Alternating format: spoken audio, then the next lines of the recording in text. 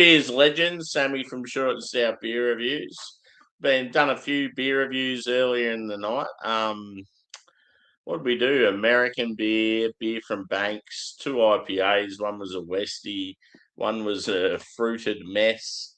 And then, we were hanging out on Twitch for a while, just listening to tunes. Now we're back just to see if anyone's around. Mess shit up a bit. Cheers to Matt and Steve when he gets here. Cheers, brother. So it's been good just hanging out over there, listening to a heap of different music and talking shit. I'm still on this bad boy. It's still extremely muggy here in my little cottage house.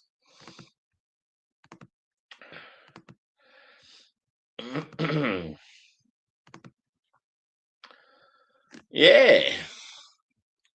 So just on the drafts and the VBs.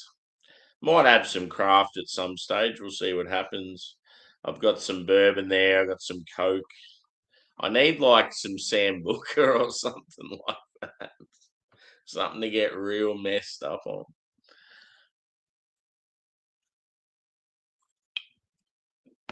So I just thought, it was good hanging out on Twitch, but it got to a stage where I thought there's probably like some people out there that want to come up and have a beer and hang out on the panel. So that's what I kept thinking in the back of my head.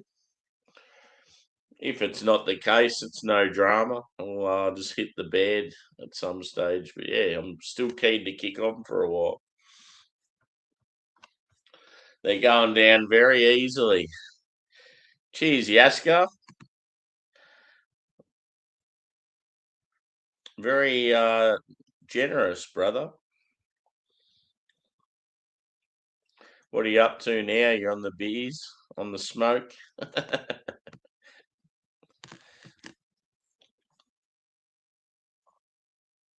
We're hanging out on Twitch for a while, dude. It's pretty good.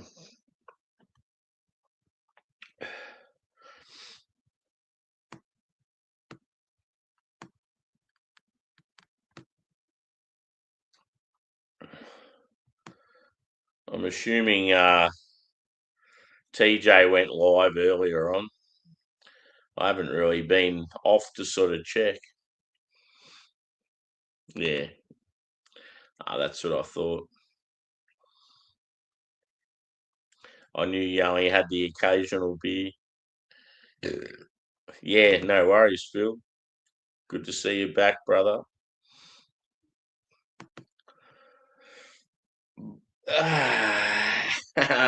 Yes, welcome back.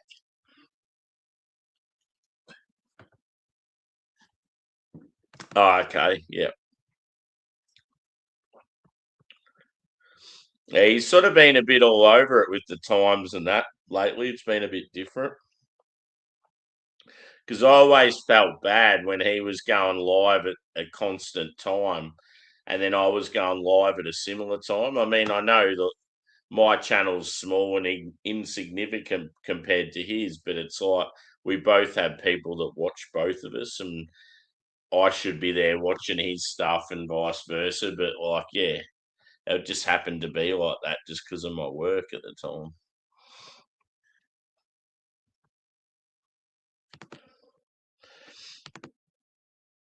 Yeah, hit the old thumbs up, peeps.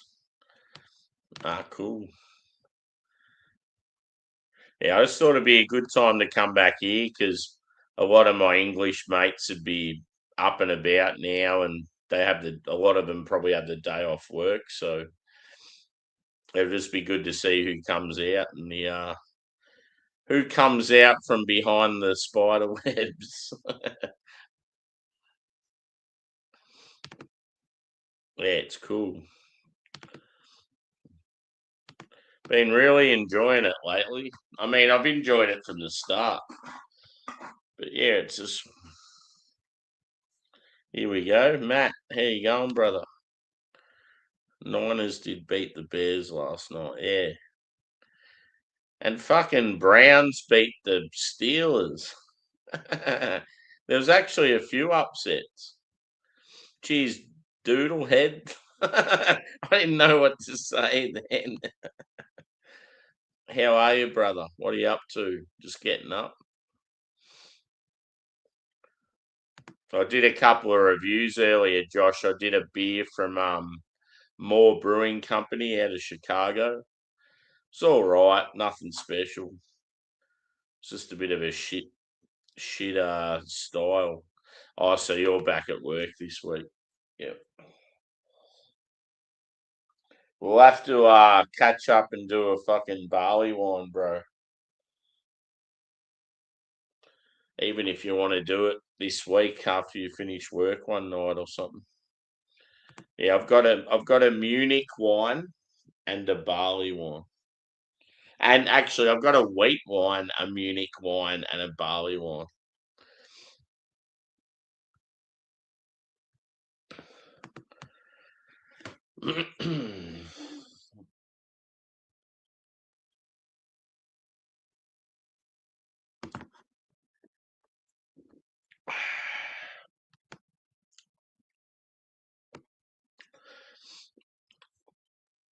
You know, it's not too bad if it's hot weather.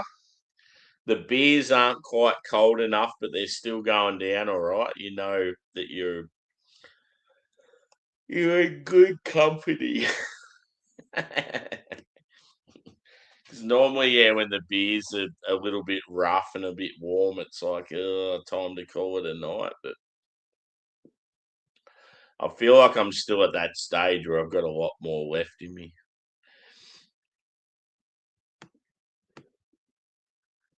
So yeah, when we're over on Twitch, we were listening to a bit of a mix. There was like some Nirvana, some Sleep Tokens, some Metallica, The Offspring, Silverchair. What else was there? Carnival, Crossfade, uh, Bad Omens. Bit of a mix.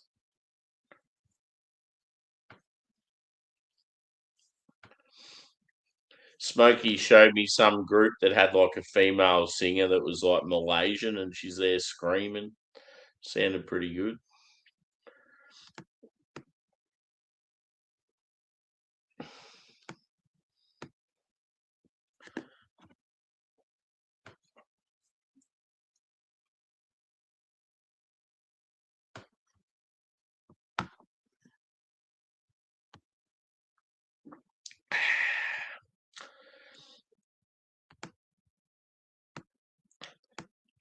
Yeah, I think at one stage on Twitch we had like about 8 people watching. I'm like, this is weird as fuck. Like, so normally when you go over to Twitch, it's like lucky to be like three or four people.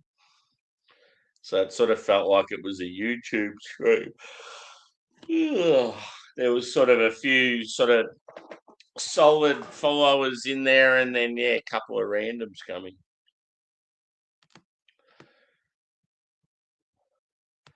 It's always pretty chilled over there.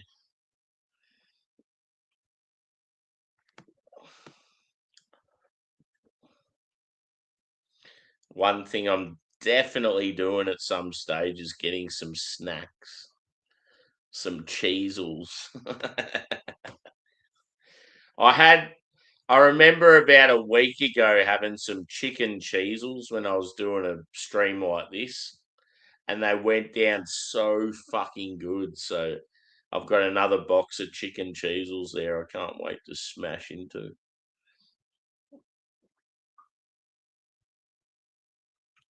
Can't stand being Onka. What's Onka?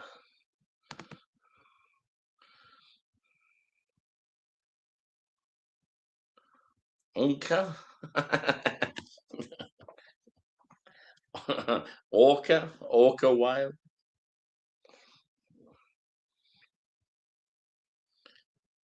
Ah, okay. Yeah. Yeah, I get it. Yeah, luckily for me, I can talk a lot of shit. So, yeah, as I was saying in the stream earlier, if it's real quiet and no one's speaking in the chat and it can be a bit awkward, I just pretend like I'm speaking to a future audience. So, like, no one's here watching me now, but there could be someone watching the video back. So, yeah, that's what I do. That's the best way to keep going and just plowing through it and try not to worry about it.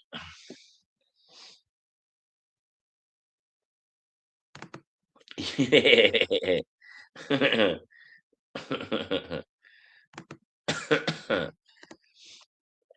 Vitamin B, boys. The greatest beer known to man.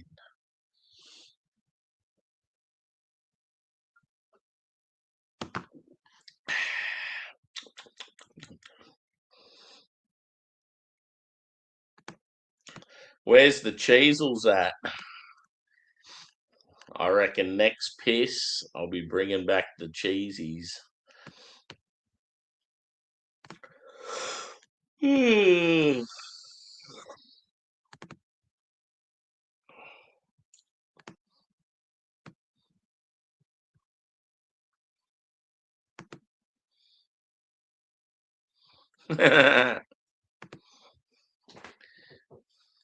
Yeah, I wonder if last night's troll's going to pay a visit.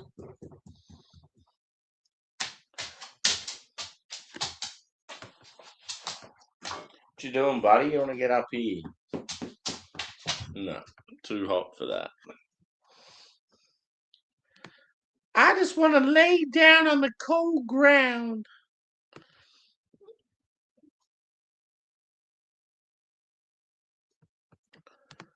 Imagine being, ugh, imagine being a Labrador that's like 2 years past your expiry, and it's like a 40 degrees Celsius day, and you're like just riddled with arthritis, possibly have some sort of doggy cancer. You're real skinny. It's like you'd just be like, "Fuck this shit! I've had enough."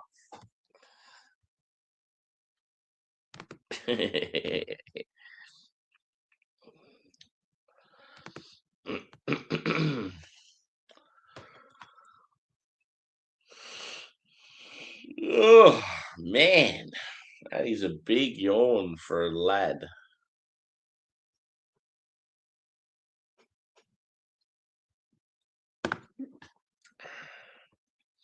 Yeah,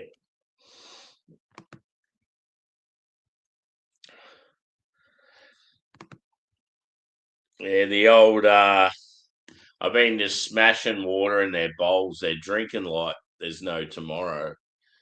But yeah, earlier on, I just went got the old got the old face washer out and put cold water on it. Just sort of dabbed their heads in it. Angus loved it. He's like, "This is the shit. Bathe me in this glory." I think Jack was sort of like, "Get it the fuck away from me."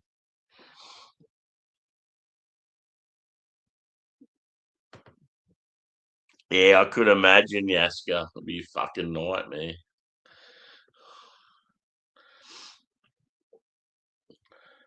Especially if you're in an area too where there's not much on offer.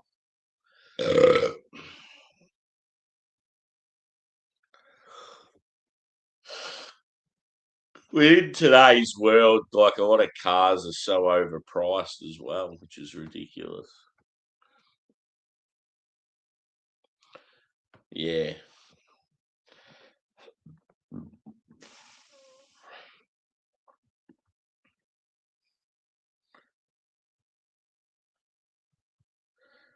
Toyotas are always solid. As far as Euro goes, yeah. There's a couple of, I don't know, I always feel German made vehicles are pretty decent. But yeah, it just depends what you're after.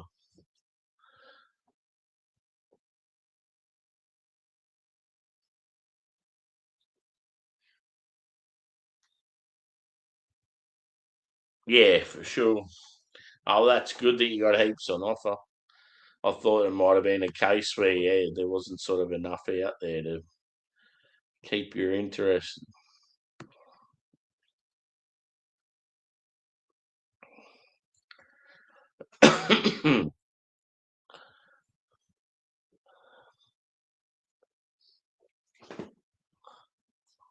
Just relax, Angie.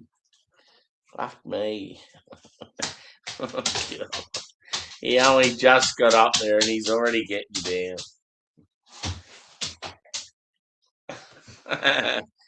I'm just gonna go tend to my dog and try and cool him down again.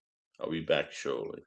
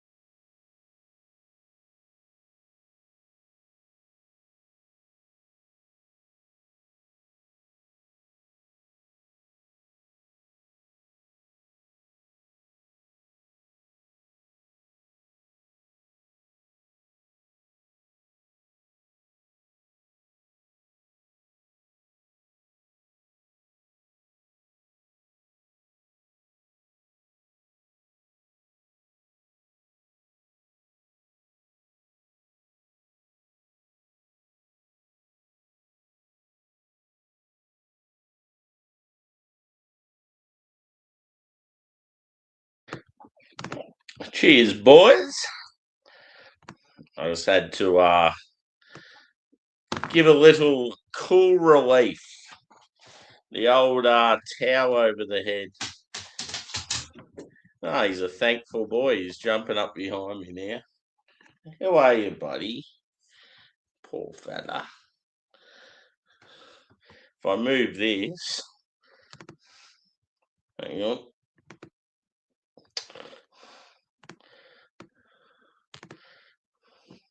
You can see him just there. He's really battling, the poor fella. It's been hard because it was like a 40-degree Celsius day just out of nowhere. Like it was sort of unexpected. The day before was only like in the teens and then just boom out of nowhere. Fucking bang.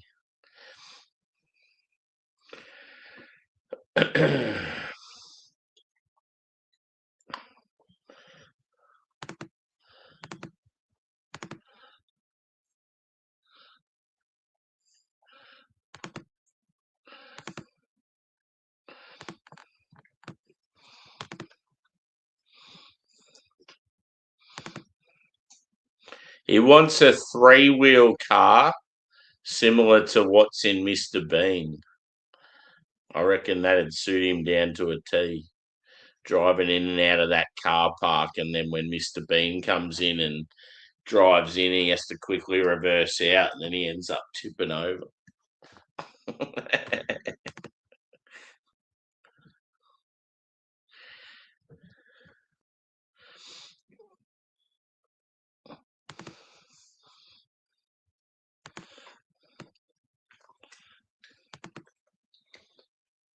You're right, buddy. Poor fella.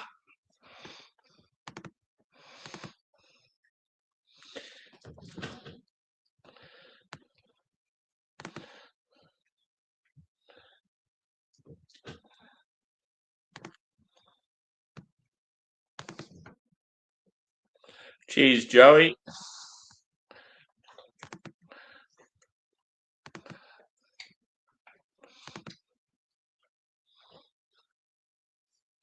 Yeah, wagons are good.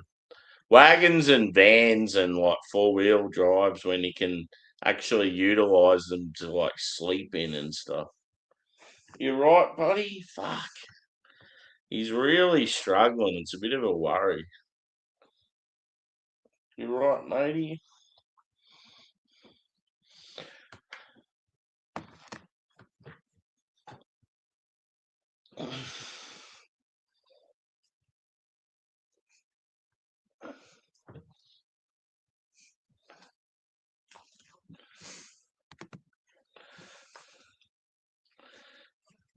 Yeah, well, that's a given, but sometimes if you're on the road traveling, it's handy just to have that sort of vehicle where you've got that option. I'd love to have a van and just take off with my dogs, and as long as it's got a mattress and a blanket and pillows and stuff in the back, you can just pull up anywhere and have a sleep. It's unreal if you're like, yeah, you go to like gigs and stuff, you can just sleep. If you find somewhere decent, you can just sleep somewhere and not have to worry about accommodation. Cheers, Matt. Welcome back.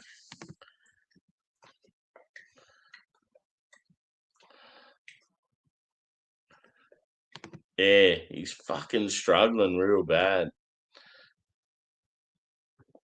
It's getting to a point where I'm like starting to worry about him.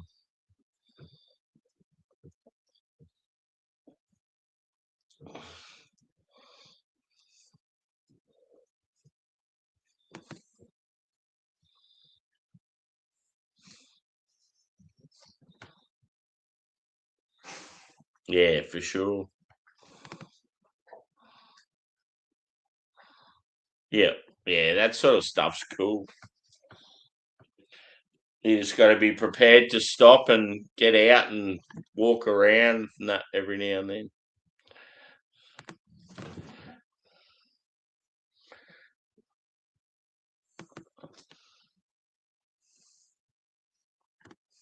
I'm just going to tend to the dogs again. I'll be back.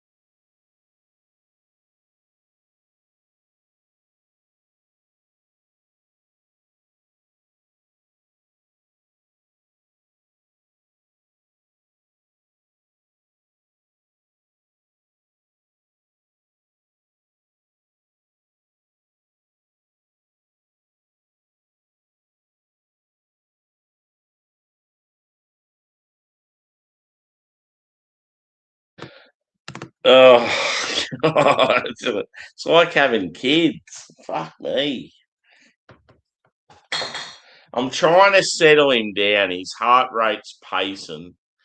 You can tell he's just like so hot and bothered, and he's like struggling to sleep, and he's just like really, really like, I don't know, sort of like anxious, or and I'm like trying to calm him down, and he just won't. Yeah, it's like real frustrating. It's the joys of having a fuckwit landlord that won't give you an aircon. Fucking cunt. It should be so much nicer in the house right now, but it's like muggy as fuck. So uncomfortable.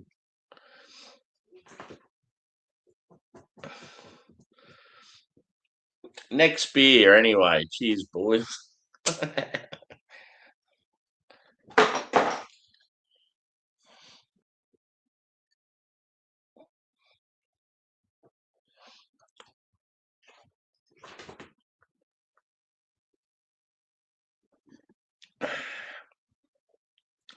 Yeah, the poor young dog doesn't know what's going on. He's like, he doesn't know how to deal with it. It's like real weird for him. And Angus is just carrying on and relax, bro. Go to sleep. Get that heart rate down. Good God, what a mess.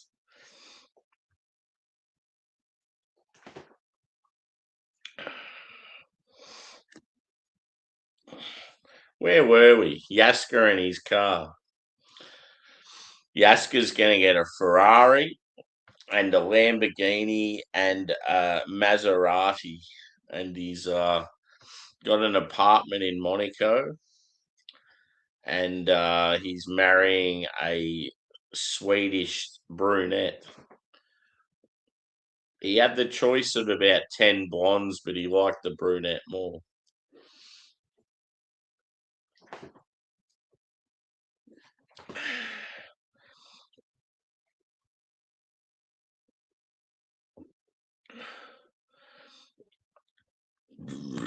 Yeah.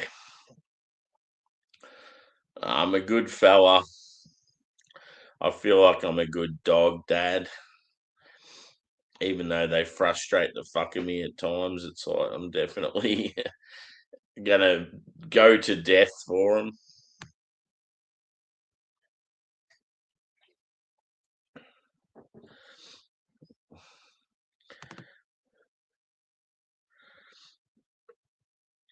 Yeah, I wish I could afford a house. I've only busted my ass for my whole life and still can't afford one. The joys. Thanks, government, you cunts.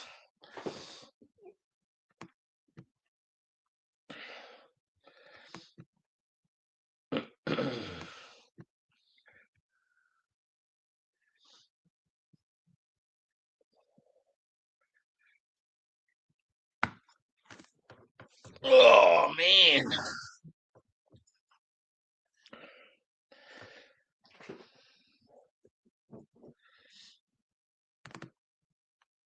Yeah, that's one thing I need to check on my super. I'd love to know how it's going.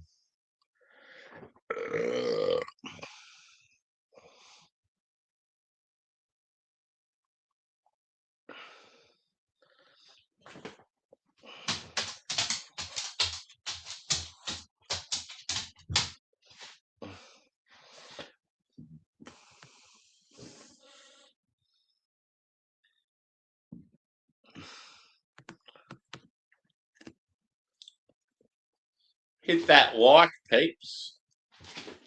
Let's we need to turn up the heat. We want at least 30 people watching and 40 likes.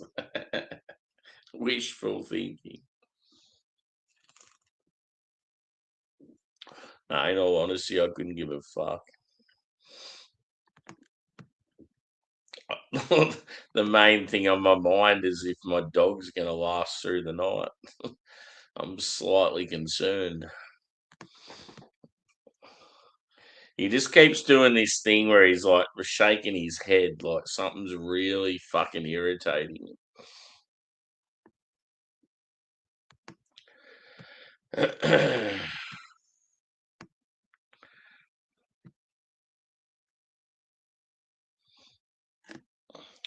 So let's get swallowed. Yeah, yeah, fucking. I certainly wasn't saying you hadn't. I was just referring to myself. All I've ever done is fucking worked hard, and yeah, I feel like I'm never going to be able to afford my own house because of the cost of rent. You have to pay so much rent, so you can never save them enough to buy a house.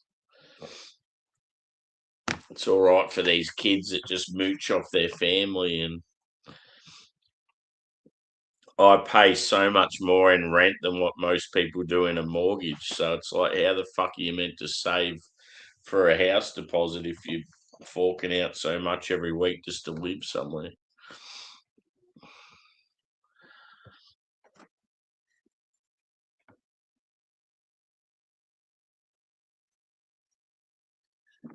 I'm going to be a broken old man and I'll be living on the streets. It's going to be awesome. Can't wait. There's going to be so many other people in the situation because the government have just over fucking done it with immigration.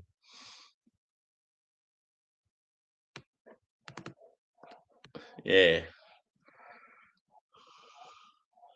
I'll end up relocating to like the Philippines or somewhere where I can just live in some shack for cheap and know that at least I'm going to have a roof over my head.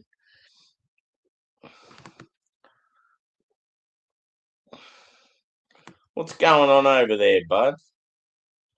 Hey? What are you doing? It's about the 75th time he's moved in the last hour.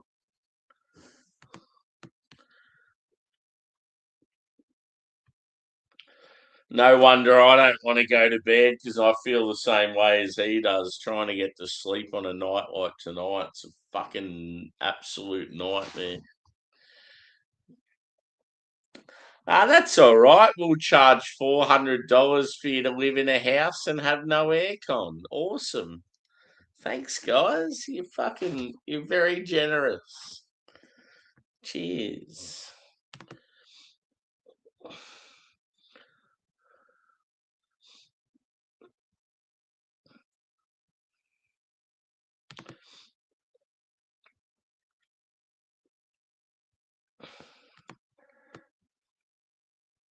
Yeah, I can, but I don't know. They're sort of in that mood where they keep hovering around the back door, and there's a heap of bugs outside. It's like real bad. I don't know what's going on, but there's all these annoying bugs, and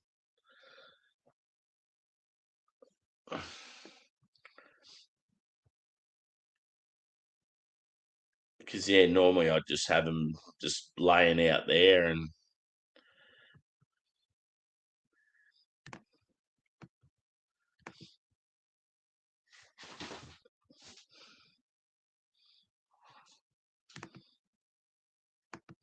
Jack's fine. It's just Angus. Jack's laying up on the bed now, and he's just like happy as Larry, just chilling, wondering what all the commotion is.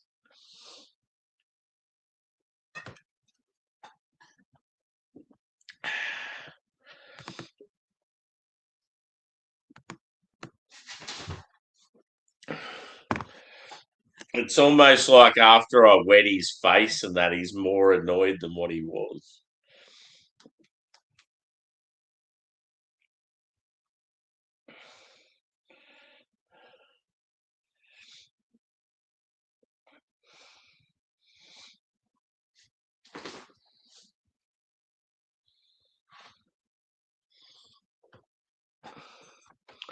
How much is a cooler, brother?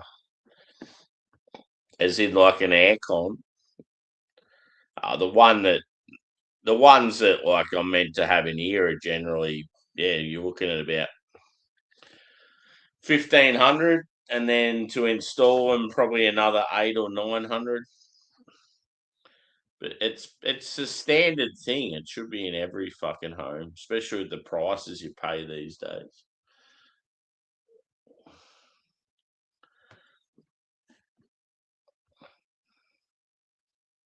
No, no, I'm not up for that, brother. I don't own the house, so I'm not.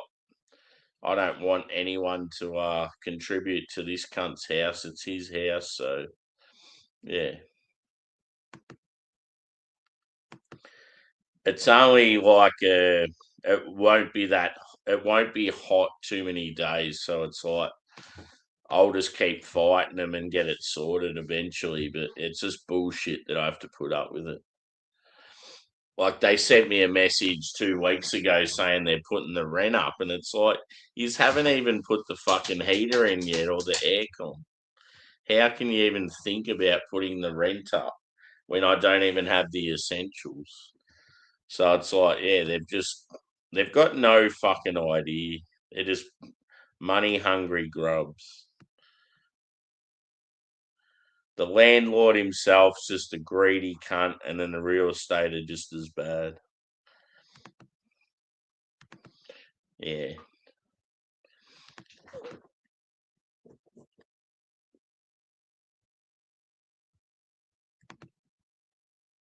Yeah, exactly. You're lucky. You're lucky you just have somewhere to live. You're lucky you have a toilet. It's like, oh yeah, okay, fair enough. I've only worked in a fucking pretty decent job for fucking 12 years. I think I deserve a bit more than that.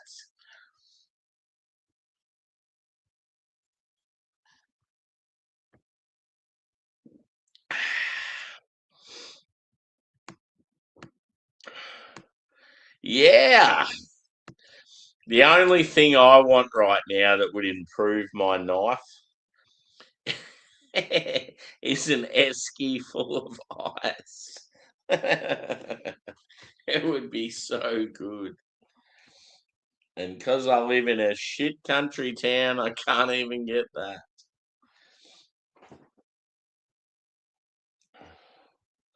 Yeah, I think tomorrow I'm going to get a bag of ice. It's just like something's going on with my fridge, and none of the beers have been cold enough. And it's like I'm drinking lukewarm beer on a hot night. It's nothing worse.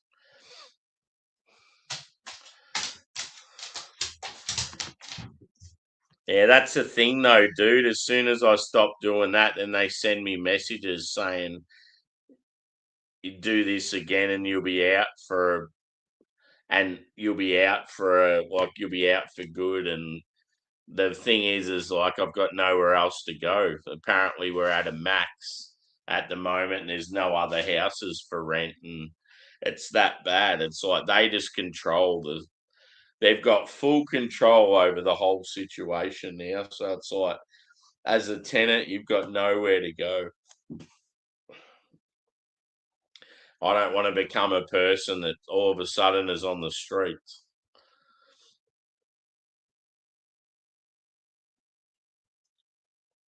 If I didn't have so much stuff, I'd just grin and bear it and go, yeah, fuck it. But I've got too much stuff to like I'd have to like rent out a shed, put a heap of stuff in a shed, and then that'd be costly. And it's like, hmm. Part of me's just saying, like when the two dogs are gone, at least I can just fuck off somewhere I want to live and get out of this shithole.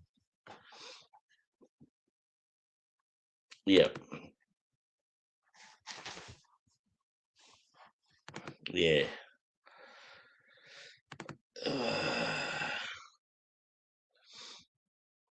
I would like if I could have Dan Andrews and Albanese in a ring with me, both of them. I'll have my hands tied behind my back and they can both go hands and feet, and I'll just go feet. And I still think I would. absolutely destroy them.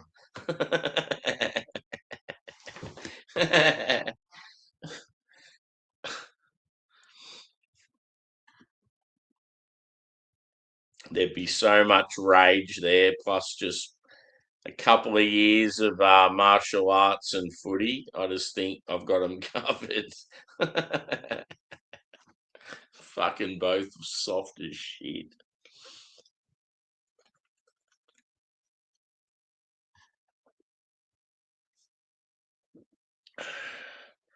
Yeah, I think it'd be good for the dog's sanity as well. Like just having an esky full of ice, and yeah, the dogs might. You can just throw the dogs a couple of. I know when it's really hot, dogs love just like playing with ice blocks. Even if you put some of the dry food in them, or like veggies or whatever, and yeah, they'll just sit there playing with them for ages, and it sort of cools them down. He's just looking at me, and he looks like he's so fed up. I feel real bad. I sort of want to put him in the shower, but I know he's not going to want to get in there. If he got in the shower, like a nice cold shower, he'd be so much better off. But he hates getting up. I've only got a bath shower. He's like a water dog, definitely. Like if we went to the beach or a river or anything like that, he'd be straight in there. But when it comes to the shower, he hates getting up into the bath because it's just like really awkward. But yeah, if it was like just a shower, a straight shower, I'd just walk him in there, put the cool water on him, and he'd be loving it. But I just don't know what to do. He just looks so uncomfortable.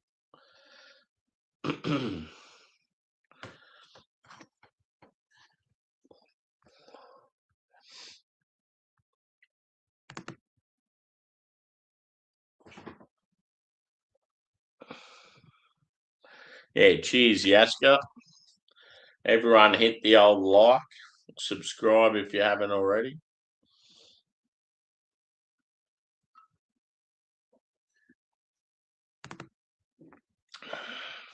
Cheers, Matt. Overly generous, bro. You need to do that, brother. That's silly money. But yeah, appreciate it all nonetheless. But yeah, it's a bit silly.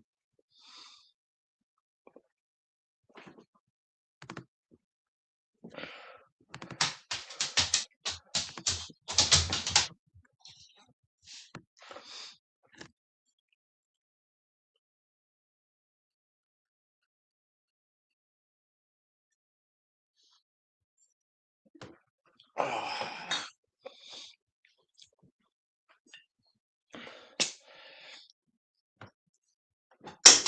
that was terrible.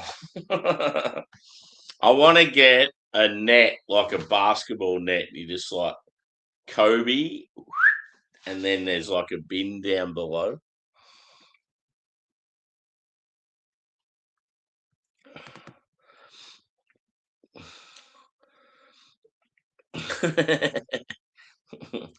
Oh, come on, boys. This is ridiculous. Cheers, Yaska. Appreciate it, bro. But yeah, you don't have to do this shit. I'm a hardworking boy. I earn my own money. There's no need for it.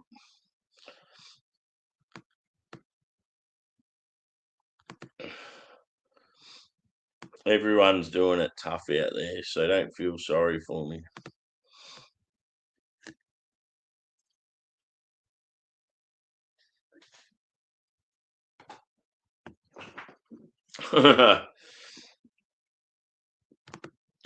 What are you doing? You want to come up?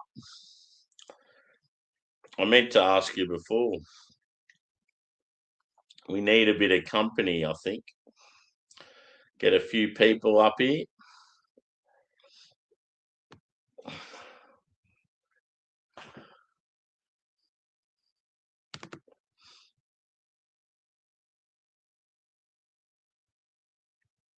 Cheers, Yaska. Appreciate the words, bro.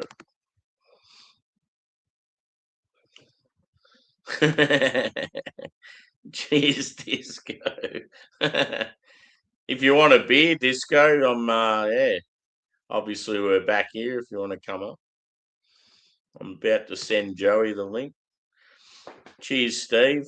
As I said, same goes. You don't have to do that shit, mate.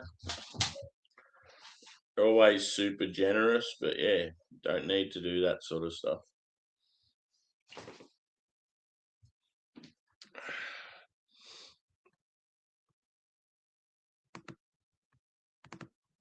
Yeah, no worries. I'll send you the link too, brother.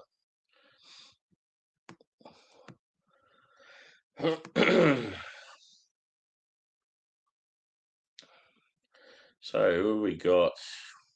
Joey.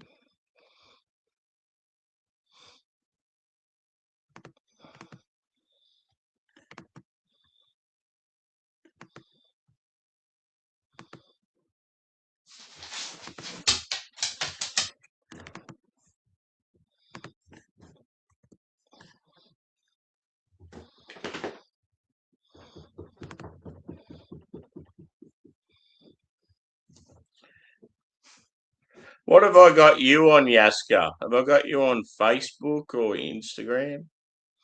I can't remember.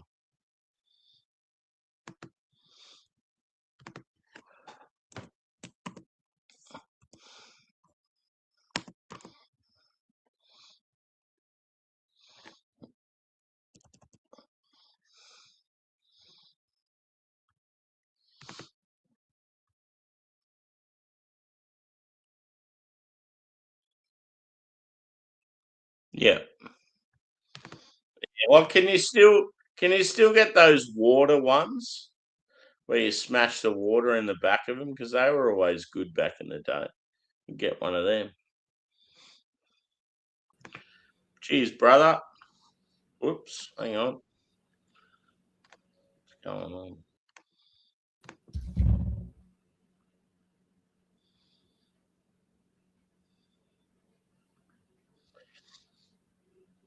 Can't see you. Yeah, I'm trying to add you, and it's like you're not there, but you are there. You're probably in the wrong layout or something. Yeah, it's weird. Yeah, hang on. All right. There we go. There we go. Let me see if I get the other camera here. Hold on. So what happened? You fucking won. Dude, it was great, bro. It was a great game yesterday, man. I love that. Well, it was funny because, like, if you watch I watched every Browns game. I watched a lot of Steelers games. I know how these teams work. The Steelers were playing to just not let Myles Garrett get that record. They were not playing to win yesterday. I mean, say what you want, but it was Aaron Rodgers was so dead set on not being the guy to be in the highlight reel that they were just running the ball and doing ridiculous offenses. It was kind of comical. Yeah.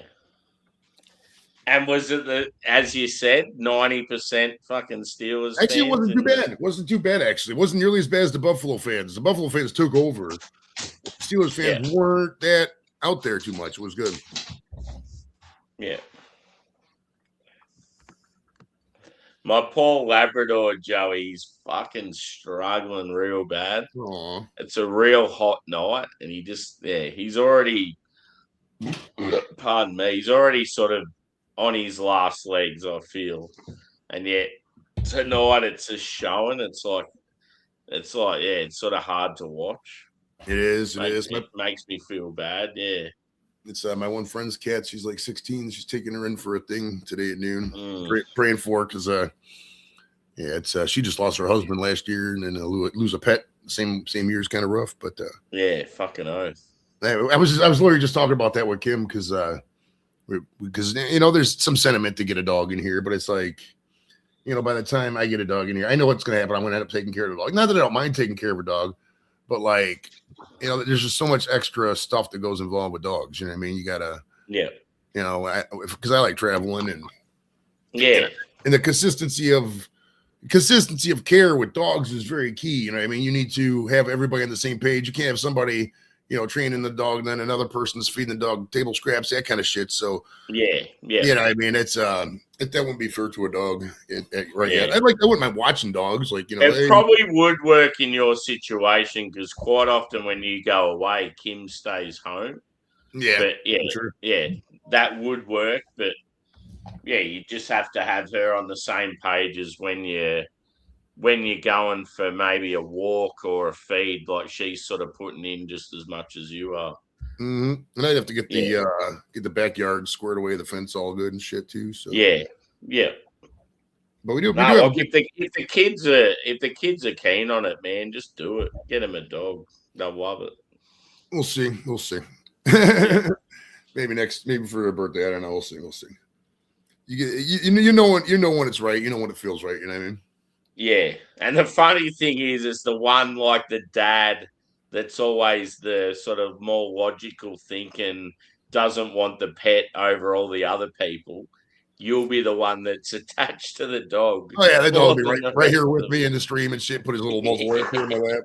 Good boy. And then the dog will become the star of the show. And there's only one star of the show, Mr. Sam. It's this guy. That's the face that people need to love.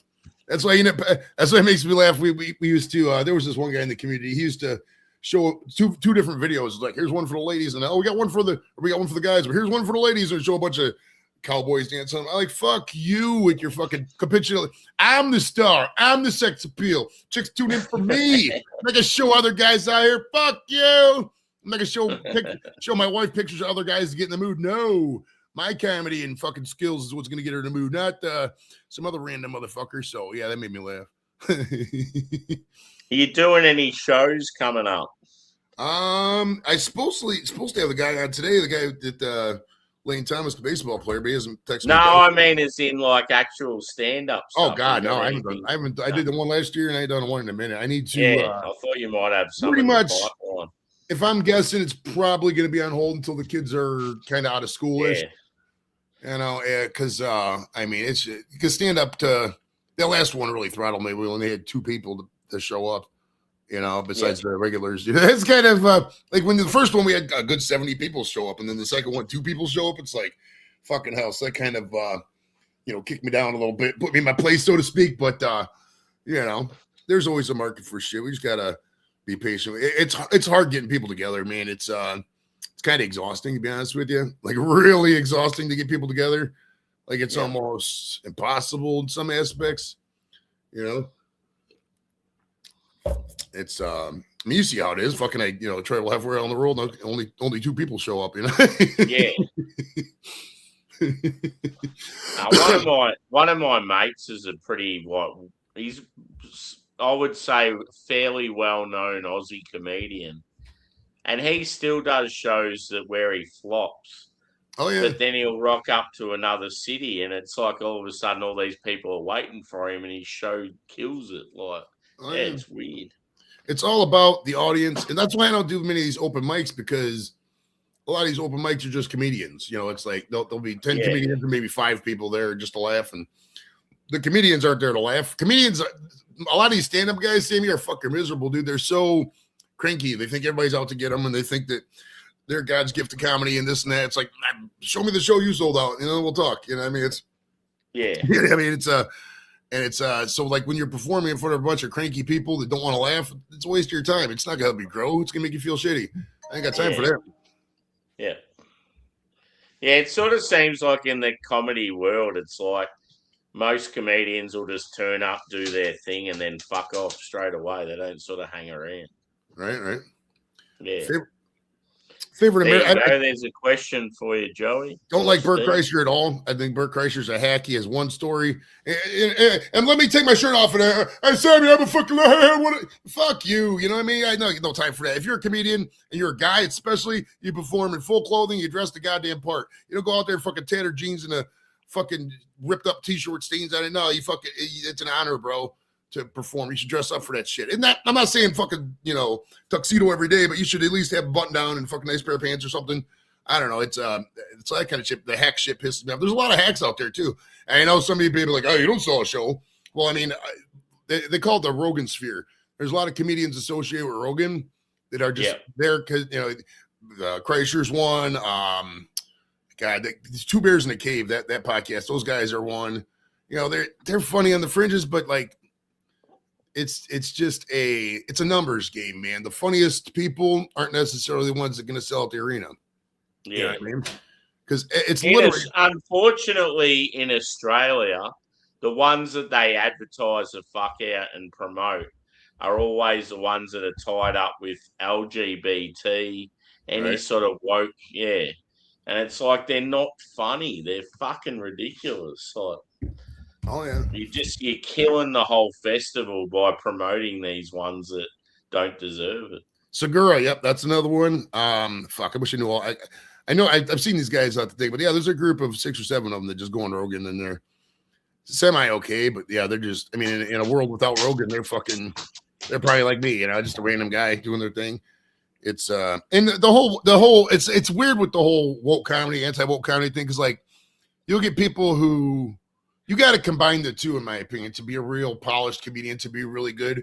You need to be adaptable to different crowds if you really want to be. Like, if you segment yourself to, oh, yeah, these people are stupid, and that's all you say, that's not really funny. You kind of hate. I mean, I would like to market myself as I could walk up and do a group of gays. I could walk up and do a group of women. I could walk up and do a group of whatever. Still make them laugh at least a little bit, relate to them. Now, there's on the other hand, though, there's people out there, Stevie, they got so much hate that they're just never going to laugh at somebody. I say, no matter what I say, they're not going to laugh because I'm a white guy. They don't like if you, say if you went to a club and you knew that the majority of people there were like lefties and gay, you could completely change your set to adapt to them. And then all of a sudden they're fucking carrying you out like a king like that. That would take a lot. It would obviously take a lot of skill to be able to do that. But you sort of have to. I feel like to be in that world, you'd have to like apply yourself to what's around you and stuff. There's a lot of lowbrow, fucking just low fruit bullshit. You know what I mean? It's not intellectual comedy. I mean, anybody go make a fart noise and you're a fat fag and just say shit like, I mean, does it make people laugh? Sure, but it's a shock and it's just temporary as heck shit. You know what I mean? It's not fucking intellectually funny. But on the other token too, you start talking about intellectually funny, you tend to overthink shit. You don't want to have a joke so goddamn complex that nobody's going to get the reference. You know what I mean? You have to balance it. That's why, I mean, that's why I like YouTube a lot, because I get to know the people, and it's a lot easier joking with people if you know them. You know what I mean? Because you could talk about silly shit that because some people, if you talk about their wife or whatever, they just get fucking over the top pissed off for no reason. When in general, it's just a joke. I could give one fuck about your person's wife. I'm never going to meet half these people's wives. I don't care. I mean, if we start talking about fucking and joke, some people hate that shit. Some people do, but it's I don't know. I like joking about anything really. There's nothing I can't joke about. I mean, not nothing. I mean, there's certain things you just don't want to talk about, but Hey, what's up? Give me 2 seconds. I've just got to put a speaker in. All right. Yeah, no worries, dude. Have you met Yaska, Joey? I've seen him in the chat. I don't think I've met him in person though. Yeah. I know he's been on my chat a few, like on the panel a few times, but I don't think you were there. I think it was like maybe miscellaneous. I don't know who else.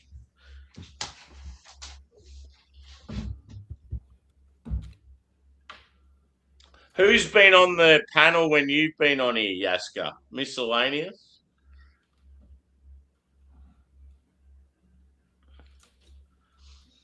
No response. Good. I'll probably see Miscellaneous next year when we go down for the. I think I mean, it depends on the date. In May, when the schedule comes out, we'll find the date. But when the Browns play the Buccaneers down there, I think we'll head down for that game. Oh, cool. I got a lot of buddies down there, a lot of friends down in that area. Catch up with Albo. That'd be good. Albo's a legend. Albo might be a legend, but I don't really have much in common with the guy, so I'm not gonna. Oh, okay. Hey, is what it is, man. It's I mean, if he wants to come out, I thought Albo loved a good smoke. He might. I don't really know the guy. I've seen him a couple times on the thing, but I mean, it's I don't really care for that kind of music. I mean, it's like that with country line dance. I mean, I'm sure people have fun with country line dancing and it's fun, but there might be a lot of hot chicks, but I don't care to be involved with dancing where I'm not all up in the chick. That's why I like rap music. Yeah. A bunch of grinding. Nah, Albo's a bit of a party man. He loves like having a smoke and drinking like mezcal and stuff. So Okay. you might be surprised. Ooh.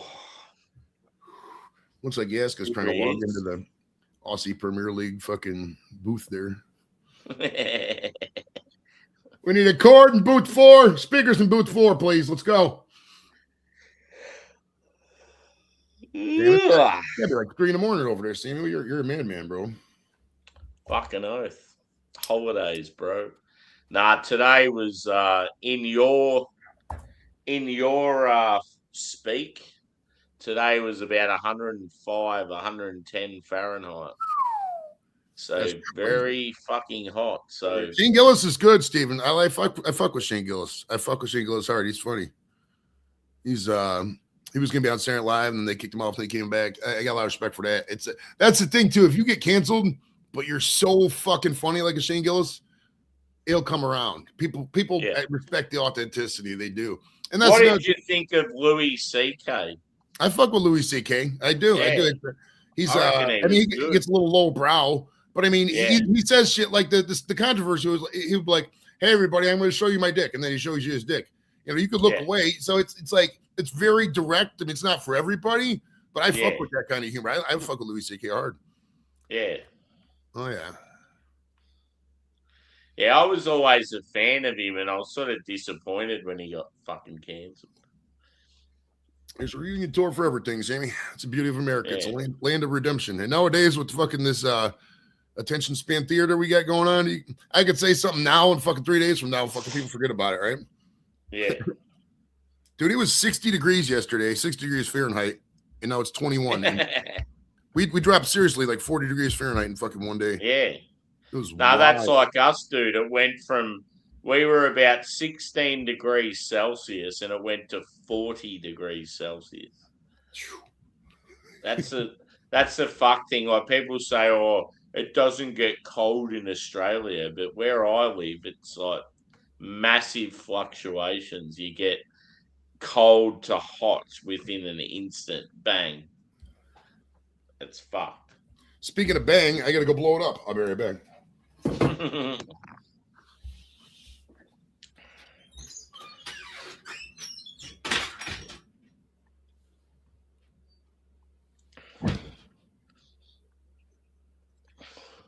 One thing I used to always do in this situation. Ready for it? Whoops, wrong Good button. now, man. Ready for it? What's up? Just had to put the earbuds in. Fucking hell, mate. What's going on, Sammy? Let's trip people out. Yeah, going well, bro. Yourself? No, awesome, man. Just had a good Chrissy in that. So haven't been watching. Been just pretty flat out. So yeah. Yeah, no, good on you. It's good though that the whole car situation's getting closer. That's exciting. Mate, it's been 4 years in the making, bro. So there's no, just for the people that are watching, there's no bragging or anything. This is something that I deserve. Yeah. Through like trauma and shit like that, without going into any detail. But finally, I can move ahead. And for the last bloody, I don't know, most of my life, bro, I've had it shit. So hopefully next year it's going to get better, mate. You know what I mean? Yeah, no, cool. Yeah, no, it's good. Yeah, I can see you're already doing some trips and lapping it up. It'll be good. Mate, I was in this beautiful fucking TS today, bro. I wanted to check out a Subaru wagon. So I went to the dealership, man. Fucking this thing is a beast, bro. I think it was a bit too much for me to handle. Yeah. Just as a, like it's something that's good down the track. But as a wagon, it can sort of slip out from behind you. Yeah. It's I'm going through, probably I had a list of about what I started off with 17 cars and brands, right? Yep. That are on the market now, and then I brought it all the way down from 17 to about 10 to 7, Yep. right? And then I knocked out all the Chinese brands. I knocked out. Yep. Then I knocked out all the European brands, right? Yep. Because it comes down to like parts and the way that the company actually can get the stock in.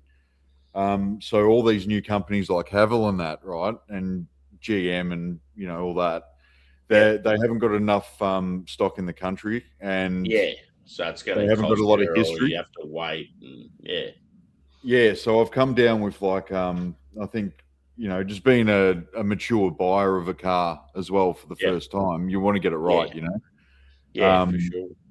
And try not to ask too much advice from everyone, bro. You know what I mean? Because it can get a bit painful, So it's either Subaru for the Subaru Outback Wilderness, which is high level, long distance driving everywhere, all terrain, can do fucking whatever, right? So if the shit hits the fan, at least I know that I've got that. You know what I mean? And then there's like the Mazda range. So like you got the Mazda wagons, and then you got the CRX and shit like that, So I'm down to sort of those at the moment, and it's trying to figure out which one's going to be good. No, it's cool. It's cool that you're like diving in real deep just to see where it's at. It's a $50,000 to $70,000 investment, man. You know what I mean? It's got to last you for the life of the car is what, about 10 years, 15 years. So you got to get at least 15 years out of it, and you got to be able to maintain it. So you got to get around all the scams and all those types of things as well, because everyone's trying to rort you, mate.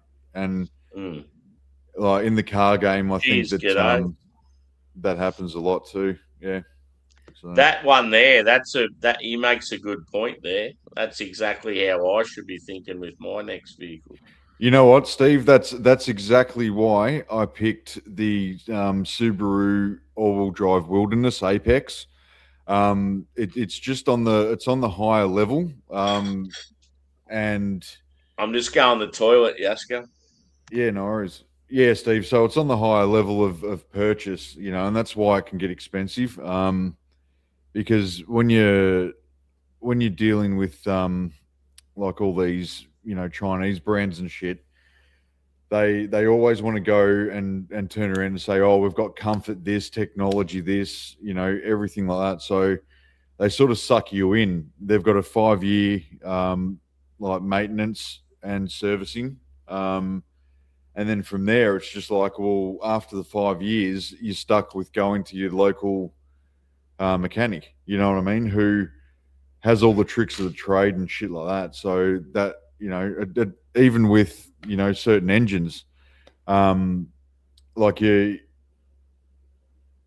coolant and all that type of stuff, like if you pump air through the coolant valves and through the valves and stuff like that, you can actually damage it. And then they turn around to you and they go, oh, well, we want you to, we need you to replace it, or you need to replace it, and it's going to cost this X amount of money.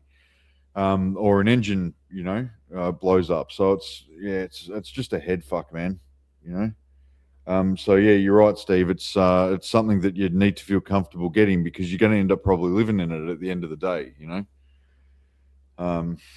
which is a harsh reality, but the way that things are going for people and society, it's obvious that that's going to happen, like for a lot of people. And I'm not sort of laughing or joking, about this. I think it's a very serious situation. You just got to think ahead. And a lot of people are not thinking ahead because they got mortgages, they got insurance, not insurance, finance and stuff like that. And I'm trying to, because I've never had finance. I don't believe in finance. I don't believe in bank loans. So yeah, you definitely have to be very careful of that, man. G'day, 8744. Cheers, man. Thanks for dropping by. Like, subscribe, comment, and tickle that luscious little bell icon. It's quite juicy, that bell icon at the bottom of the page. So yeah. All right. Sorry about that. We're back.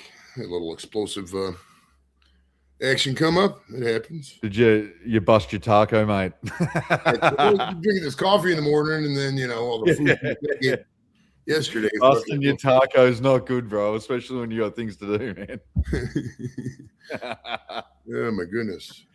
Yeah, it's fucking dude. It's so cold and snowy out right now. It's fucking miserable. Like I'm not going anywhere right now.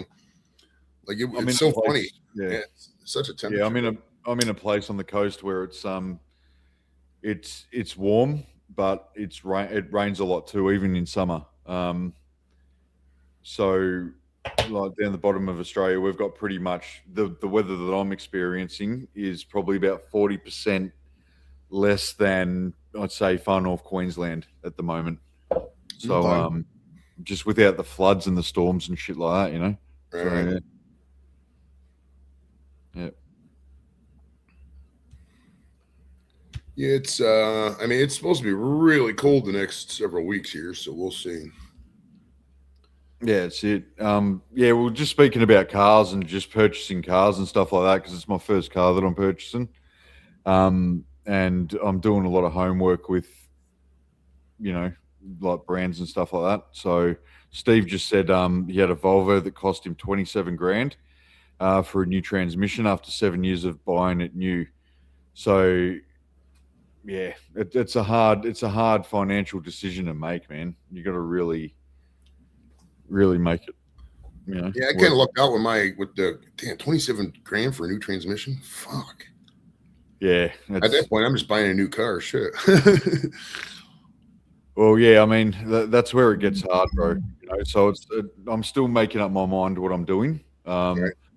I've come across a really nice station wagon. That's like I think it's Mazda 6, and it's the station wagon Mazda 6, and it's about 2023 model. If you can get that, as an ex-demo car, you're doing pretty well because it's got less Ks on the clock. So yeah, and that's what I'm looking at as well. Like, I don't like secondhand cars because you don't know what the owner was like. It's very rare that you come across an owner that was an 80-year-old woman that was driving a nice Toyota Camry. Right. You know what I mean? So yeah, it's just shocking, man. You can get a reliable. That's the beauty about the States is I don't know how it is over there, but like there's so many goddamn cars over here, man. There's a lot for everything. If you got $3,500, you can find you a car. You're gonna have to fix. It's like even if you got to throw $2 grand into a $3,500 car or whatever, it still beats paying $700 a month. You know what I mean, for a new one. So yeah, yeah. The thing is though, it's like where I'm coming from with that. So people are going, well, why don't you just buy a cheap car? You know what I mean, and then keep buying a cheap car. But it comes down to like number one, my folks, and also what I've read online about learner drivers, which I'm a learner driver. So we actually need, the tech behind us these days, Right. So it's about the tech, and that's why I've sort of gone with Subaru, because Subaru seems to be like really good with its tech, man, and it's really comfortable driving. It's all terrain in a lot of cases with certain models. So yeah, that's the reasoning behind my decision to sort of go that big and that much. You know what I mean? Right. Because 50K is it's not a kick. It's a kick in the teeth sometimes. Oh yeah, for sure. Well, the car I got now I bought new back in 2019. It was a 2020 Kia, and that was paid off. So ideally, this lasts for a while too. And the wife's got a 2017 Nissan that's paid off too. We just paid that off like last month. So what's the Kia? So what I've done is I've also heard like there's a lot of fires and there's a lot of stuff that breaks out, especially with the hybrid and the electric. Right. So I'm not an electric person. I'm not a hybrid person. I don't believe in the drivetrain. I don't, that doesn't suit me whatsoever. So I'm sticking with sort of like auto, right? All-wheel drive, petrol, so I've got my limitations already within the market that is actually currently around at the moment. You know what I mean? Oh, yeah. So, if I went into it going, I could pick whatever car, I'd have 100%, chance of getting whatever car I wanted. But now I've minimized that to about 40% of the market, even less probably. I think it's about 30%, 38% of the market. So I've really sort of brought myself down. With the Kias in Australia, we've got a lot of problems with Kias. We've got a lot of problems with a lot of Chinese cars. They don't last. Cheers, Sammy. So, you know what I mean? It gets, it's just a head fucking half. Yeah, I don't think we're even allowed Chinese cars in America, to the best of my knowledge. It's, well, like when we're very heavy. I mean, I'm here in the Rust Belt in Cleveland. I mean, there's a Ford plant down the road, a GM plant down the road. So a lot of these guys get incentives to buy the American cars, and it just depends what you're looking to buy, really. I mean, it's the price has jumped a lot since fucking a while back. They say the average new car payment is like $700 and some bucks now. Fuck, dude, that's like $300 less than my house payment, man. It's crazy to think. Yeah, that's I've never believed in finance, and I've never believed in mortgages, bro.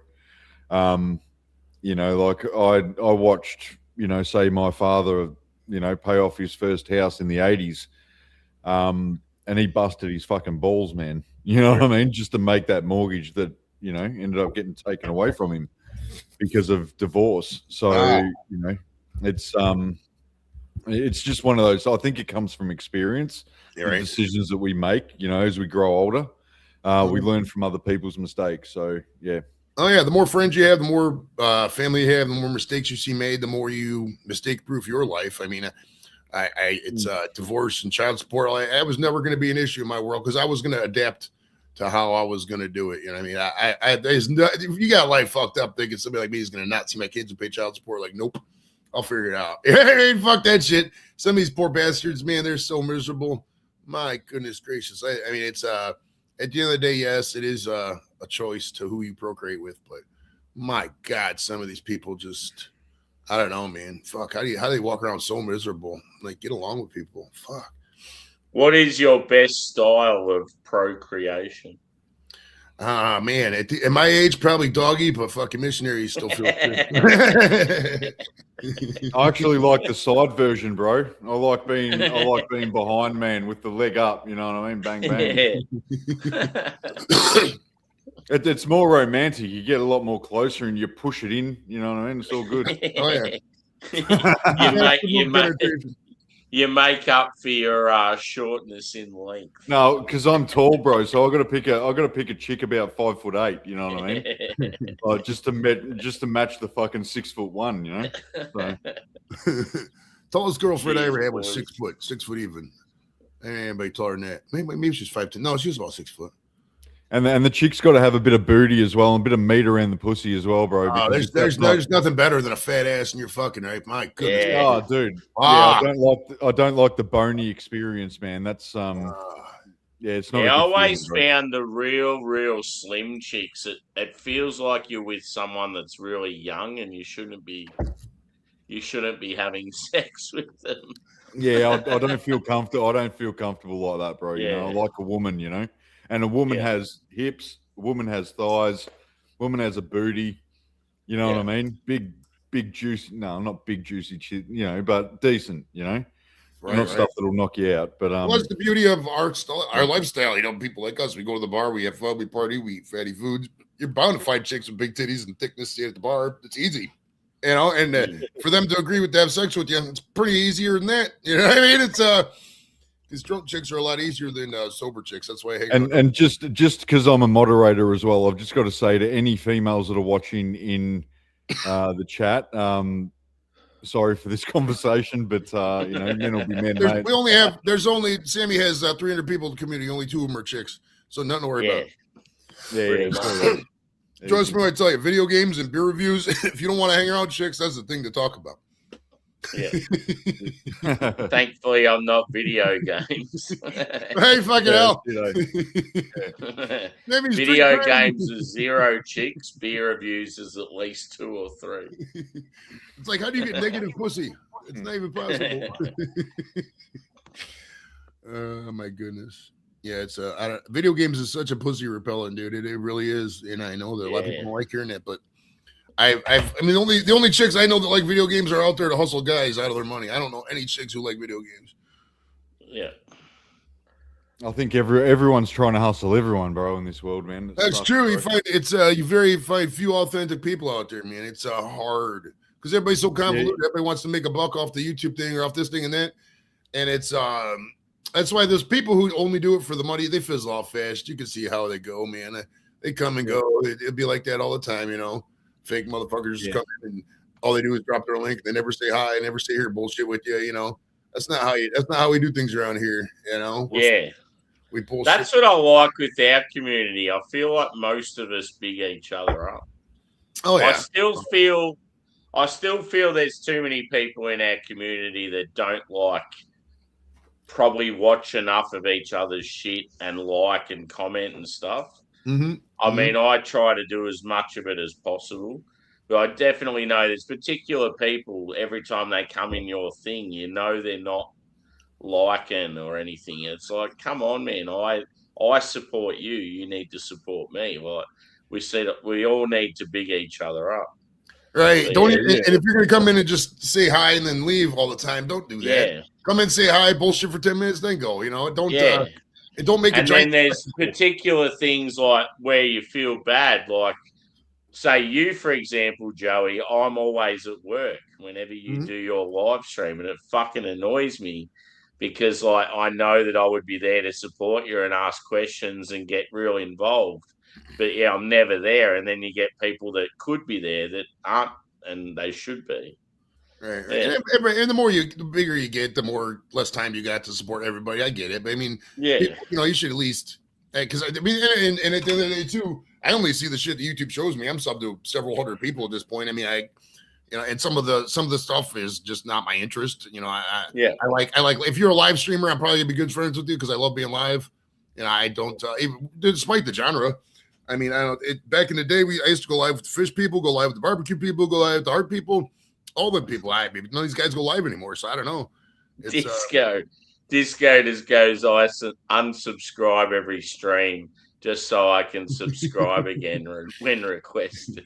Yeah, well, so Disco, that actually helps the algorithm anyway, because what happens is that it goes up and then it goes down and it goes up again. So yeah, you're doing well. You're helping out. Video games make you live your lives to the extreme, like playing Sims. You can be happily married and own your own house. Yes, it's fucking weird. I'm actually gonna. I've always wanted to try virtual reality. Fuck, you know what I mean? So, yeah. Now, the thing about being happily married is the more you study people, the more you know. Everybody argues. Everybody fucking dude. There's no. I only click like when Sammy reads out my comment about Sammy reading out my comment about liking the stream.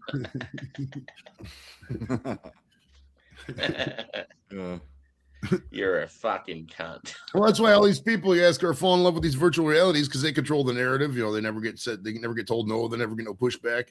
True love and a happy relationship. You need pushback. You need somebody to put you in check. I mean, unabated whateverness is not going to work. You're going to be miserable. Look at Louis XIV did fucking mutinies and shit. You don't want that. Yeah, I mean, you don't want unlimited power. You want to have some fun. You want to have some pushback. That's what makes life spicy and fun. Sing out anyone too if you want to come up. Actually, if anyone wants to join, the link's up above somewhere. I'll put it in the chat. I don't think Craig can see the screen at fucking 5:30. It's like 4:30 over there. Oh, he's fucking drunk as shit right now. If I know that guy.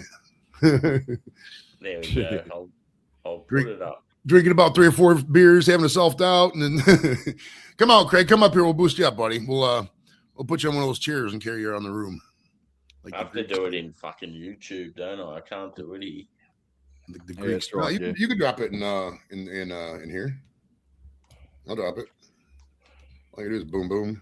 Control C, Control V, boom. There you go. I'm not as anyone that wants to join. Anyone that I don't want, you will not be let in. I'm quicker than dude, I'm on the computer all day, whether it be YouTube or work. So I know all them keyboard shortcuts, man. It's so fucking easy. If you know keyboard shortcuts, man, any computer job is gonna be so easy because you don't have to fucking move the mouse around. You're like, good. Yeah. I'm useless with computers and shit, man. I'll just get by as much as I possibly can, bro. Oh, so my whole life's been integrated. My dad bought me the first computer back in '86, and fucking, I was on there, got online about '95, and I've been online ever since. And fucking, I would say probably 17 hours a day I'm in front of a computer, if not more, just because I like it. Yeah, I mean, that's an exaggeration. I mean, I do things. I go to the bathroom, I hang out with people, but when I'm at the house and I'm not doing nothing, I'm not gonna, I try to find the panels that have a link because I like talking. I mean, I can only do so much in the chat. Because I'm a control freak too. I like dominating a lot of conversations. When I feel I could complement the conversation, I'm definitely going to want to be up on the panel as opposed to just in the chat where they're going to read every third comment. I've only just started doing all this, man. So like the last 6 months or whatever. But the first time I jumped onto a panel like this, man, it was LC's panel. Oh, geez, forget about it. Yeah. Fucking hell, that woke me up big time, bro. So then after that, because I saw how everyone was acting, I just started to act like them. And then, you become the bad guy and then you fit a character, you know what I mean? So I just kept on trolling and trolling and trolling and trolling. And I haven't been back on it for probably about 3 months.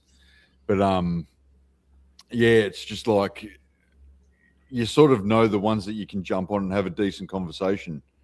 And, you know the ones that you just don't go near. Because right. Oh yeah. Well, I mean, if you go up on the panel, if you see the panel and there's 4 fucking avatars up and one guy talking, that guy's drunk as shit, it's probably not going to be an intellectual discussion. I just put it like that. That's right. Yeah. And then as soon as you start to do that, ego comes in. You know what I mean? So other people's ego comes into it. Hey, people get their feelings butthurt from people they're never going to meet in real life halfway around the world that don't even have a passport. Whatever. I mean, that's why I don't even. I have no time for that. The older you get, the less time you have for stupidity and stupid shit. Yeah. You just sit there and go, show your face. Show Right? your face. Show your face. Any Show check your in, tits. right? Show your tits and face right now. Yeah, but show your Show tits, your tits, not your face. Tits out for the boys. Tits out for the boys. For the boys. Tits out for the boys. Tits out for the boys. Yeah, you got to smooch these women to get them titties out. You got to sweet talk them. They like that shit. Tell them they look good. I mean, that's the thing. Beauty is all relative, man. It's man. Half of them are on OnlyFans anyway, brother. So, right. Mm. And I'm not. Well, it's funny. It's funny with the OnlyFans. It's like if you have a side hustle and you can't tell your friends about your side hustle, is it really a side hustle? You know what I mean? It's I don't know. It's more like just being a slut. You know what I mean? Right. I mean, I would if we could get money for showing our balls on OnlyFans, my balls would be out like wind chimes, bro. Fucking them things would be flapping right now. That's what doesn't make sense to me, man. It's like, what? Look at this fucking, the double standards. The double standards and the sexualization. It's okay to sexualize women to sexualize themselves, but if we do the same thing, we're perverts. You know what I mean? Oh yeah. What's an art? Being a pervert guy is an art. I mean, you have to. I mean, like I talk, I flirt with a lot of people online, a lot of women online, and all that.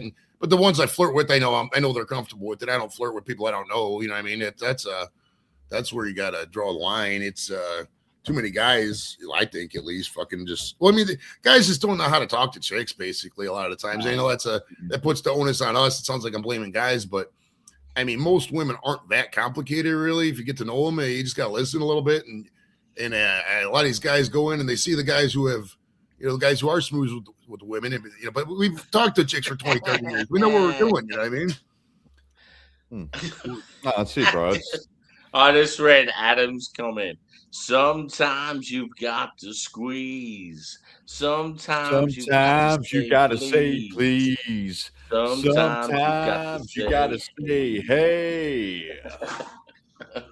I'm gonna fuck you softly. Tonight is the night when I squeeze your nipples in my teeth.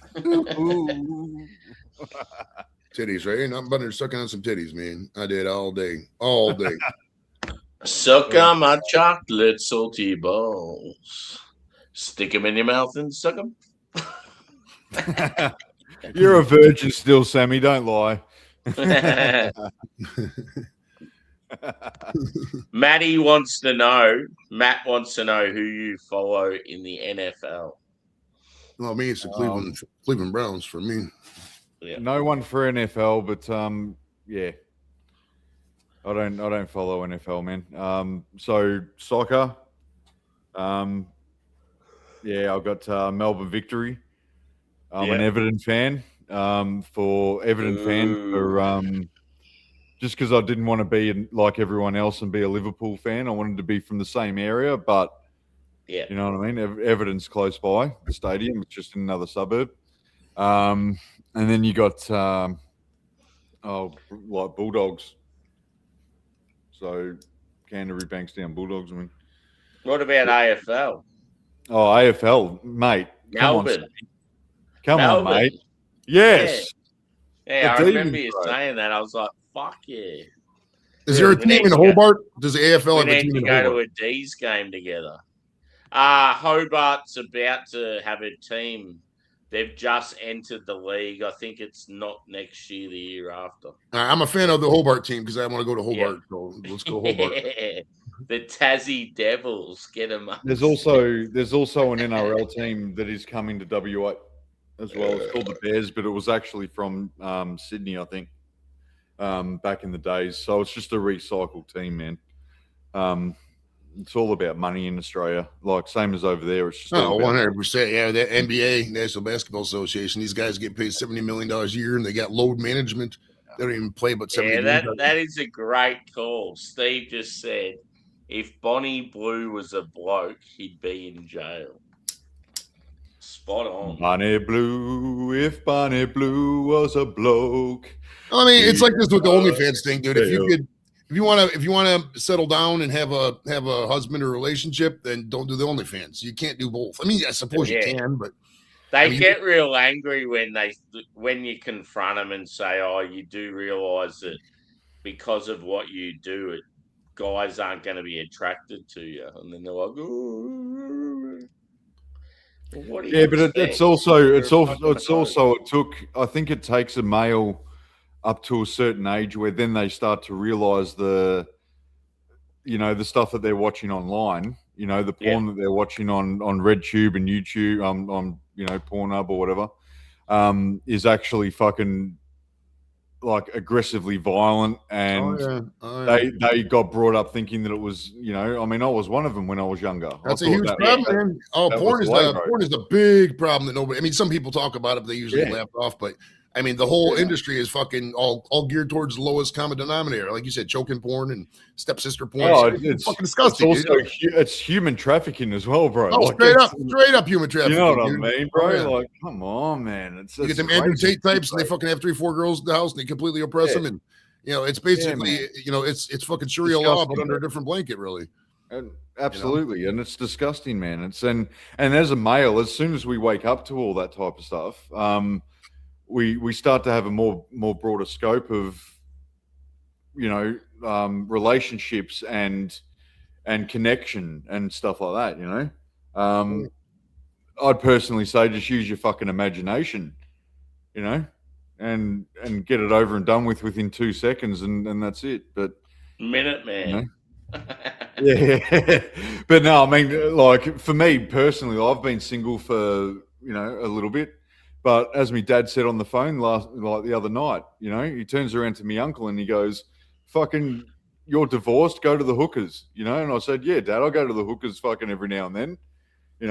Like there's no shame. There's no shame in it, man. It's a profession that's been around for fucking thousands of years, man.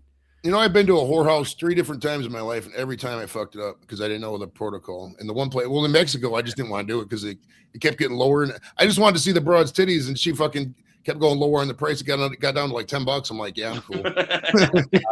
You got to start off. You got to start off with the massage first, and then you go to everything else afterwards, bro. That's only about an hour anyway, so you're only paying about an hour. So that in Australia, it's about $150. so it's $150 that at least you don't have to fucking worry about your ex, like rorting you with the pokies and shit. You know what I mean? Yeah, I don't know. It's I'm to the point in my life where I'm married, and there's probably a wait list if I'm being honest. I don't know. I'm not really picky with like weight, so that really opens it up a lot. You know what I mean? Because some guys are like, oh, the chick has to have a flat stomach. I'm not trying to see a flat stomach. We're eating chicken wings, bitch. Let's roll. We are going to smoke, eat some chicken wings, and then we are going to fuck. That's how I roll. So, I ain't got no time for the stupid shit. And that's the beauty. If you're upfront with people and you're honest with people, about your intentions, you could build a nice life and have fun with it. But if you start, it's not a lot of people want to put in that effort. It's a lot easier to just whatever and complain. It's all up to you. A relationship and a marriage is a transaction, bro, and it's for both parties. Sure. And if it doesn't, and you got to people are going to be mature in that thought process. You know what I mean? It's a transaction. It's number one. It's not being alone. You know what I mean? So loneliness is a factor in that transaction. Money's a transaction in that fact. It's a factor in that transaction. Then you've got, say when kids come along, that's a transaction. You know what I mean? Everything's a fucking transaction, bro, including the fucking mortgage in the house, including the payments and the finance on the car. Everything's a fucking transaction. You know what I mean? And that's as simple as that. It doesn't, I don't know, man. That's where it gets frustrating because where's love? Where's connection? You know what I mean? Where that all gets muddied, you know what I mean? On a spiritual level, that all gets muddied into a capitalist mentality, and that's what fucks everyone. That's what fucks my parents up, because it was a transactional situation. So, yeah. And then the kids that come out of it either, get fucked up or end up putting a bullet in their fucking head. Right, they're all jacked up, man. It's at the end of the day, if you're in a relationships are sacrifice. You have to sacrifice some of the things you enjoy for the better good of the relationship, and ideally, your partner would do the same for you. You know, what I mean, it's people by nature tend to be very me included, tend to be very selfish by nature. And it's if you're single for 10, 20 years or however long it gets to be after a while, it's really hard giving that up for another person sometimes after you've I'm absolutely selfish, bro. I'd like to be alone. I've always liked to be alone, and yeah, that's it. Anytime that I'm connected into a relationship, it's I feel more alone, you know what I mean? But not in a comfortable fucking way, Right. So yeah, it's one of those things, man. For sure. All it takes though is one beautiful, lovely person that checks all the boxes in your head. You never know, man. You can't go looking for love. You have to let love come to you. But you don't have to look for love either. Nothing says you have to be in a relationship. No, and that's it, man. I've only been single for it's been about 4 years now. 3 years I've been single, right? Right. I've had relationships that have been, a couple of months here, a couple of months there, or whatever. I wouldn't even call them a relationship. But if something comes along when I'm, in my 50s or whatever, that could be at the right time, man. You know what I mean? You never know, bro. You never know. So two broken souls finding each other is usually the best kind of love from what I've seen. You know what I mean? Two people are just like, fuck this, but then they see each other like, wow, this person's kind of cool. They're broken too. You know what I mean? Let's bond. You gotta have shit in common too. I mean, this opposites attracts the biggest fucking lie out there. If the person I'm looking at likes ballet and sobriety, and I'm sitting here like, yo, let's watch football and smoke weed, we're just not gonna get along. Yep, exactly right, bro. Yeah, 100%. Yeah. Sammy's like, I drink beer, and then after that, I get some more beer. No, I'm like, I love sobriety and ballet. Let's go about sobriety and ballet. Let's roll. Let's watch the fucking Russian Nutcracker. Or what's the Russian one? I actually get a lot from sobriety, to tell you the truth, and going down to a pub and picking up a chick is not my cup of tea, because then I'm not a good person. You know what I mean? Because I'm looking for someone that's intoxicated, and that makes me a fucking dirty scumbag. You know what I mean? If I was to do that. Right.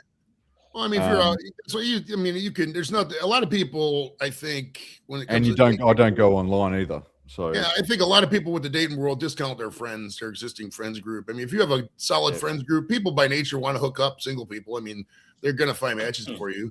Like my wife, I got hooked up by a friend. It's if my driving instructor came on to me, I wouldn't complain. You know what I mean? Yeah, it's those sort of circumstances that are all right, sweet as, but we are men at the end of the day, but it's also comes down to self-worth and self-integrity. So, for sure. A mature outlook on it. You know what I mean? Right. You're not going to build up yourself to where you get a house and a car and everything else. And then some, jackass with, 3 divorces and 4 kids is going to come holler at you. No, like, Did she swiftly reach for your gear stick? She's gotten close a couple of times, bro. I'm telling you. All right. And yeah, she's maybe, I don't know, about 4 years older than me or whatever. But and I'm 44, so yeah. So I don't know, man. Yeah, I wouldn't read. Enjoy your 40s, man. It's the only time in your life you can have like chicks from like 30 to 50, and nobody says anything. You know what I mean? It's a nice time in the 40s. I had a good time in my 40s. Still got one more year left, but hopefully the 50s will be the nifty 50s and have some fun there too. Yeah, right now, I'm just looking forward to having a test drive of this 2026 Subaru Outback Wilderness, man. Nice. So that's all I'm looking forward to at the moment. So yeah. I'm looking forward to the copious amounts of Michigan's finest marijuana going right about here in my fun zone. And then after that, some football games maybe. Hopefully some people come out for the Buckeyes versus Miami game on New Year's Eve. It's kind of late. It's like starts at like 7:30 p.m. Eastern. So like I'll probably just do the first half and then come back home because these college games tend to go a lot. But we'll see if we're having a good time. I like going out to the bars. Hey, Joey.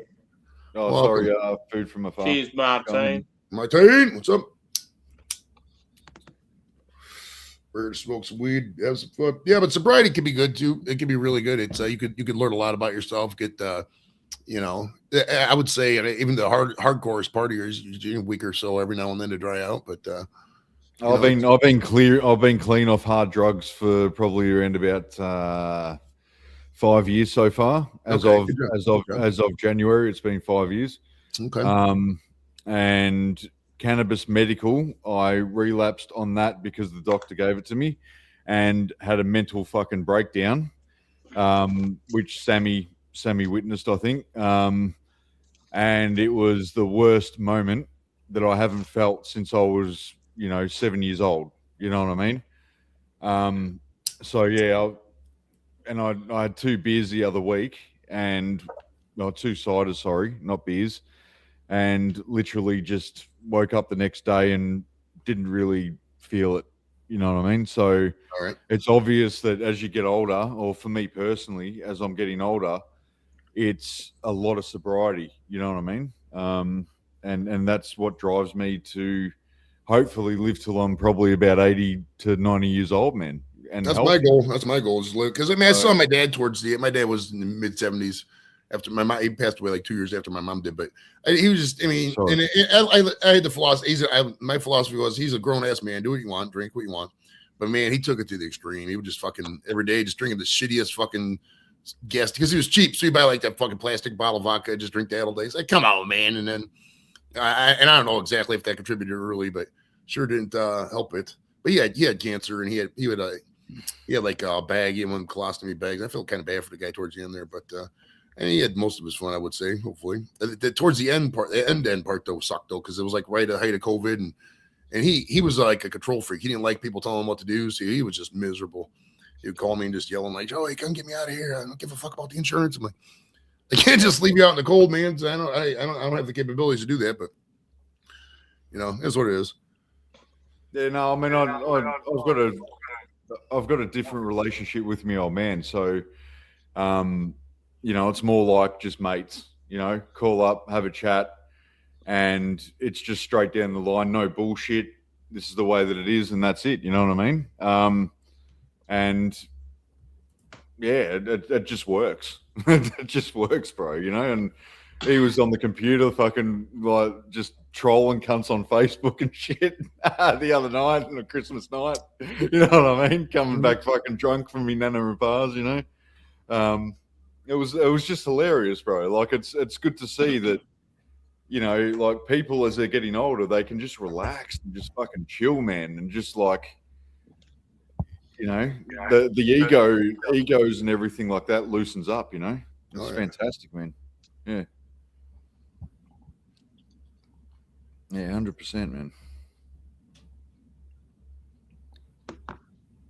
It's good you got a good relationship with him. Oh, it's not as good as what, you know, like a lot of sons and fathers have, bro. You know what I mean? It's nowhere near that. But like it's awesome to have the respect as an adult. Yeah. Yeah. You know what I mean? Well, at the end of the day, as guys, I mean, that's the person you're trying to impress most is your dad if you're still in your life. You know what I mean? Yeah, exactly. But see, parents always see their kids at when the age of when they were like 13, 14. You know, like he's, you know, still 14 in the head or still 20 in the head. You know what I mean? Because of the way that you acted when you were younger. So it's when you start to show maturity and start to show a bit of stoicism, you know what I mean? Mm-hmm. And, you know, a little bit of sort of growth, if that, you know, becoming a man as such as what every father wants their son to be. Oh, yeah. And that opens up a lot of doors, man, you know, but that's also healing as well. And, you know, that's where I urge a lot of males out there to, just to take the first step, even if that father's not taking the first step, you know, tell it how it is, be firm but fair, and then that shows that you're a man. You know what I mean? Yeah. Well, I mean, that's with all relationships, I would argue as well, too. I mean, don't sit here. No, nobody contacts me. Well, if you haven't contacted anybody in 6 months, how the heck do they know that they want to contact? You know what I mean? Send a quick message. Hey, how you doing, buddy? You know, whatever. I didn't speak to my dad for about 15 years, bro. Oh, like 10 to 15 years, bro. You know what I mean? I call him up and he's gone, "You're all right now or what?" it's like, all right, you know what I mean? That's fine. And the other night he turned around and he goes, "Oh, you're streetwise. I don't have to worry about you." You know what I mean? Right. And that's actually means a lot more to me than anything, you know, because I'm a survivor.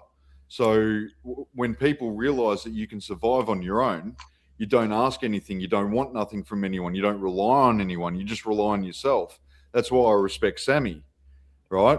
Is because Sammy just works hard and, you know, provides for his dogs and provides for his own self. You know what I mean? And has one thing that he does, which is drink. You know what I mean?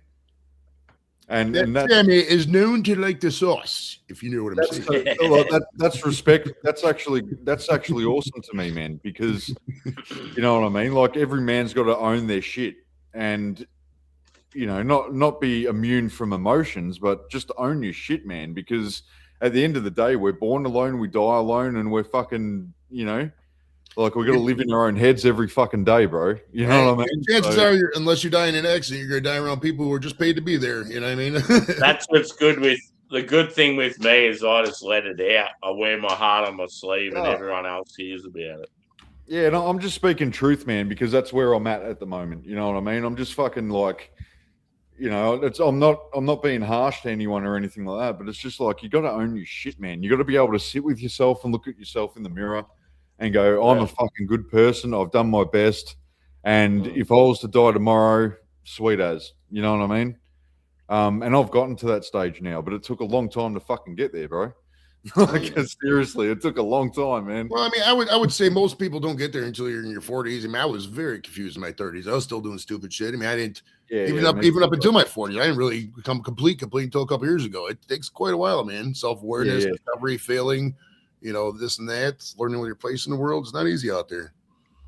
There's no guidebook. Man. There's no guidebook to this thing called life, as they say, man. It's you make it up as you want, right? Like I've got this thing where I said to my ex, I said, I can't live your story. You know what I mean? I can't live your reality or your story. And you know, because I'm not growing if I'm doing that. You know, looking after two kids that are yours or doing this and that. There's no connection between anyone, you know, there's nothing. So how is that benefiting my growth as a human being? And then when you start to lose things because of that person's actions, and you got to make the decision to fucking walk away, man, you know, which is hard, but you know, you got to go through that process. And most men have actually gone through that process anyway, with divorce and with all that, there's 3 of us on the panel right now that have gone through that. So, to anyone that's going through that's in chat or watching, man, it's,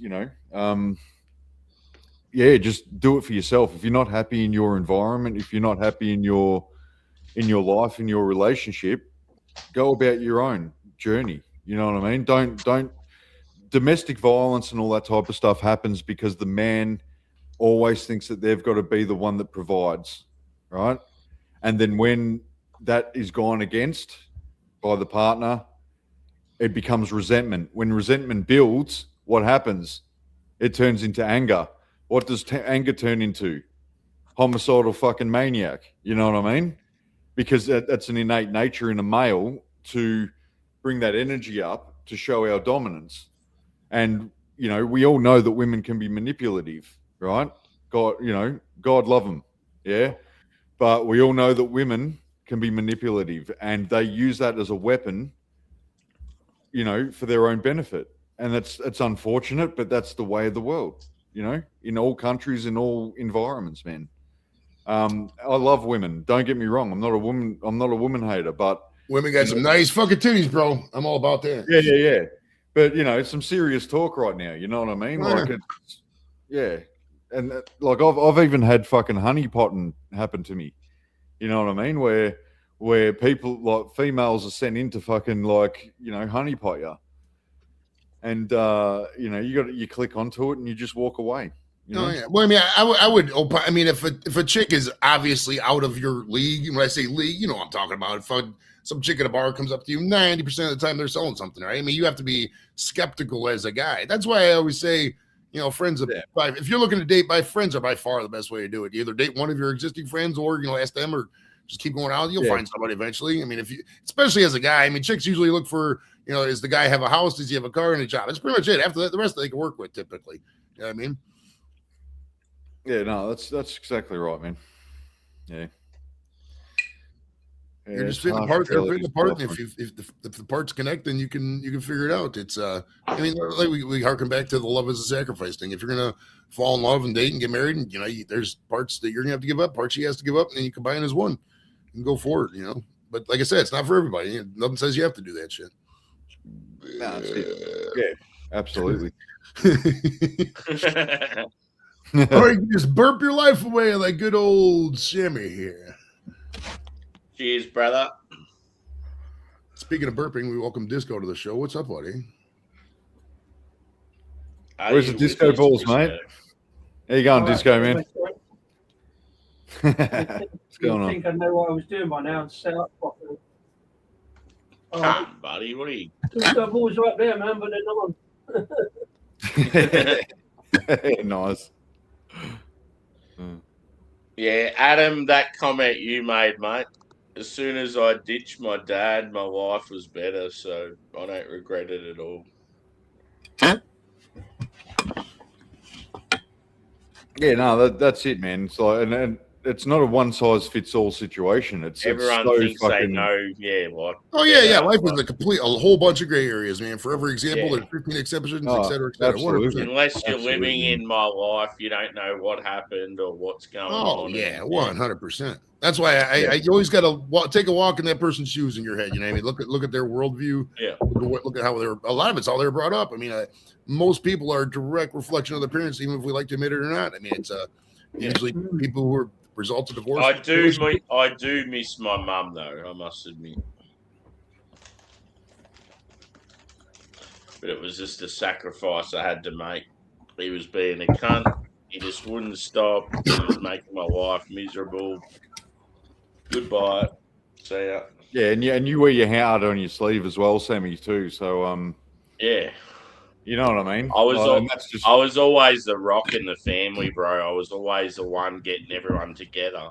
You never fuck over the most stubborn person in the group. It's the worst decision to make. Yeah, you can't be a narcissist to someone that's got that got that capability of being even more of a strong-headed will person. Yeah. Anyway, moving on. How we going? Moving on. Some things I just wanted to say, man, because there's a lot of males out there that are going through so much pain, bro. And you know, I feel for them every day, man. You know what I mean? Because it's just the way that we're brought up. So, yeah. All right, give me a moment. I must get some more water. See you in 20 And years. I've got to go out for a cigarette, so everyone's leaving the 20 panel. Yeah. Oh, I'm good, mate. I'm here. Don't worry, I'm good. I'll hold the fort for a second. Now I've finished setting up properly. Cool. What are you Sammy, drinking, my man. Disco? Yeah, not too. So, what was that? I said, what are you drinking, brother? Oh, mate, I've just got a real light beer on, just because I was having a bit of food. It's called small beer. It's like 2.8%. Oh, yeah. I've got to be careful today because I might have overstretched myself today. I can't stop for long. Unfortunately, I thought you'd be baked and home in bed by now because it must be like 3 o'clock in the morning there, right? Nah, yeah, it's early as it's like 4 a.m. Fuck, man. Yeah. I thought you'd be done and dusted by now, but I underestimated your staying power. I put a stream up at 5 o'clock, so like now. Yeah. Because I cancelled it like twice in a row, and I'm like, right, I put it on Monday. And then I realized on Monday I got a bit of football to watch tonight, so I put it on early. So I thought I'd do a pre-football stream at 5, and then go off and watch the football. And then I thought, fuck it, in for a penny, in for a pound. I'll put a stream up tonight after the football as well. Yeah. So I started off on a light beer. I've got 3 500ml bottles to do for some Fuller's beers, and then go watch football, and then still try and stay like with it. What are the Fuller's beers you got? So I got a couple of old school ones. I got the Honeydew Golden Ale. Yep. Cool. And I got the one the Fuller's put out under the George Gales brand brewery. They took over and scurrilously disbranded the HSB, Good Pint of Hairy Sweaty Bollocks. Yeah. And then I got a new one. I got Theakston's Salted Caramel Porter, just to finish off something a bit new. Yeah, so, that'd probably be pretty nice. Yeah. Like I said, I meant to do it the other day, and then life happened, shit happened, and I cancelled it. I don't really want to cancel it a third time. But I didn't want to put it late after the football because I didn't really want to be drinking 3 500ml bottles at 10 o'clock for sure. at night. And have a few beers. But we shall see how it goes. Do you know what I mean? Well, what could possibly go wrong? It'd be all right. So I'm gonna wander off in a couple of minutes because I never start streams on time anyway.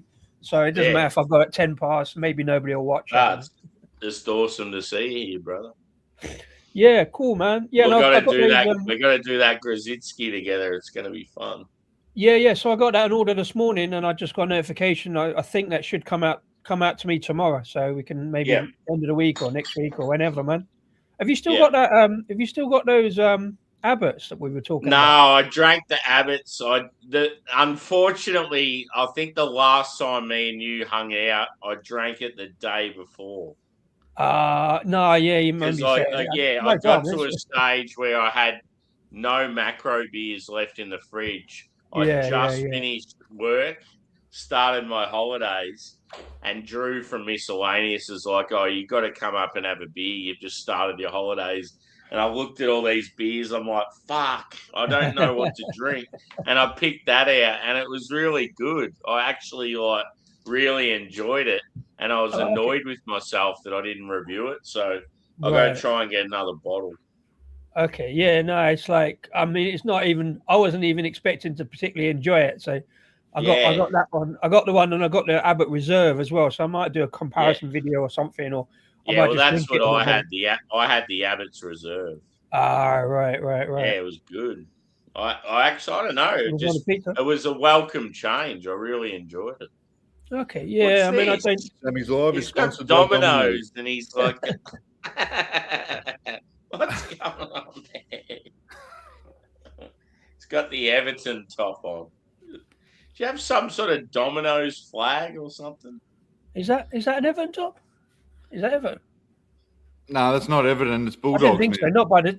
Oh, was it? Oh, Monster, okay. No. But I am an Everton fan. So, yeah.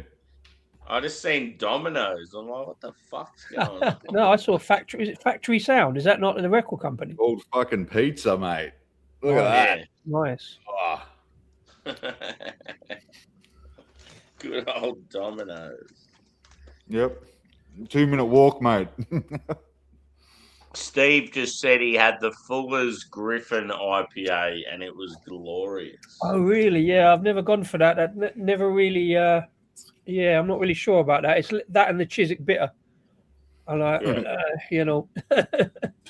I'm not a big Fuller's fan, to be fair, but these two are ones that I tolerate. Up the toffees. Oh, wow. Up the toffees. What's your pick when it comes to like a classic English style disco? Mine. The mother rhino was giving birth. Turtle poked its head out, man. You had to release it from its shell. I would say probably St Austell Tribute is my go-to. I haven't had that for a long time. Like I say, I had a pint of the HSB at the pub last week, and that was as good as I remember. But I've not had that for 6 years. Cool. There's so many options, really. Cheers, Dave. Oh, Mr. Wilson, I'll maybe see you over on the other side in a bit, if you're about. I'm already officially late, but that's a standard operating procedure. I've got to finish this beer yet. Yeah, beer before everything before you get the meeting started, right? Yeah, too right. Yeah.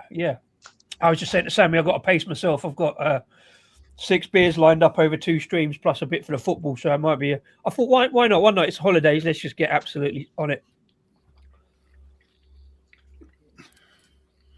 So yeah, New Year's, lit up. Could be a bad thing on a Monday night, whatever. he just said wrong pub. Yeah. I'll be over there in a minute. I'm just unlocking. What's everyone doing for New Year's? Just doing safety checks. What's everyone doing for New Year's? Getting high, sucking on titties. Forgetting about it as usual. A lot of people are down on New Year's. Why is that, man? Everybody's like, "Oh, it's amateur night, isn't it?" I prefer New Year's to Christmas, but traditionally I'm out on it. But this year, once again, I shall be on YouTube watching the fabulous Bar Steward Sons of Val Doonican do their New Year's Eve hootenanny over on YouTube. I love the New Year's outfits, man. Chicks wear nice dresses and shit. I've got fireworks and shit like that, and go into town and maybe have a beer or something like that, or a whiskey, and just watch everyone fucking run amok, Yeah. Seeing the once a year guys, I love that. Yeah. It's always fun. My biggest New Year's was when I was in Wellington in New Zealand. About I don't know, fucking 15 years ago or something like that, 10 years ago.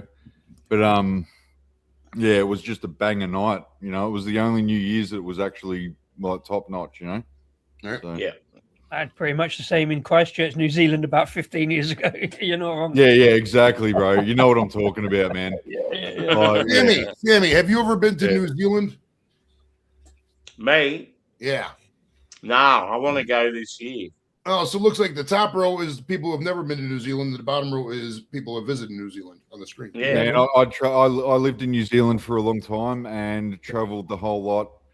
Had many beautiful experiences there. I've had a couple of spiritual experiences there. And I just love that country, man. It's just... There you go. Steve reckons people are starting to dread the future, so New Year's Eve's a bit of a... Yeah, that makes sense. This was a very down year for positive news, right? Like, seems like every day they're coming out with, hey, here's more things that's going to suck about your life. Stay tuned at 9.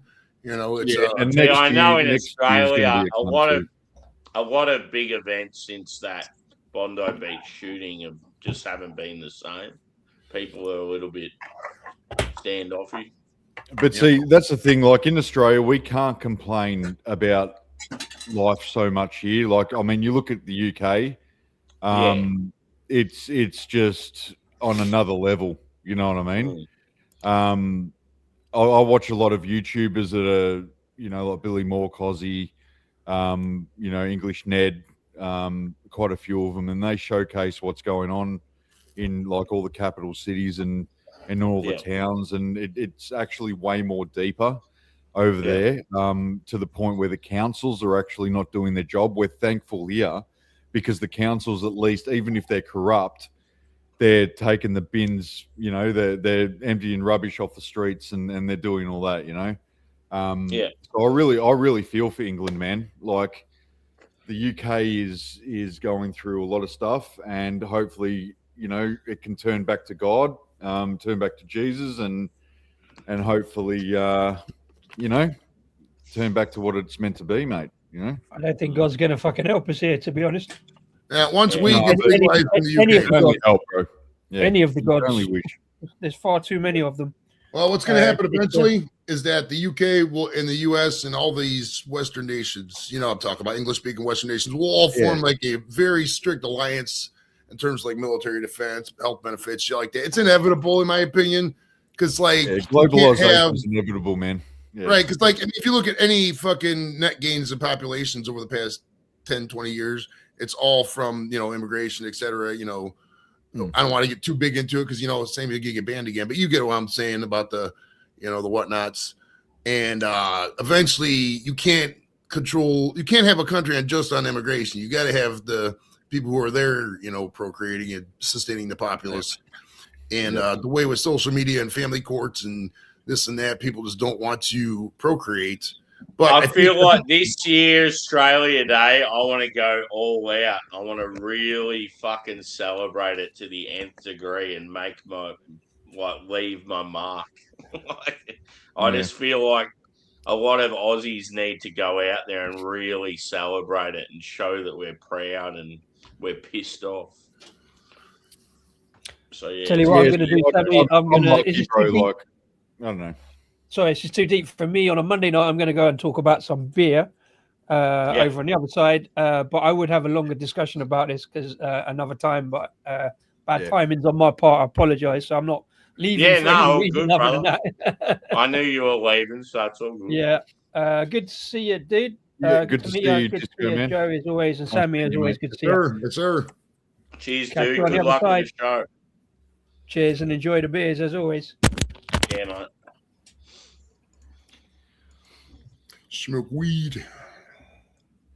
Yeah, see, and that it makes it harder. Was also like I think that a lot of people are, doing what they do, like because it just drowns out all the day-to-day shit. You know what I mean? And I'm actually like I love watching the news. I love seeing the chaos for some reason because it wakens you up. You know what I mean? To the fact is that. Sort of at the moment, comfortability is good. I moved away from cities because the cities are just a dangerous fucking place, man. Well, it's a numbers game. If you're around 100,000 people, your chances to get robbed are a lot greater if you're around no one. I don't leave my doors unlocked, but I feel safe. You know what I mean? I feel safe walking down the street where I am, or at 3 o'clock in the morning or something like that, even though it's pretty hectic here. It's people choose who they go after, and I'm not one that they would go after. So I'm sort of thankful for that, Right. The other day, most people get robbed, they're vulnerable women. I mean, nobody's coming after giant. Yeah. That's why I'm going to keep my Muslim beard. Maybe I'll still have a thing and he'd shave his mustache and it'll be Muhammad. Sami al-Hafiz. Yeah. Sami al-Hafiz bin Muhammad. I mean, I didn't get to chat to you about the Bondi thing, Sammy, and I think that was just fucking atrocious, man. That's the only word that I've got for it, bro. And Albanese, the government, they dropped the ball.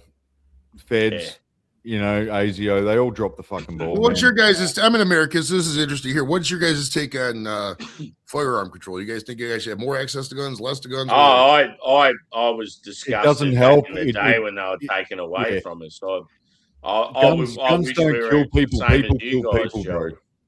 bro. Like guns don't kill people. People kill people. Yeah. Ideology is the main enemy at this moment in time. And back then it was control. With John Howard taking our guns and everything like that. We don't have the amendments that you guys have. We are a very controlled nation in Australia. We always have been since the Redcoats ran this country.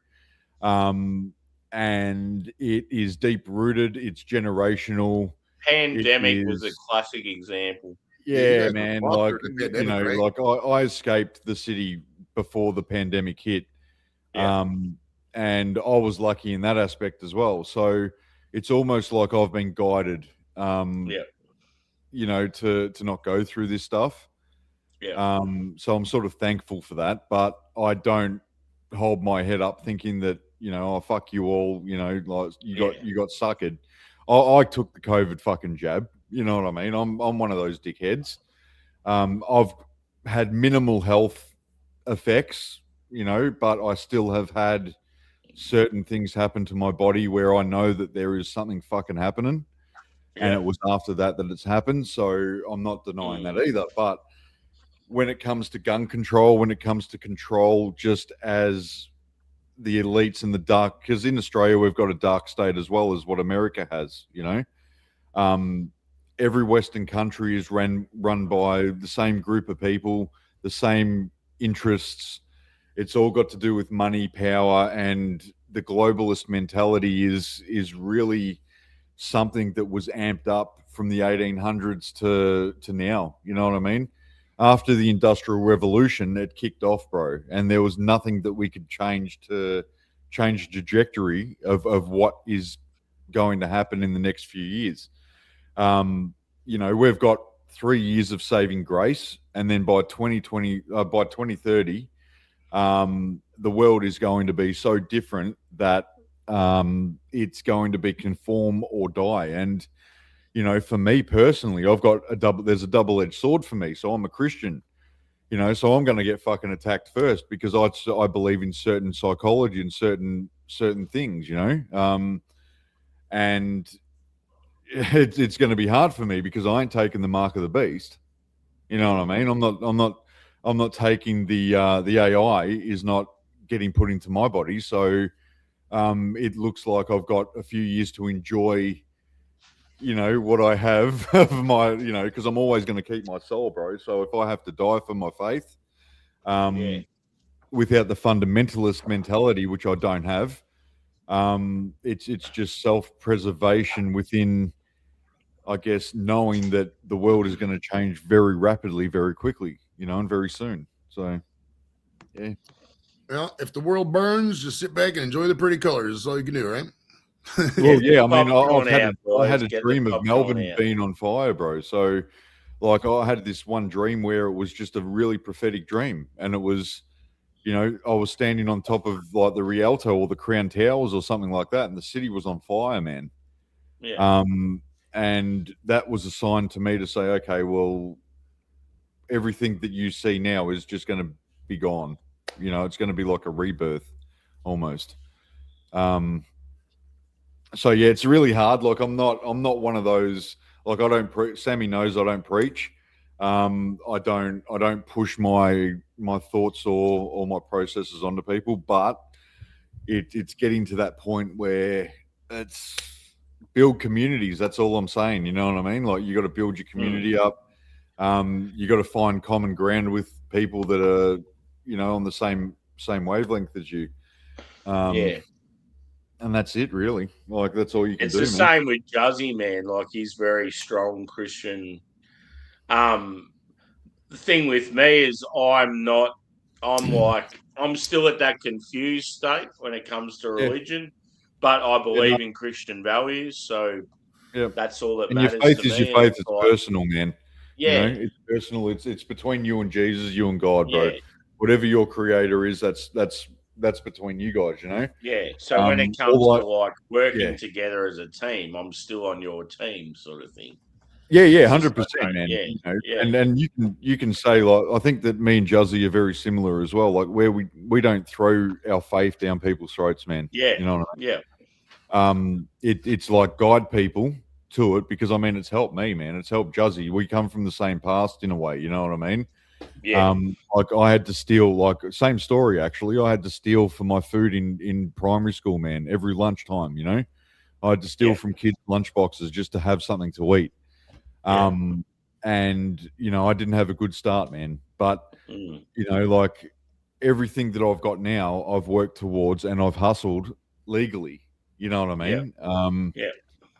And I can't speak for Juzzy himself, and I don't want to, but everything that he's doing is based on redemption and him just having a strong faith in his creator, man. And that's a beautiful thing. It's a wonderful thing.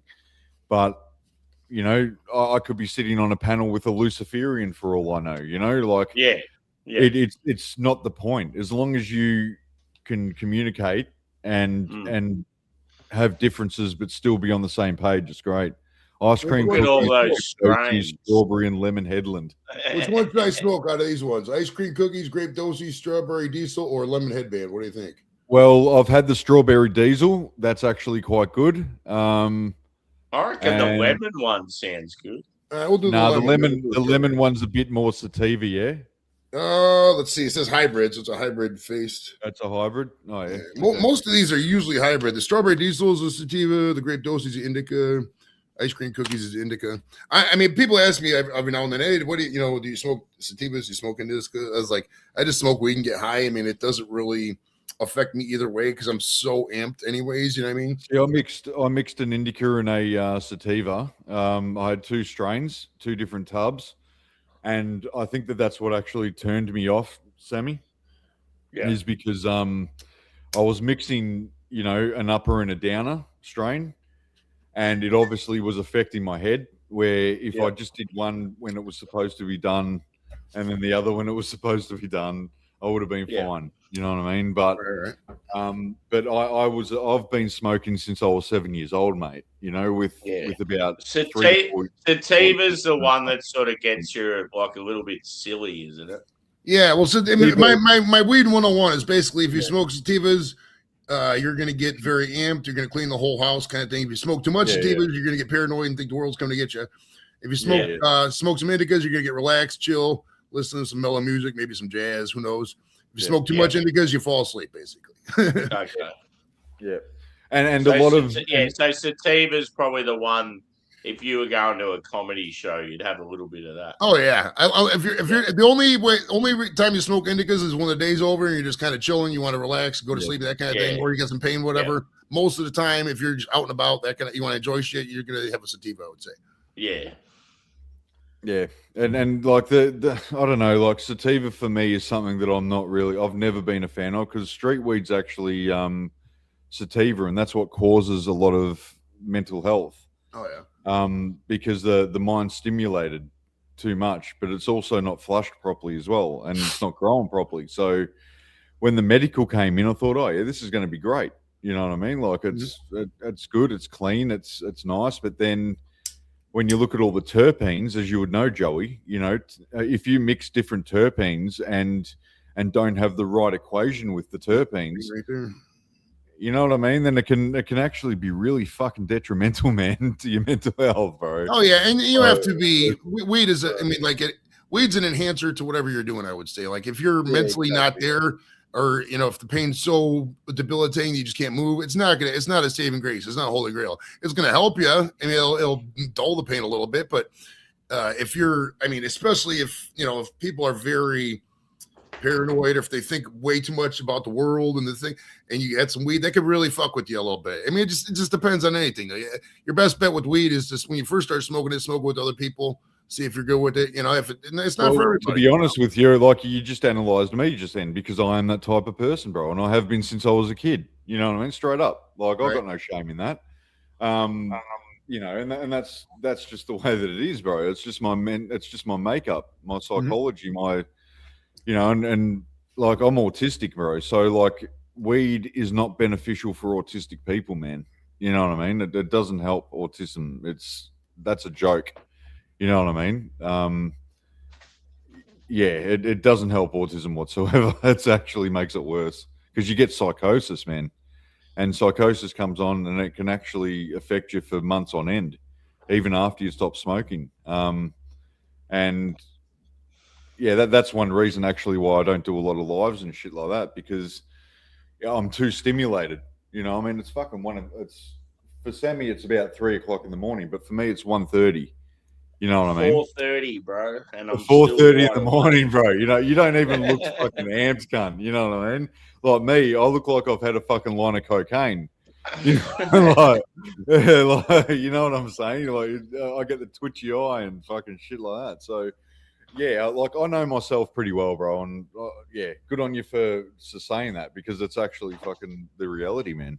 Of that. Oh, yeah. So. I mean, I'm very aware. I've seen what weed can do to people. Most of the time, it's good. Yeah. I would say 90% of the time, weed's going to benefit people if they smoke it. But I mean, I've seen the people go to the emergency room. I've seen the psychotic breakdowns. It happens. It's I know whenever I've had it, I've felt good. Oh, you don't worry, sir. Whenever we hook up, if you come here or I come there, you're going to be so stoned. You're gonna be like, wow, look at that bridge and the lovely colors. I've never noticed. Yeah. You know, like something in the wall or something. I'll never Sammy, forget the time when I got onto it hard and listened to Red Hot Chili Peppers' Blood Sugar Sex Magic from start to finish. And I was just like, this is the greatest album of all time. I actually did that with jazz, mate. I got stoned Jazz like one is day. so I skipped school and dad and mum were at work. Yeah. And I sat there and I smoked some bud and I put my dad's jazz albums on. Yeah. And I sat there like all day just fucking listening to jazz music, man. And it was just the most inspiring, fucking amazing thing that I've ever heard, bro. And but yet now I go back to the same songs, right? Yeah. And they don't have that same thing, you know, like that same essence. So yeah, it's crazy, isn't it, man? You know? Oh yeah. Well, I mean, when you're high, Cody. You know it, brother. music notes pop when you're high. They just do what they do. And I What's try old not mate to listen say? to too much because music. At 6 o'clock in the fucking morning. Smoking a weed when you first get up. Oh yeah. What we're gonna do is we're gonna go over to Rate My Beers stream when he starts. So we're gonna fuck that shit up.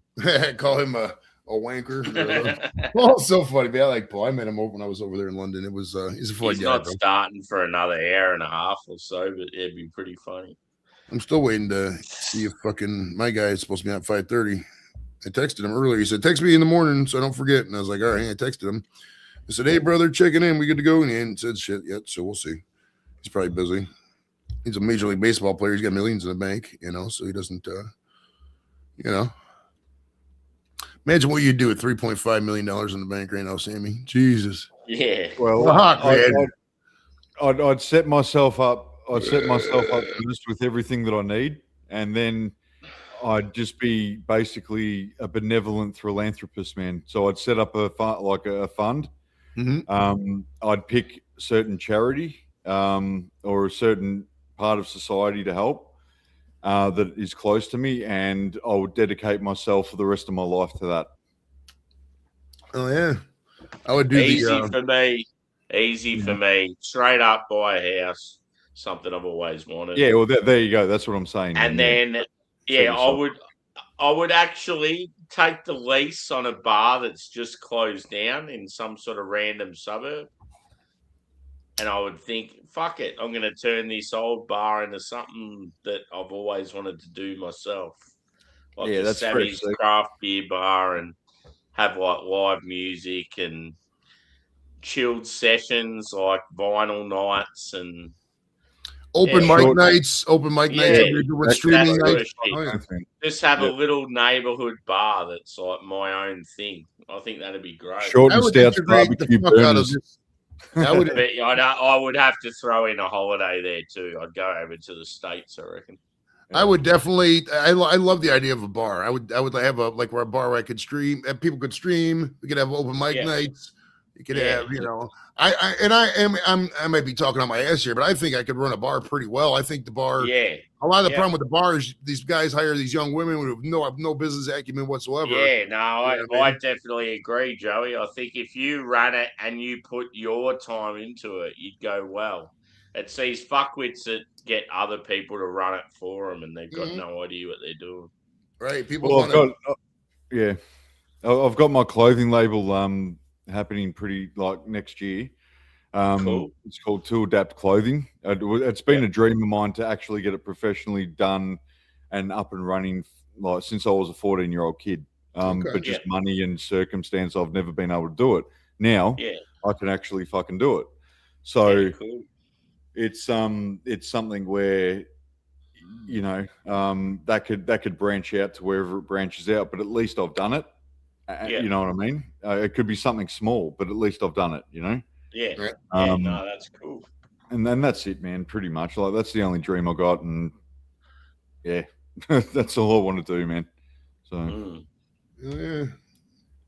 Have you ever done merch for your channel, Joey?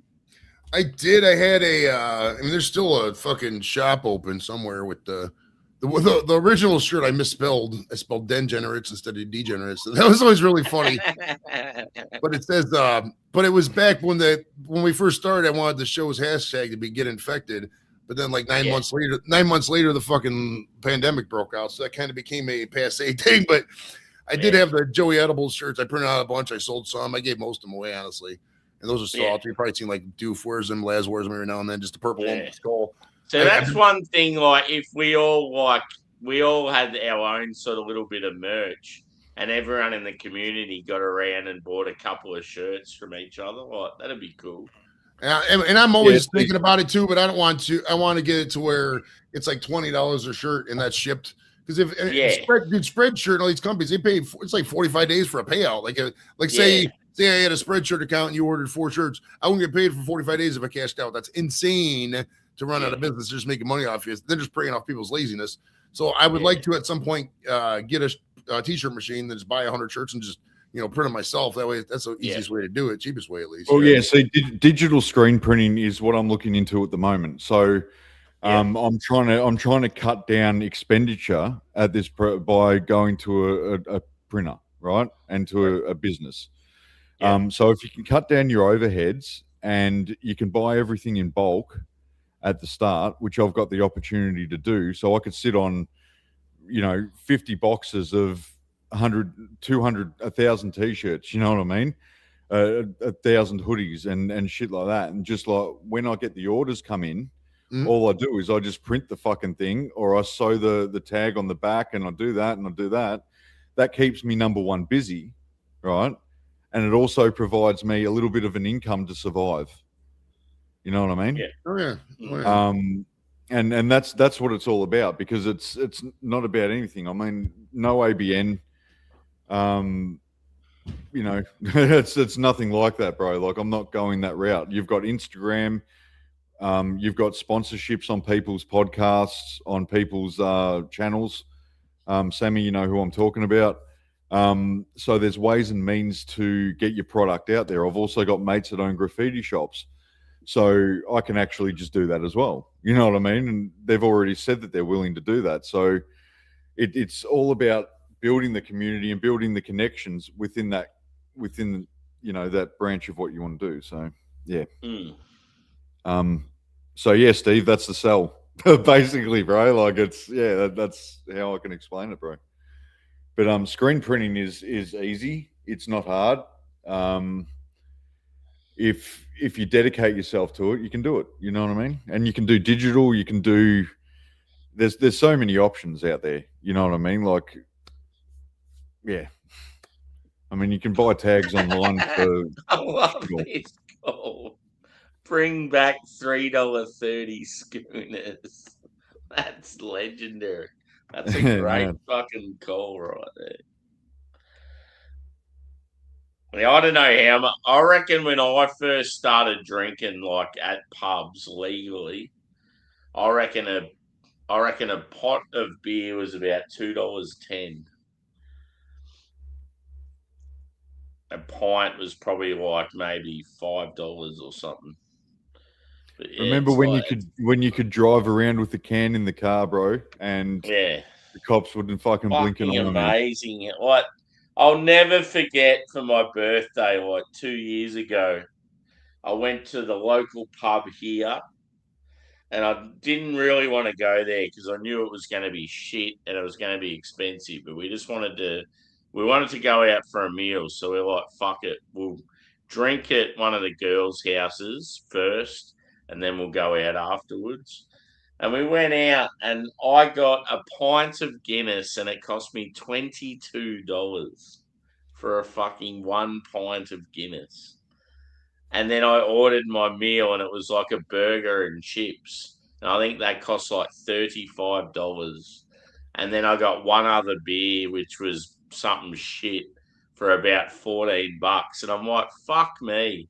I've had a burger and chips and 2 beers, and I've already spent like $70 or some shit. Like, it's fucking ridiculous. Can I just ask a question? Cody wrote sublimation, right? Yeah. But I was a bit slow, and so the AI overview is a physical process where a substance changes directly from a solid to a gas, skipping the liquid phase like dry ice or snow turning into vapor. Could you just explain that, bro? Like, I don't get the meaning behind that. Yeah. Sorry, just confused on that comment. No, all good. Cody is new to me. I don't know him, so welcome in, Cody. Because I don't know everything, bro. So like, I've got to ask the question, you know.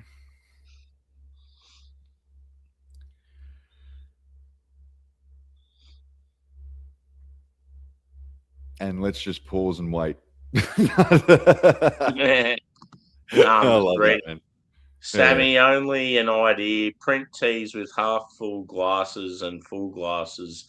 So when a half glass meets a full glass, they get on. But you can't choose the tea you want. That's pretty cool. Hey, that's actually a good idea, Steve. Yeah, nice one. Ideas, man. I wish I'd be out every night.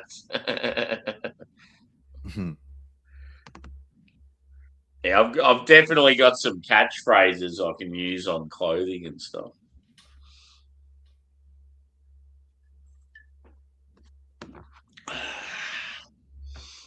I need to get a logo sorted. That's what I need to do.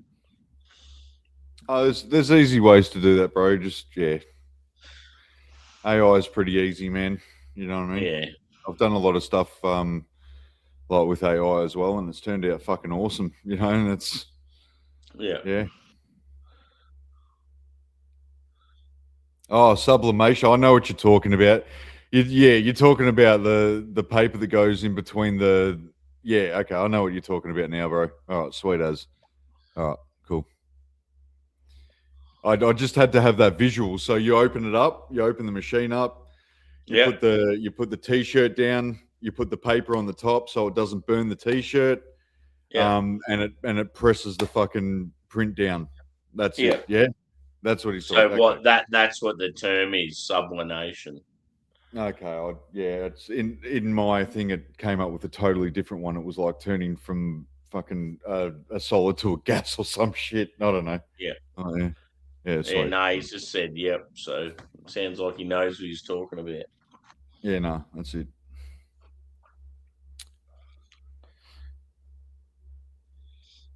Yeah, and that process is fucking easy, bro. You know what I mean? Like, that's every Tom, Dick, and Harry can do it. You know what I mean? Yeah. So, yeah. Like you could just go to eBay, right? For an example.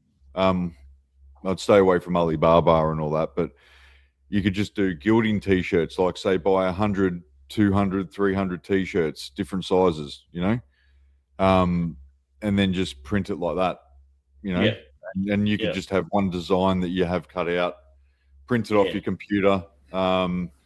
So digital print, cut that out, put that onto the t-shirt, or sublimation paper or whatever, and then bang, straight on. So you need your face, your entire face on a shirt, Sammy. Your beard. Oh, dude, here's what you got to do. It might cost a little money, but you could do this. You get a Christmas sweater with your face, right? And then the beard has actual like yak hair or something as the beard, and you can play with it. That'd be awesome. So Sammy, Cody said that you might want to connect with him actually, because he could probably give you some ideas. On Instagram to do that. if he's willing to do that for you. Because Sammy's been trying to get some stuff off the ground with cups and glasses and stuff like that. And he's got some no beer cozies. No beer cozies. We're banning those. Nobody uses them. Definitely beer glass would be cool. Yeah. The glass would be bad. I'm thinking about getting ashtrays. Like show ashtrays would be perfect. Yeah, that'd be unreal. So lighters, dude, I really want. I'd even get. I'm not a smoker, but I would definitely get a Joey ashtray. That'd be cool. People would love to put out the fucking cigarette in my face. Do a talking ashtray. Yes, when you put out the cigarette in my face, it goes, "Ow, bro!" I'm going to drain the lizard, boys. I'll be back. Have fun, man. Years. Oh, there you go. Don't forget to shake, bro. Shake all the fucking pee out your wiener. Don't listen to people like 3 shakes is more. Shake it like a Polaroid. No, you shake that fucking dick as much as you need to get all that fucking urine out your dick. That's the way you gotta do it. Because if not, fucking you'll be walking around leaking and shit. You don't want to be leaking. Oh fuck, man. Right? Yeah, long day, bro. Long fucking day. I started the car because the daughter, she's 16. Yeah, 16. She wanted something to eat, but I'm not gonna go in a car that's not heated up. And technically, I could just be like, get a sandwich, but whatever. I probably do need to leave the house once or twice every now and then. Yeah, no, I always touch grass, bro, as much as I possibly can. But like it's, I got back issues and shit like that, so it's right. Yeah, my dog's 5 years old and it's got feet problems and at the bottom of the pads. So she does about not even a 10-minute, half an hour walk around the block or whatever, and she's fucking limping for the next day and a half. Aww. So, yeah, it's not good, man. So that sort of stops that. So when I get the car, and get full license and stuff like that, then that's when I'm on the road. Cool. Then I'll hardly be fucking home because it's it's a benefit to have a car. It's also for sure. I've had a car my whole life, pretty much. I mean, there was times I didn't have my license, but I still drove. It's like whatever. But the freedom's amazing, bro. Like just the idea of the freedom, and the area that. Mm-hmm. I mean, if you were to ask a lot of people not from America, what do you like about America? It's just how easy it is to get a car and just you said the freedom of the cars. You just drive around forever, lose your mind. And these cars nowadays, they fucking drive themselves as long as you touch the steering wheel. Fucking, it'll stay in the lane. You can pretty much space out and just roll down the street. It's not too bad. Yeah, no, that's it. Yeah, it's a privilege as well, man. Like I look at all these like car cam fucking videos on YouTube, bro, and I just can't believe some of the bullshit that people do. It's just like, what the fuck? You know what I mean? Like, why are you in a fucking hurry? You know what I mean? Sit back, relax, like you're in your fucking lounge room. Put the radio on, chill the fuck out, stop at the fucking sign when you're supposed to stop, and don't overtake. When you don't need to overtake and fucking. It's hard though, man. Road rage is real because there's a lot of morons that drive, dude. I don't know, bro. Goodness, it's to be a complete and whole person, you really should have Zen while you're driving. But fucking hell, it's hard. It really is, man. Yeah, no, it would be. Yeah. When you're driving, you're supposed to be in control, right? You have the illusion of you being in control, and when you got somebody who's not in control and they're just like over here, we got this street down here called Walter Road, right? And it's a 35-mile-an-hour speed limit. It's unwritten rule in America. Usually you go about 5 to 7 miles over. And when somebody gets in that lane and goes 27 miles an hour, you're like, "What are you doing?" And you can't control anything. You can't go around it. You just got to deal with it. You're like, "Oh my god!" Just thinking about it makes me laugh. I empathize with that aspect, but as a non-driver, like as someone that's just got their learners and shit, you know what I mean? Like, I'm very naive. I'm very naive to the psychology behind driving. Oh yeah. I'm in a country town where there's no traffic lights, bro. Okay. There's not one single fucking traffic light, man. So driving for me to all different towns that are around the area is easy as fuck. Like there's nothing to really worry about, bro. Mm-hmm. Even to get to the capital city from where I am, I don't even have to go on the highway. They've got fucking, there's gravel roads. There's roads that are fucking in the boondocks, you know what I mean? They fucking just bypass all that shit, and it's only you on the road. Like So, you know, I've already got my plan already fucking instilled in my head of how I'm going to drive, man. You know what I mean? I've been in the city most of my life, so most of my driving's been in cities. I have driven in New York and Chicago and a bunch of different places. It's you just gotta be with traffic jams in cities do get annoying. And I don't like. I mean, I live in the suburb. It's not like a city, but like I still work in the city, so like we go downtown occasionally. Got to deal with it. And yesterday was a fuck, man. We came out at the football game, and there's two ways that we park in this parking lot called the Pit. Because it's down in a little pit, and it used to be the main training area for the thing, but it's just a parking lot now. And most of the time, it's just used for tailgates. But we were getting ready to leave, and there's just fucking traffic was just sitting there. It was in there for a half hour, and not one moved. And they opened up a gate to the other side. I'm like, okay, cool, we'll go up the other side. That side led directly onto the freeway, and like there was no other option to turn on the downtown traffic, so I had to go sit in another traffic for another 20 minutes, and I got back on going this way. You know, thinking, okay, just get off. They had both the exits blocked off. So I had to, dude, I was so. And I had two people. My buddy, he could have just walked there in 10 minutes. I was just giving him a ride to his car. So he basically was in the car for an hour. It could have been a 10-minute walk. And my other friend, Misty, she has this dog who was in a cage, and like she really needed to get back. And she was like latently bitching about it, but not, so I was like, I wish I could have controlled this. I had no idea. So yeah, yesterday was a fuck in the traffic, man. Fuck, that was annoying. Yeah, fuck. Oh. That's unreal, bro. So yeah, I'm in for a fucking wake up call. You know what I mean? But I'm just lucky that I'm in the position where I am in the location. You know what I mean? Right. So, yeah. Drive during the day too. Don't drive at night too much. I'm not a big fan of night driving, especially in the country roads. I'm not because I'm going to be doing interstate driving as well. You know, like night driving's not something that I want to do. I'm going to refrain from doing that as much as I possibly can, just to go down the shop maybe, or whatever. But that's about it. You know what I mean? Australian road rules are very strict, but a lot of people get away with a lot of shit here, man. You know what I mean? So, yeah. Well, how is your? I guess you would have. Have you ever been to like the States? And how is your like police presence? Like, I noticed in the UK, there's a lot less cops than there is here in the States, man. It's like, you know what? There's sly motherfuckers here, bro. In America, they're in your face, yeah. Right. And they're very. And if there's any police officer that is watching, absolute respect for first responders. But we've got cameras. We've got cameras that just appear out of nowhere. They hide in people's driveways. They're very smart with what they do, and the laws, they can take your license away just like that. You know what I mean? Just by demerit points. And so at the moment in WA, we've got double demerit points for all offences that they deem, that you get your demerits taken away from.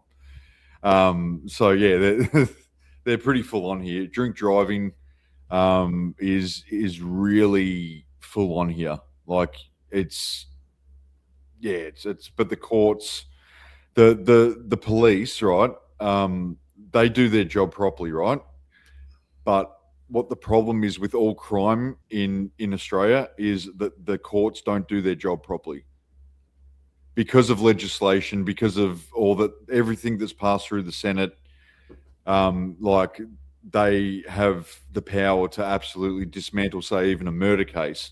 You know what I mean? So that's why I respect the first responders, because they're just doing their job.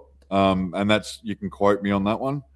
And that's from my heart, man. And that's really sad that, when a person gets arrested and charged and then goes to court, just... Yeah, like they're let out. It's especially with the youth as well. Like there's new laws like Jack's Law and other laws for youth where it's like do an adult crime, do adult time. You know what I mean? I don't like those laws because it's like they on the backside these kids. We're trusting this. We're saying a 16-year-old has freedom of will. Well, that person doesn't have the freedom to drink a beer, smoke a cigarette, et cetera, et cetera. So why are we inducing that they have the wherewithal to do a thing? You know what I mean? I don't think that kids should be sent to. I mean, I'm speaking from experience. All right, so I was locked up in isolation at 10 years old, right, from foster care to juvenile justice at 10 years old, 11 years old. All right. I was in isolation for 6 months. Okay. With, like a couple of getting let out, for an hour every so often. You know what I mean? So I'm coming from the fact is that it head fucked me. You know what I mean? It made me a totally different person to what I could have been if I didn't go through that experience. Right. So with that saying that, okay, a lot of kids these days are very different to my generation, being an 80s kid and growing up in the 90s, and your generation, or, like baby boomers or whatever, right? The buck stops at this generation because of the amount of like just absolute homicidal psychology and a lack of respect for even an 80-year-old woman or an 80-year-old man. Yeah. Right. When it comes to those sort of crimes, they should be treated like adults because they committed an offense that you would only think an adult actually commits. You know what I mean? Machete attacks and all that type of jazz is absolutely just, you know what I mean? These are violent crimes, man. You know what I mean? Right. And at the age of 10 and 11 and also 14, I committed violent acts. You know what I mean? Where if I kept on going, I would have been in jail for life. You know what I mean? But because you change your trajectory and you have the system help you, that allowed me to change. But the kids these days, they don't give a fuck, bro. You know what I mean? And they are doing things that we would never fucking do, man. You know what I mean? And it's disgusting. It's shocking. You know what I mean? In where Sammy is in the state in Victoria, as you would know, there's a lot of fucking like youth crime, and there's 80-year-old women that are getting bashed, they're getting stabbed, people are getting killed in their own homes. In America, I don't know what it's like because I don't live there, but I would probably suggest with the gun situation, it stops those sort of home invasions and those sort of crimes from occurring, right? In Australia, we can't even fucking fight back, mate.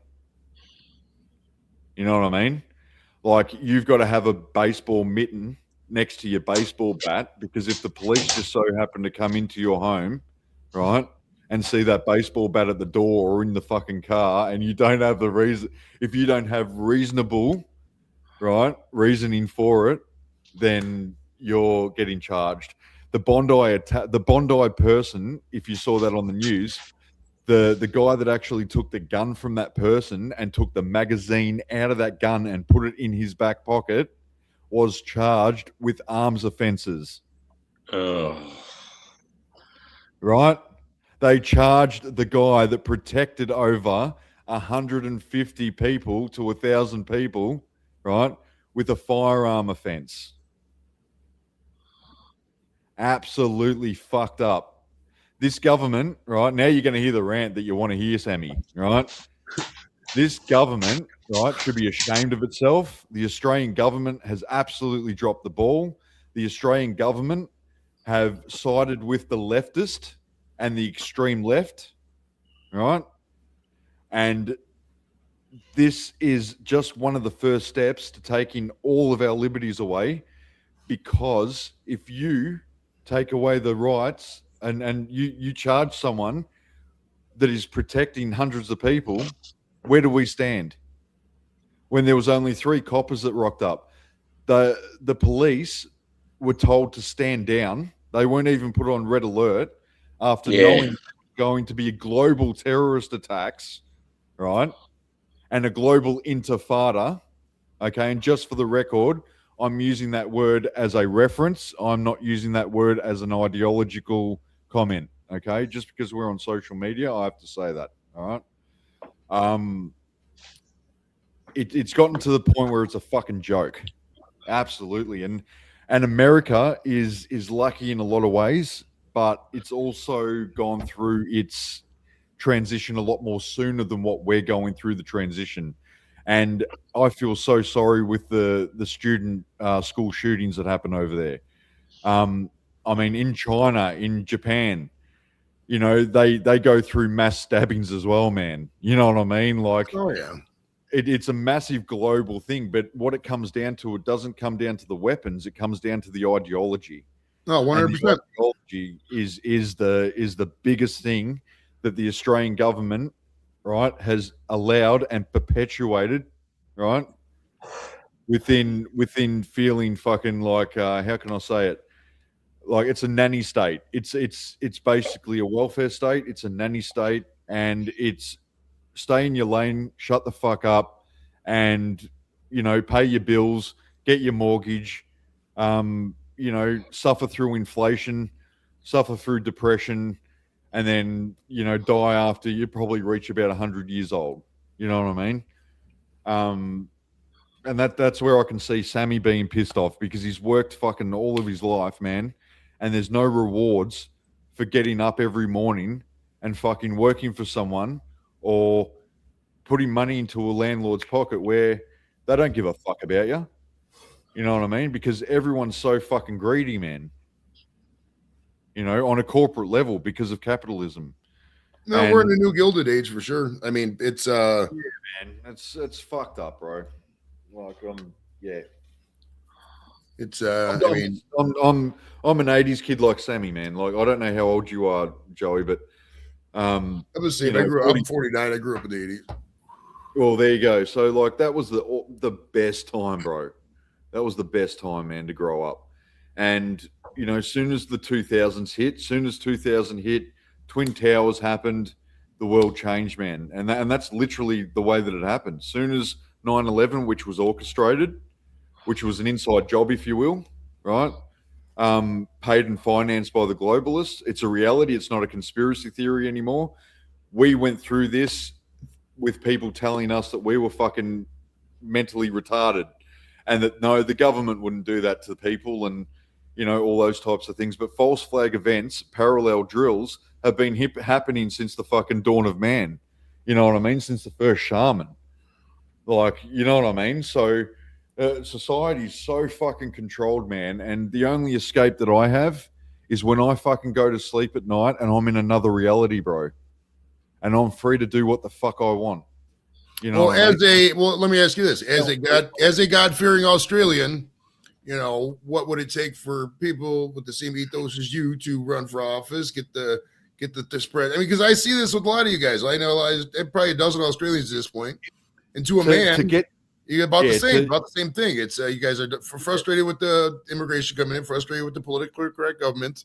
I mean, what are the qualifications to run for council, to run for governor of the state, that kind of thing? What are we talking about? For council, okay, so for council, it's not easy. For state government, it's not easy. For federal government, it's not easy. People are handpicked from university, and this happens in America too. You've got guilds, you've got fraternities, you've got all that type of shit. Yeah, that's all JD Vance got there. Yeah. Yeah. So the average person, man, is really on the back foot. It's very rare that the average person in Australia will get anywhere into politics onto a high level. You know, the people that say that, you know, like our Prime Minister says, for an instance, you know, like he grew up in housing commission, right? All this type of jazz. Do you know what? I reckon that's a fucking shit backstory and a false backstory, bro. I don't believe that his life was like that, man. You know what I mean?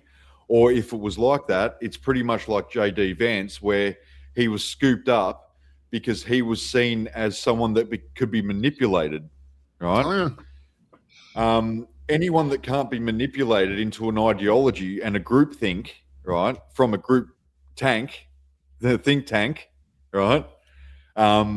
You know, like they won't get anywhere, bro. And there's people that are trying to, you know, they're trying to get somewhere, but I don't think that they can get very far, you know.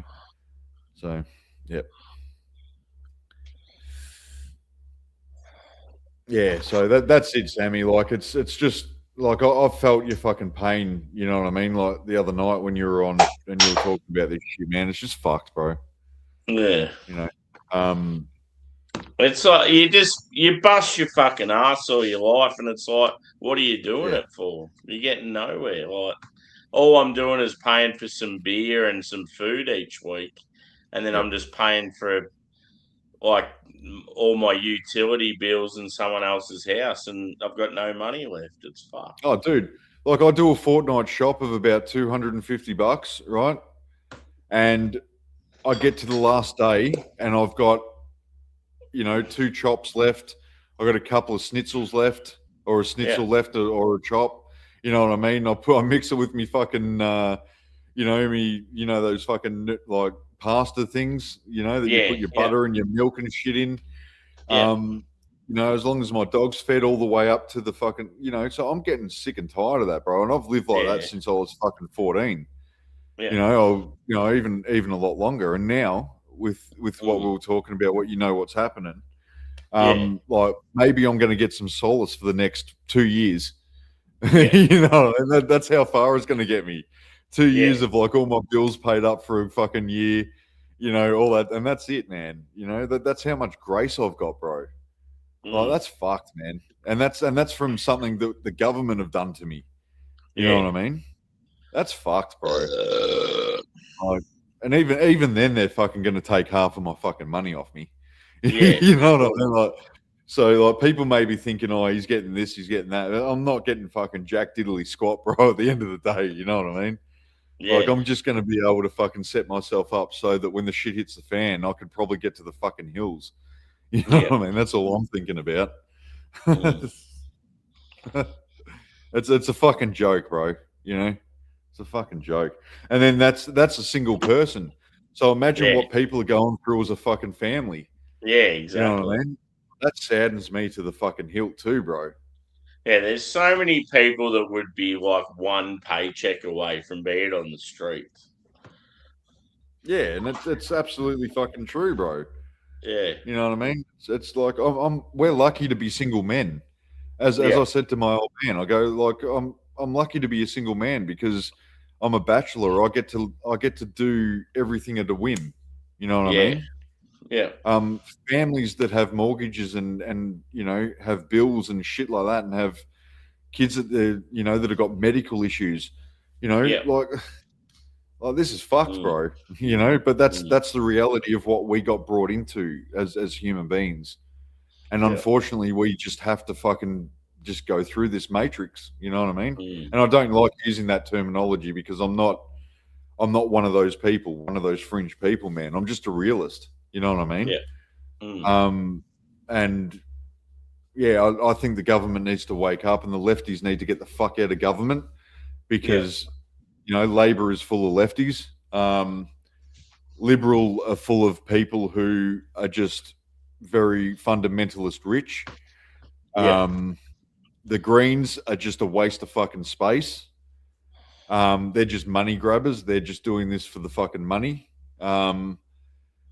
The One Nation Party, awesome, right? Bring Australia back to the way it was meant to be. But even that is that reality? Is that true?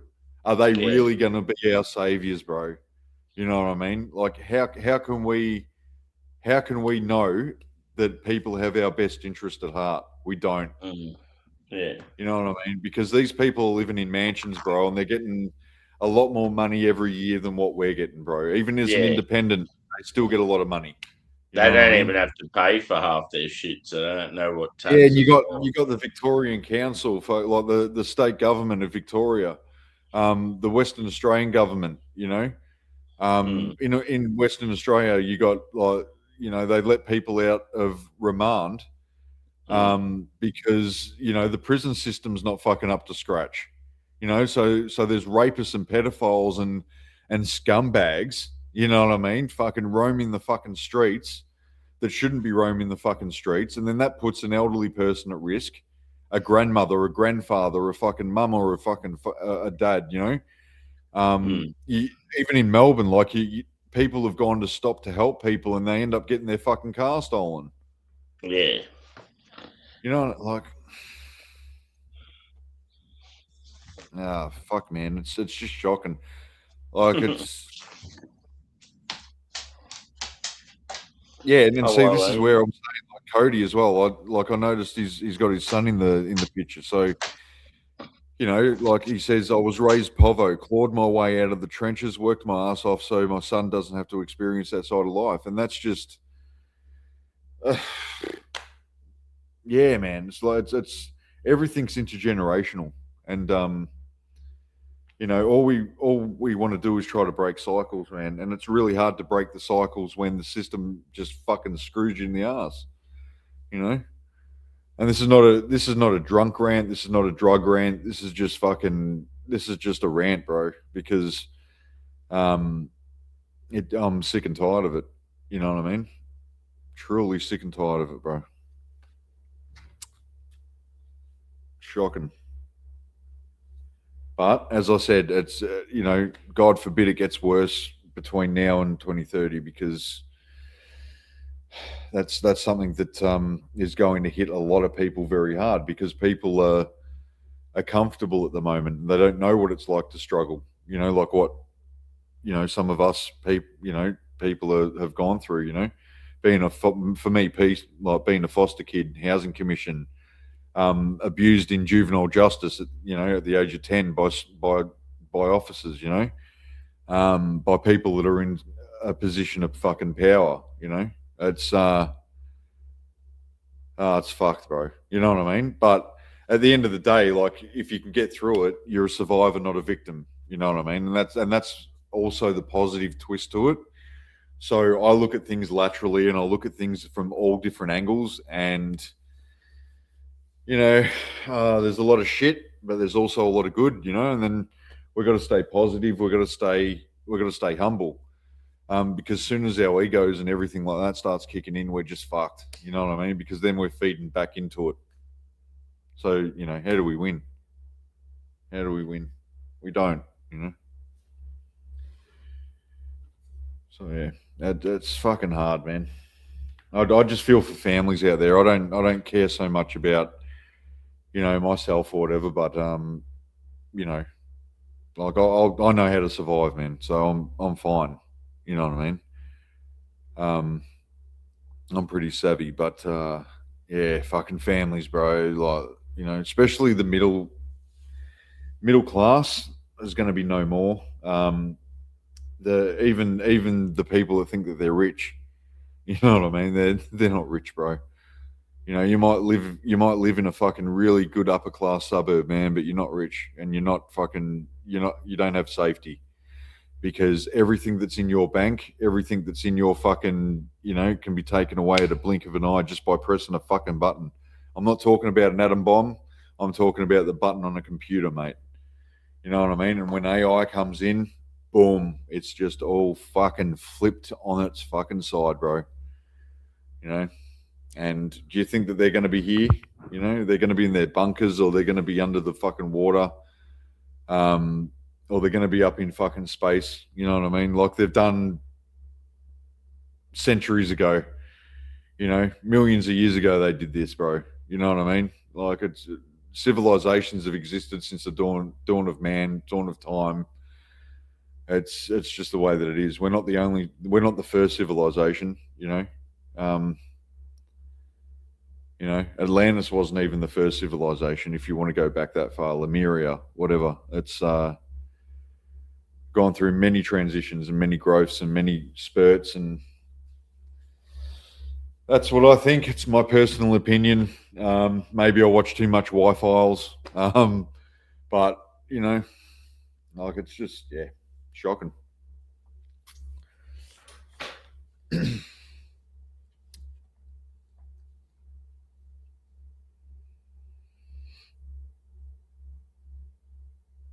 You know, like no wonder these kids are doing what they're doing as well, because they don't have any hope.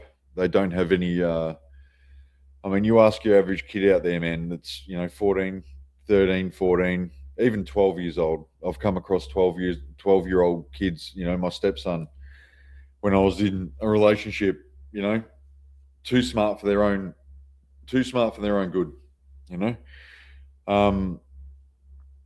you take a phone away from a kid and it's just like chaos, it's fucking unbelievable, bro. And then you got self-righteousness. You got the devil creeping into fucking everything that you do, every single waking moment. You know what I mean? From as soon as you wake up in the morning, bro. Like that's yeah, it's fucking phenomenal, man. You know what I mean? So idle hands are the devil's tool, bro. Like when someone says that, that's the reality of it, man. And you know, like when you wake up after you fucking have a good night's sleep, and you got to wake up to all the chaos that's out there, man. You know, in many different ways, shapes, or forms, or whatever, but it's still there. You still know it's there. You know. Yeah, it gets a bit hard, you know. Like, but sometimes people isolate for the right reasons. Sometimes people isolate for the wrong reasons. And for me personally, when you've got it, enjoy it. You know what I mean? So I've never had a roof over my head for very long to call my own home. Finally, I do, but that's just, you know, that can be taken at any moment. That's fucked, man. It's unbelievable.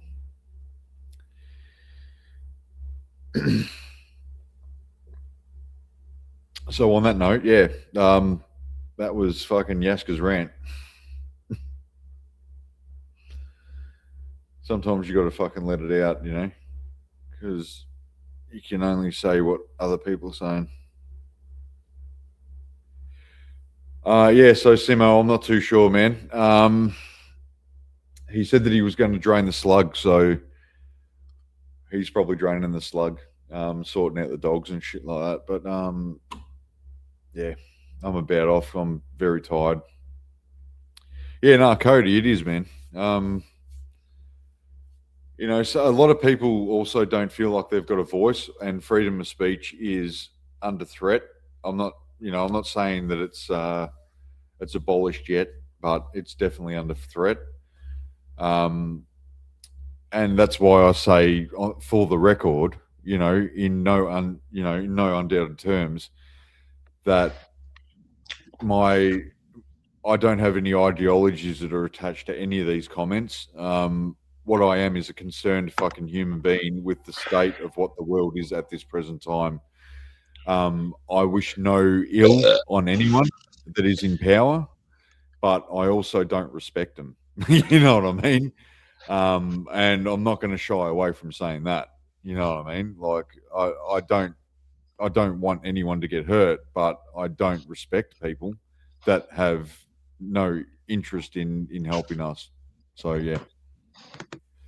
Sammy, welcome back, bro. Cheers, I've been holding bro. the fort, so yeah. Good on you, man. No, I went to the dunny and then I thought I better fucking sort the dogs out as well.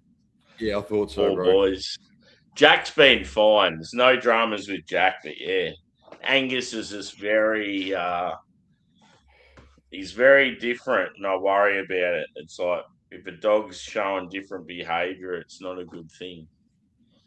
So yeah, No, that's and my girl's like 5 years old, and even she pants, bro. Like she sits out in the sun, or the humidity affects her, and you know what I mean. Like it's but when a dog gets to about 8 years old, that's the slow decline. Yeah, and I'm not looking forward to it. That's for sure. Yeah, it's gonna be painful, but you know it's inevitable. And when you're a pet owner, and you're a responsible pet owner, that dog's going to be with you forever. You know, in your life. You know what I mean? For as long as it's alive. So, a person that walks away from an animal is an animal.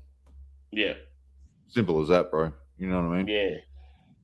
And when the day comes with Angus, I don't want to think about it, but when it does come, it's going to be fucking hard. It's going to be very hard.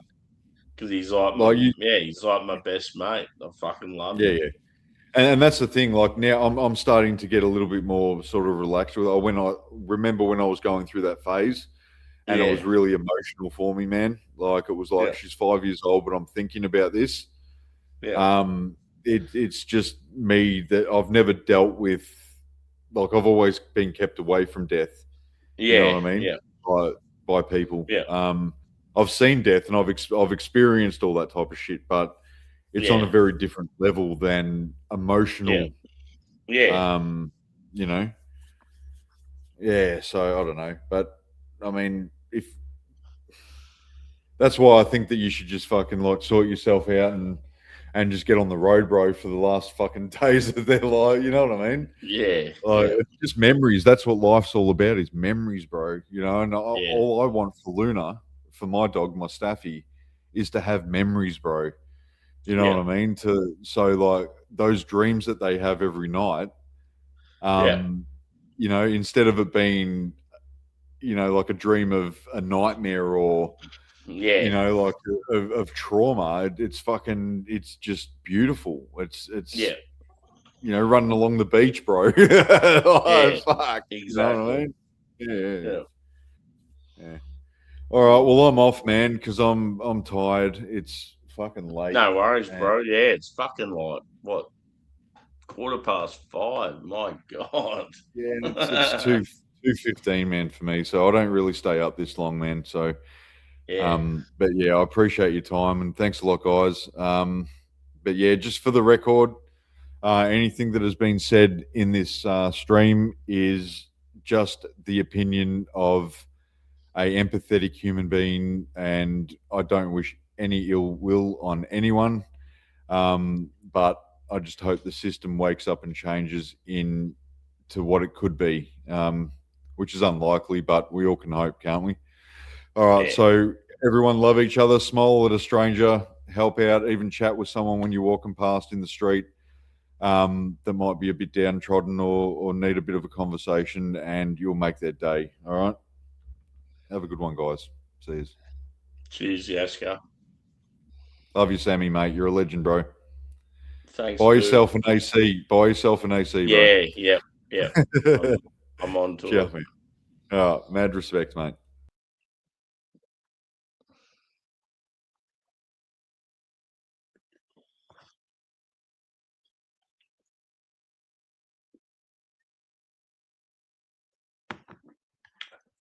La la la la la la la la la.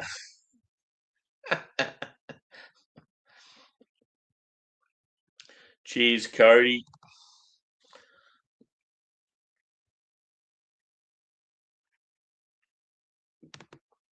Simo. What's going on, brother? I'm assuming, I think Rate My Beer's meant to be starting a stream shortly. Oh, it's shocking. He only goes live on days that end in Y. Who? Hey. I need to get yeah, Skiff, you're still watching, buddy. Have a good one, man. Yeah, he said to say, see ya. Cool. Yeah. Yep, we're out here smoking, token, little joking. I'm combining the bottled water into the regular water for some reason. I don't know why I grabbed the bottled water. Well, when I go to the tailgate, Steve, they always have, you know, I'm drinking the waters because they have a big old bin. I'll take a couple. I usually don't drink too much because I try not to drink too much water because I don't want to have to pee because I had this fucking urination problem. Yeah, like me. Every night. I'm fucking pissing every fucking night, hate that shit, dude. On a tailgate, it's horrible because you got to wait in line half the time. Nothing's worse than have to wait in line to go to the bathroom, dude. It's fucking horrible. In a horrible porta john. I can see why people. Last night, I reckon I got up every 15 minutes to do a piss. I'm just like, this is ridiculous. It's bad enough I can't sleep, but having to get up all the time when you just get to sleep to do a piss, it's like, what the fuck? Every just like, fuck, I might as well kick it in the bathroom, right? That was wild.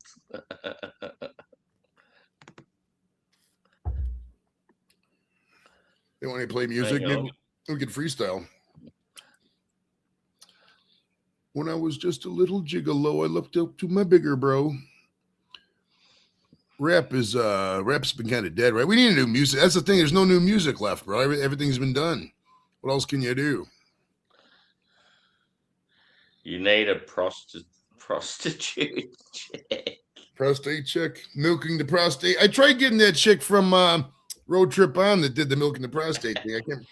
I've had my prostate checked twice. It's not good. It's fucking very uncomfortable, but Sticking fingers up. I your have ass. had it done. So Right? My goodness. My goodness gracious.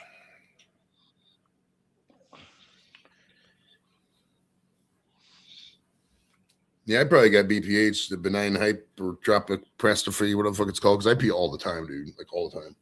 I even think one medicine even says that. It says take 2 capsules by mouth at night for lower urinary tract symptoms. Same solution. That shit doesn't work. It fucking doesn't work. That's why I told the doctor, my VA doc, I was like, yo, just give me a consult with the urology people. But I don't want them to like consult me and they give me some other bullshit that makes my fucking cock limp. You know, that's the only thing. If that's the case, bye urology. I'll just deal with the fucking pee thing. You know. I am too old to deal with fucking limp cock, bro. I'm not gonna live that life. You know, if I get to that point, fuck it. There's no, you know, the whole reason for doing this kind of stuff is to fucking well, have fun, but you know, also get up in titties. I suppose I can still get up in titties with a limp cock, but it's a lot funner when them spreading them legs though. Shit.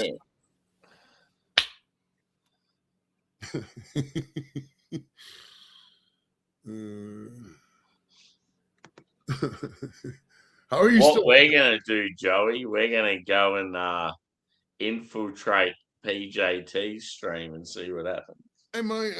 It's I don't really. I mean, until if Lane Thomas returns my damn text, I'll see if he comes on the show. If not, I'll just delay it a little bit, I guess. Yeah. Other than that, I'm not doing nothing. I got to work tomorrow. That's not till I'm teleworking tomorrow, so it's not too good. But other than that, fucking nothing really. Just a bunch of chilling because I got Tuesday, Wednesday. I'm supposed to go in the office. I'm hoping they call a day. They call it ECAP. Is the acronym they use, Emergency Closure Action Plan. But basically, if it's real bad weather out, they let people telework. I'm hoping they call that for Wednesday. But if not, I'll go in the office Wednesday and then have off for that's Wednesday's New Year's Eve, and I'll have off for that. So we'll probably go out and watch the Buckeyes game for a little bit.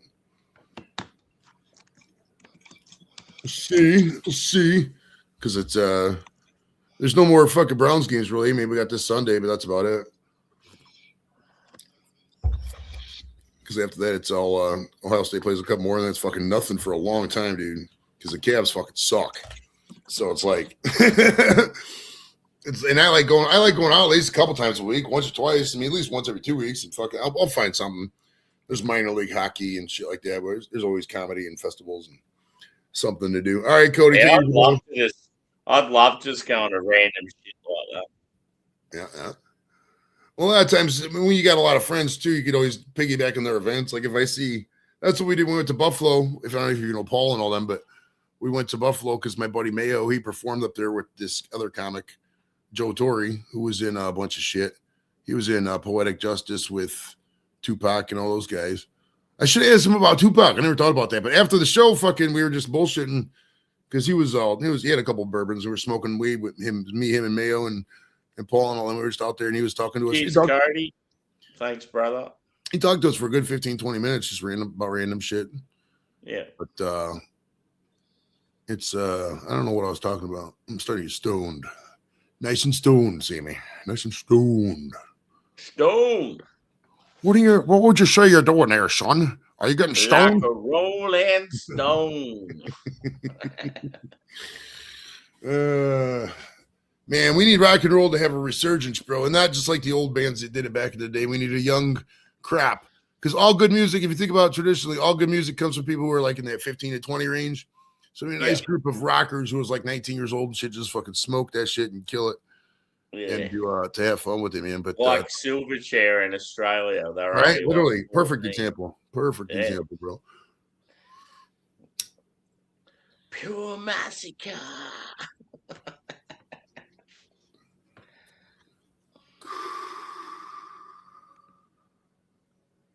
Girls direct to you. Call 1-900-SAMMY for girls direct to you. You will have 2 girls delivered to your door. For a small processing fee, you will be signed up for a monthly service that is $59.99 a month. Not cancelable, but 2 girls will come to your door. They won't do anything to you, but they will come to your door.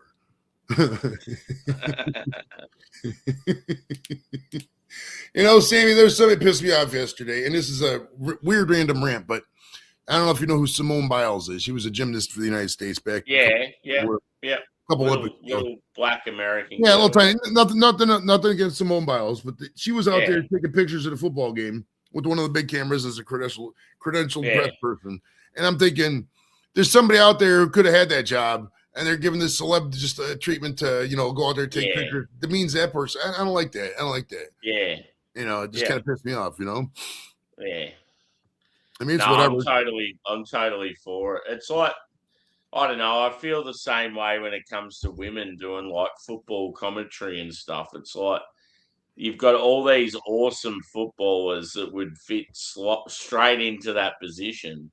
And then all of a sudden you've got some girl you're just trying to get on there to appeal to families and stuff. It's just like, nah, I'm not buying it. They need to remember who their fans are and fucking what their fans like. I mean, there's a place for women in the whole zeitgeist of it. I mean, I have no problem with the sideline reporter here or there. I mean, some of them are very knowledgeable. I've had a couple on the show. Didi Kikabwala for the NFL, very knowledgeable person. She's one of the awesomest football minds I've ever talked to. Very smart person. But what we were seeing with just to have it, it's kind of like, come on, man. Yeah. Come on, man. Fat people, especially too when she's like an Olympic champion, like she should be out there coaching other girls gymnast stuff. Hey, not taking pictures just because she's living her life now. If you want to take pictures, that's fine, but work your way up. I'm pretty sure she didn't work her way up, like doing it anonymously. Because like Drew Carey did it. If you know who Drew Carey is, he ran the Drew Carey show, and he's on this show called The Price is Right. And Drew Carey, for a while, before he got on The Price is Right, actually, he was out there doing a bunch of soccer photography and follow the Cleveland team around and take pictures. But he did it anonymously. He didn't get any pub for it. We didn't know until after. That kind of shit I have no problem with if you're earning your way up. But when you're just out there, to be fair, I didn't really research how she did it. She could have done the same thing maybe, but I don't know, it just irked me to see her out there. It's like, come on. Because they're hoping everyone in the crowd's like, oh, look at her. She's the Olympic champion. She's taking photos. Wow. Right. Fucking hell.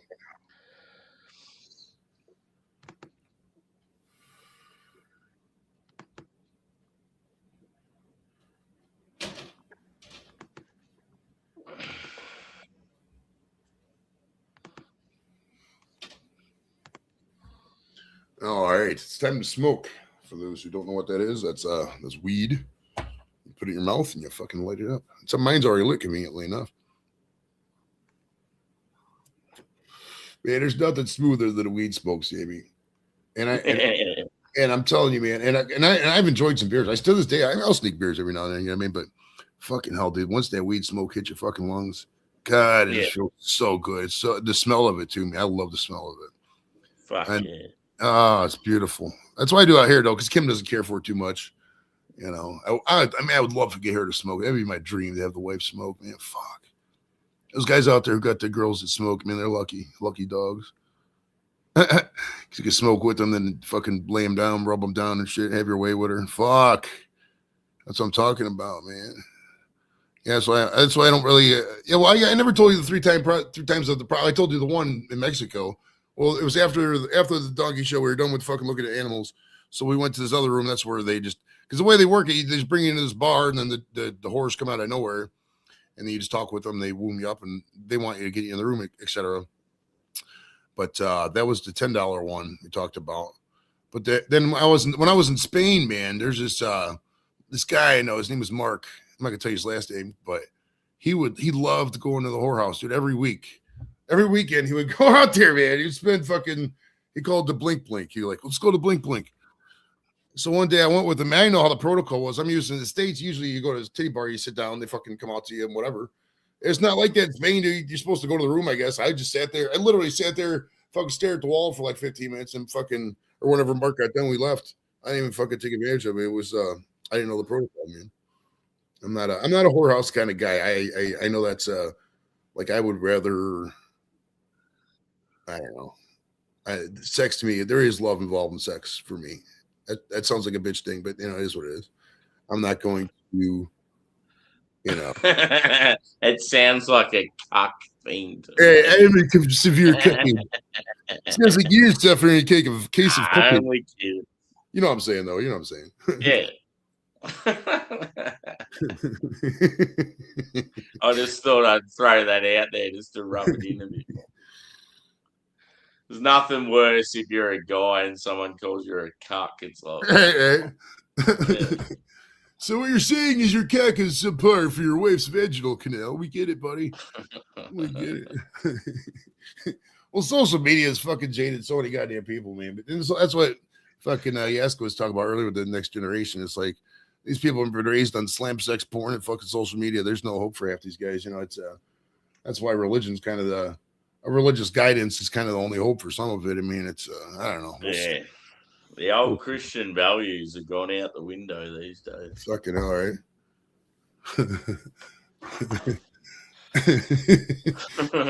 I'm gonna have sex with 5 guys on OnlyFans for $5 a month. Subscribe today. Yeah, where's the dignity in that? How do you recover from that, right? Fuck. We can't really question these Islam men that have like 9 wives and pumping out 50 kids in like 6 months because our women are doing the same on OnlyFans.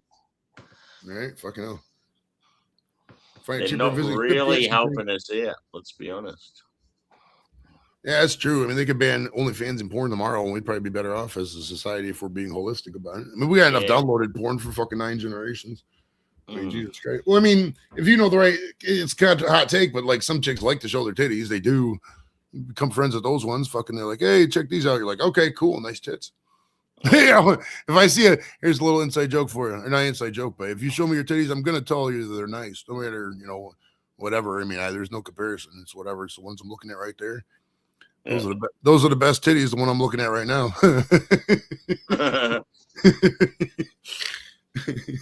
Yeah, it's like you whisper a girl over and you go, "Oh, do you reckon your boobs are better than hers?" And she's like, "Yeah, of course."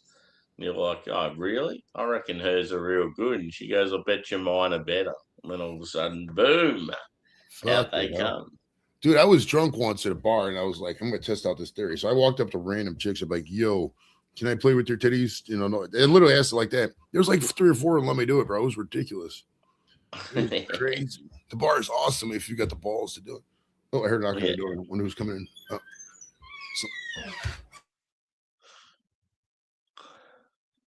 Joey's in trouble.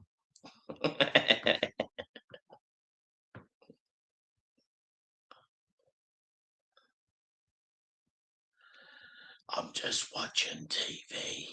I'm doing nothing wrong. It's all good.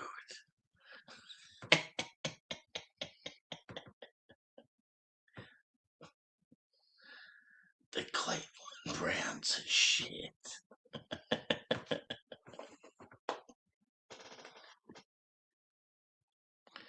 Where's this PJT motherfucker? I want to see what he's doing.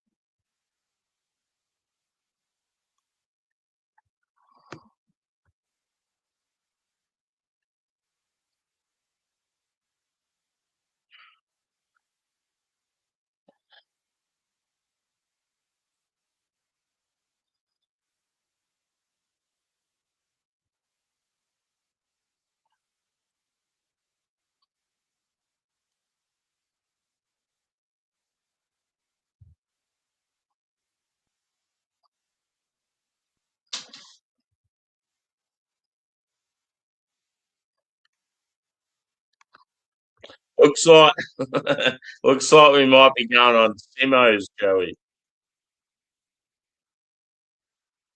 Hang on.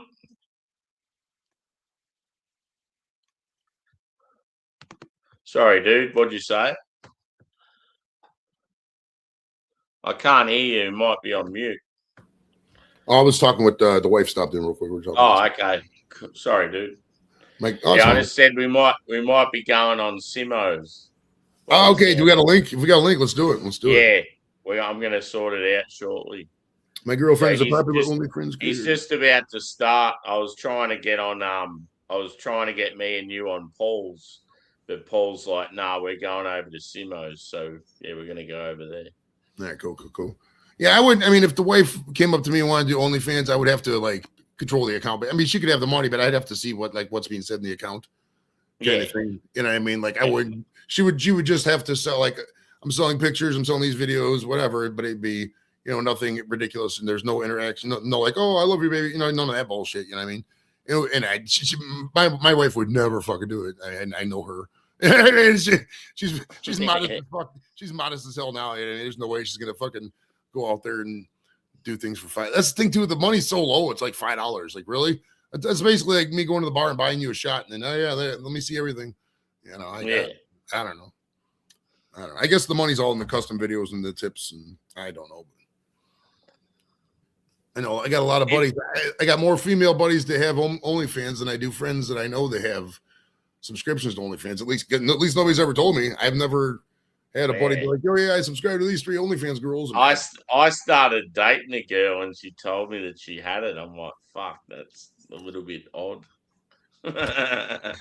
Did you go to the? I'll have to show you some videos, Joey. You'll love it.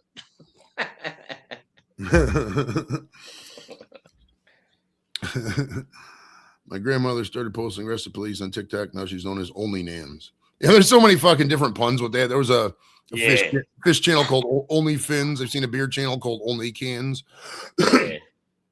All kinds of stuff. Only paws when it comes to cats. All right. Cat rescue. The only pause cat rescue. I would God bless cat and dog rescues, but I'd rather spend the money on a homeless shelter or some kind of men's rights thing or whatever. I mean, men need to be producers, and the production needs to be valued by society. Bottom line, I mean, most guys just want to produce, want to be a good provider, but you got to have something to provide for. You have to have a society that supports that kind of environment. You know what I mean? If you don't, then what the fuck? Who cares? That's when people burn things, bro. You want to be burning things. It's hot. I want to be your provider. And not just your cell phone. We could be rap stars, bro, if we fucking had the right marketing, man. I feel like me and you could do anything, Joey, and we would be fucking loaded. Yeah. It's all about marketing, bro, and sex appeal, man. Sex appeal. Chicks dig fucking YouTube stars. They do. Some of you out there may not realize it, but fucking, I mean, not everybody on YouTube. You have to be still fit the type of, what women like, but I mean, chicks dig guys, YouTube stars that, I don't want to say we're stars, but you know what I mean? People who are out. It's not just YouTube. It's a confidence. Yeah. It's a confidence. People that have a following. Chicks dig guys that are outgoing, that are confident, that, know what they're doing, know what they want in life, not pussyfooting around. There's so many guys who are like, I'm so single, this sucks, I'm never gonna, whatever. Yeah. Why would any chick want to take that on,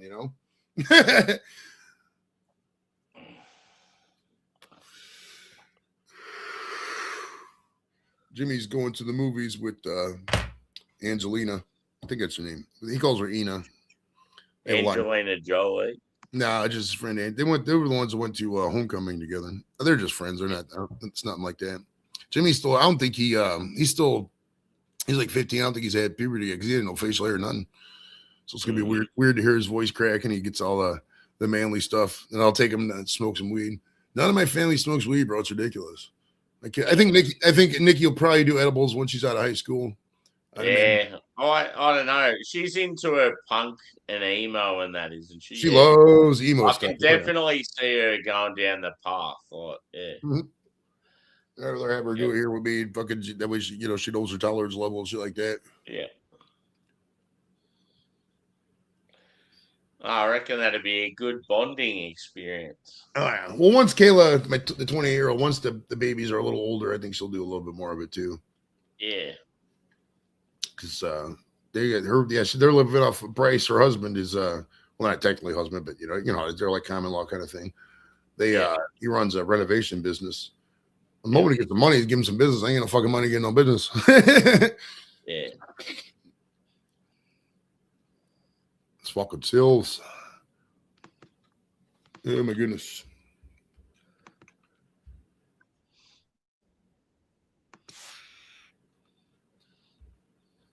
All right, close that. I gotta close these 9 million windows I got open. All right.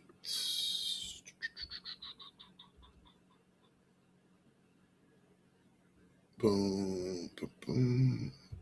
All right. So, what does everybody want to talk about? Tell me your feelings, your thoughts, desires. I want to kiss you all over. Tell me what you need for you to justify my love. I remember when that Justify My Love video came out. I was probably about 14, 15. And fucking hell, that was like hardcore porn for me at the time. That was hot. Yeah. Madonna was out there kissing chicks and fucking, they were practically topless and all they had was like this. What's a movie when you're younger that you kept pausing? Is there a particular movie? Fuck it, no, 100%, 100% Revenge of the Nerds. 100%. Yeah. The part where and Police Academy 1 too, when they were by the fire and they were topless dancing around and shit. Yeah. And the other part when they were on the beach and the sand buggy came rolling by and put the sand on the girl's back and she was sunbathing and she stood up and like, I'd fucking seen that a million times. Yeah. Basic Instinct was another one for me. Oh, with the leg crossing. Yeah. And even there's one where she's changing in front of the mirror and you just see her completely naked in front of the mirror. No, and National Lampoon's Christmas Vacation with that one chick. I tried getting her on the show actually. The one you can't see the line here. Yeah. Fuck, that's a great movie, man. What a banger movie, dude. God damn it, that's funny. There's a character of Seinfeld, a female character, the one that where when George is real confident, he's real cocky.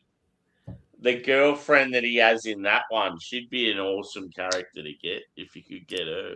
I gotta find the let's see, let me go to Seinfeld here on IMDb. Fast Times at Ridgemont High. Yeah, that was a good one. That was a good one. I fuck with that one. Porky's was good too. Porky's was good. Yeah. Porky's is a little lowbrow, but Porky's is fun. Yeah, Porky's, it's like a heap of chicks in the shower together, isn't it? Yeah. The shower one. Another one I like was fucking. If you ever seen Starship Troopers when they had the shower. Yeah. Oh, that was nice. That was nice. Fucking hell, that was nice, right? And then what was that one with Matt Dillon and the two chicks? Wild Things. Yeah, when he was a guidance counselor. And then he had the two children. That chick was so hot. Nev Campbell and fucking Denise Richards. Fuck. Yeah, Denise Richards. Wow. Did I try getting her? I got to get Denise Richards on the show. Fuck. Fucking hell. Oh, my goodness. All right, let's see here. If not Denise Richards, I'm going to try Nev Campbell too here. All right, Denise Richards. Enter. Nope, I have not tried Denise Richards. Okay. Worth a shot. Yeah, American Pie, the one with the exchange student. Fuck yeah. Yeah. Fucking Shannon Elizabeth. Oh, she's gorgeous. Fucking gorgeous. Yeah. When they had fucking 2006 technology in 1999. Nobody had that kind of technology. And I had internet in 99? It was all dial-up. Another one that was good was is it Harold and Kumar where the blonde chick gets him out? Yeah. Yeah. Oh yeah. I had the guy from Harold and Kumar Part 2 on the show. The Big Bob, the cock meat sandwich. He's a good dude. His name's Randall Reeder.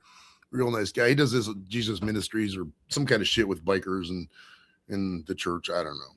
I mean, don't get me wrong. I love and support. I'm still Catholic. I always be Catholic, but I'm not like a hardcore Catholic. I mean, if we're being real about the Bible, dude, it was written fucking 2,000 years ago, and the events that they wrote about were 200 to 300 years after they happened. That's like me and you writing about the American Revolution. I wasn't there. I don't know what happened. You know what I mean? What the fuck? So like, it's I don't know. It's I can't. And more as Catholics tend to not be as literal with the Bible as some of the other Christianity sects are. You know what I mean? Like some people, they'll every Bible verse is like a literal thing. You know what I mean? They'll actually like pull out snakes and shit because the Bible says serpents. Like, no, I like snakes. They're okay, but I don't want snakes in the room. I don't want a snake crawling on my arm right now, gently squeezing my arm to where I lose blood. And the next thing you know, the snakehead comes up and goes, run, eats my fucking thing live. I mean, it'd be good for ratings, but, you know, I wouldn't be able to enjoy the money because I'd be dead because of the fucking Bible snake that just ate me. You know, I don't want to be eaten by a snake, bro. Anaconda in theaters now. I saw the preview for them. Like, that is the most recycled fucking crap ever, dude. Like, come on, man. And they even had Ice Cube in it too. What the fuck? Have you seen the Kentucky Fried Chicken movie? I don't know if I have or not. Let me take a look. Let me Google that.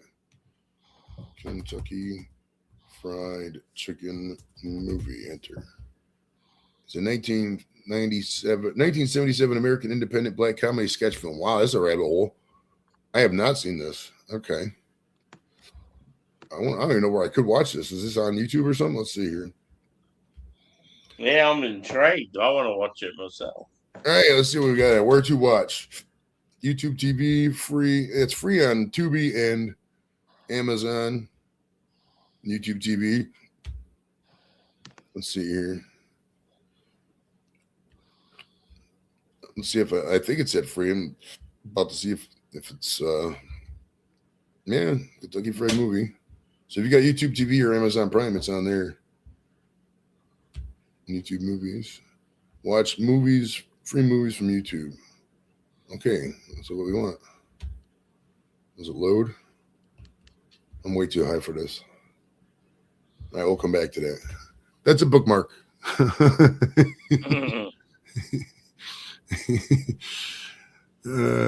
I saw a payphone earlier. I was like, Jesus Christ, dude, when was the last time that thing was used?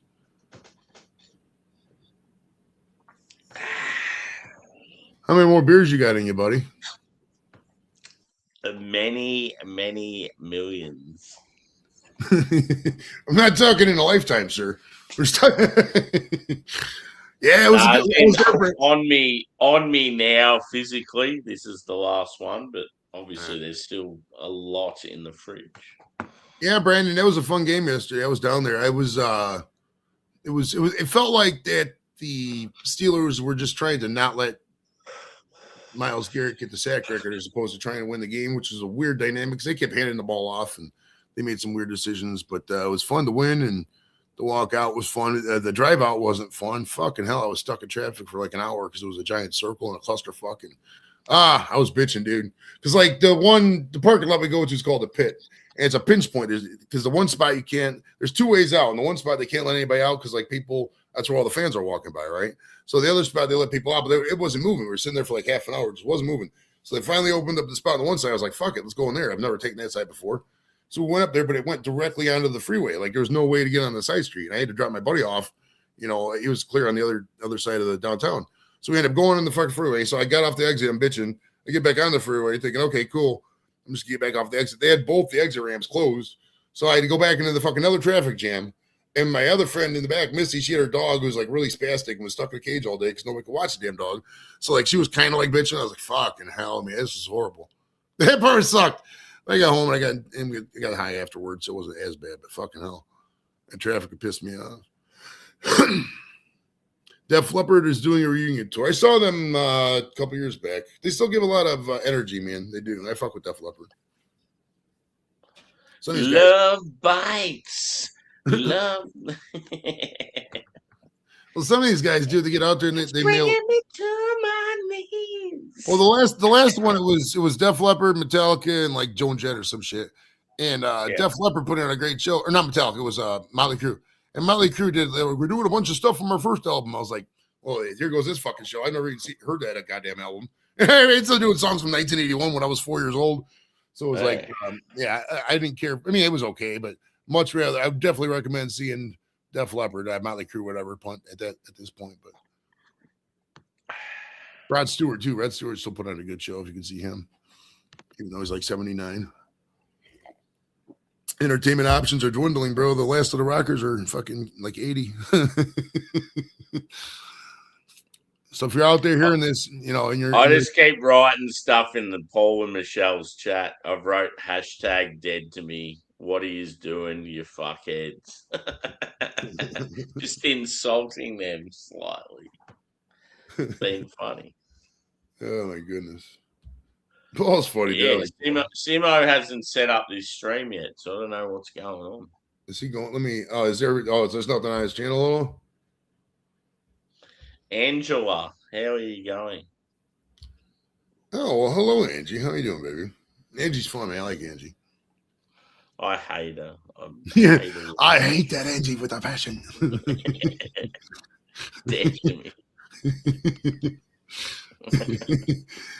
We are joking, Angie. We obviously love and care for you deeply. We're not people that air drum to Def Leppard with 2 arms are assholes. Well, if you air drum with one hand, it looks like you're jacking off, right? I think I only air drum to like 1 or 2 songs, like "Air of Night" by Phil Collins or something like that. Hey. Yeah, next week it's in Pittsburgh. Yeah, if Derrick Henry just runs all over you guys, we'll see. I was with my buddy Steve yesterday because he's a real big Steelers fan, and he was down there with me. He hated it. It was fun. It was but we got down to the tailgate like 9. I picked up Sue and Missy about 9, so we got down to the tailgate about 9:30, and we pretty much stood up the whole time because it was nice out. It was about 50 degrees Fahrenheit. So we were, and I smoked. This is the first time in a while we smoked all the way because Tim Quinones was there and his buddy was there. He was a Steelers fan. And there was 2 other chicks that were smoking. So we were just passing them around. They were rolling blunts too. I went through 5 of these pre-rolls and I only brought 6. That's quite a bit for a fucking tailgate. Usually I only go through 1 or 2 because I'm the only one smoking. But Tim doesn't usually come out. So I had a fucking legit smoke circle with some actual stoners, which was kind of nice. So we got stupid high, but we were standing up the whole time. That's fucking 2-3 hours of standing up. Then the walk up the giant hill and then the walk to the stadium. It was like, but then the walk up the fucking thing, you gotta go to the escalator and then take another escalator, then the walk all the way over to the thing, then walk all the way up. The funny thing was I seen the collection quite a few times. It just looked a really pinkish red. But then as it went on, it sort of started to look more like brownie red. And yeah, so by the time, and plus it was raining, so like, you know how it is with fucking humidity and rain fucks you with the joints and shit. So I was like, fuck. So I felt good. I'll get home, fuck good as shit to take them shoes off. I was like, fucking hell, brother. I was secretly like, thank God it's the last tailgate of the year because I'm about burnt. That was a lot. I mean, if you consider all the walking I did to Chicago, the nonstop walking I did in London, the walking we did in Detroit, all the walking I've done these tailgates in Cleveland, the walking we did in Baltimore, fucking shit, that's a lot of walking. I mean, granted, I probably just need to get in shape, but my goodness gracious, bro. Should we make you, or someone at least, be accountable for this walk? So it's Stephen first up, but then it's Angie, Phil, Angie, Steve, Brandon. I think we should make Angie do all the walks of her kicks. I've walked. Angie's a lovely person, but Angie's can get from the parking lot to the venue, and then after that, we need a little break. I saw the first little bit of it, Brandon. I did. It kind of turned me off a little bit because they weren't playing any defense. I could see how the game was going. I don't those back and forth games that are shootouts. I mean, they're fun to the untrained eye, but I like defensive battles a little bit more. You know what I mean? So and plus I was tired by that time because I was fucking up at 7 o'clock and tailgating all day and hanging out and shit. You know, after a while you just get old. You know, I stayed up. I wanted to stay up till like fucking 9 which I did. Because I was tired at 6. I got back to the house about 6 after all that traffic and dropped it off. And fucking hell, I was like, oh. So that's why I had Kim throwing up out of coffee and I fucking made it up. But yeah, it was a pretty good football weekend. That Bills game pissed me off though. It did. You getting that fixed in 2026? Okay, Ange, cool. Yeah, feet can be a fuck, man. If your feet ain't good, when I still can walk and stuff, but I'm pretty stoned when I do it. Usually, it's rough after a certain while. Your dogs start killing you, man. This shit hurts. This shit hurts. Yeah, I'm still waiting on Lane Thomas to text me back. See, I got a text here from somebody. Let's see. It might be from the group chat, so I don't know yet. Yeah, it's from the group chat. Oh, work called me. No, that's the VA called me. Okay, not work. I was scared there. Well, I work at the VA, but it was just a different thing. They probably left a message. I wish my parents would have me fixed when I was young. Okay. It was like a hammer toe or something. I don't even know what the thing is. I didn't really. I mean, my feet aren't like that, but I just over the years with the different boots and everything from the service, I've just been really, really drained. That's just part of life and getting older too. Suspect steals $1,200 ring from the mall. Well, what the hell? Any better security, I guess. Or maybe they just walked off with it. And they're like, "Hey, can I see this? Can I see your ring, please?" And then they just like run away and shit. Boom. Sammy's going. I don't know what Sammy's doing. He's probably going to the bathroom. And over there, when you flush the water down the toilet, it goes the other way because of the gravitational pull in the plumbing. I think that's it. Suppose we could Google it. Let's see. Why does the water in the toilet go the other way in Australia? Enter. It says the idea that Australian toilets flush opposite due to the Coriolis effect is a popular myth. In reality, Earth's rotation is too weak to influence small water bodies like toilets, and the swirling direction is determined by a toilet's specific design, water jet angles, and drain shape, though some large bodies of water like hurricanes do follow hemisphere-specific rotation patterns. Australian toilets often feature different designs, with some flushing more like a waterfall straight down, rather than creating a strong whirlpool, contributing to the perception. I didn't know that. I did not know that. That Simpsons episode was so great, wasn't it? My favorite part of that Simpsons episode, Brandon, is when they're in the embassy and they put up the Simpsons just in like, we made some adjustments to make this feel more like home. And he starts to flush the toilet and the water goes down like it is in Australia. And then there's like dunk, dunk, dunk, a bunch of pumps kick in. And it goes down the other way like in America. And Homer's like, God bless the USA. That's such a classic, man. 1992, I think. That's one of the best episodes, dude. Fucking hell, that was good. I want a coffee. A beer. Coffee. Beer. Coffee. Beer. C-O-B-A.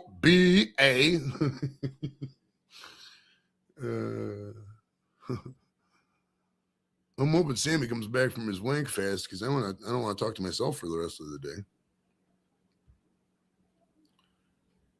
I mean, I don't know. I don't know. I'm just kidding. I'm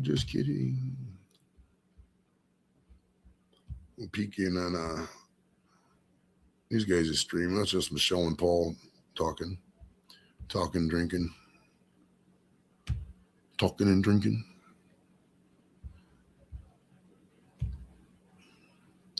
Yeah, the mid-90s, 92 to like 97, 98, 99. It was perfect Simpsons for era. Right. Fucking hell.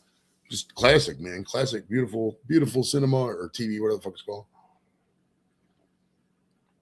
Beautiful.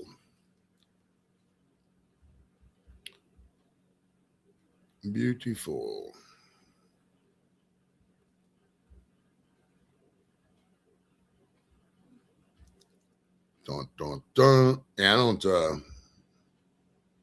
know. I suppose we could smoke some weed.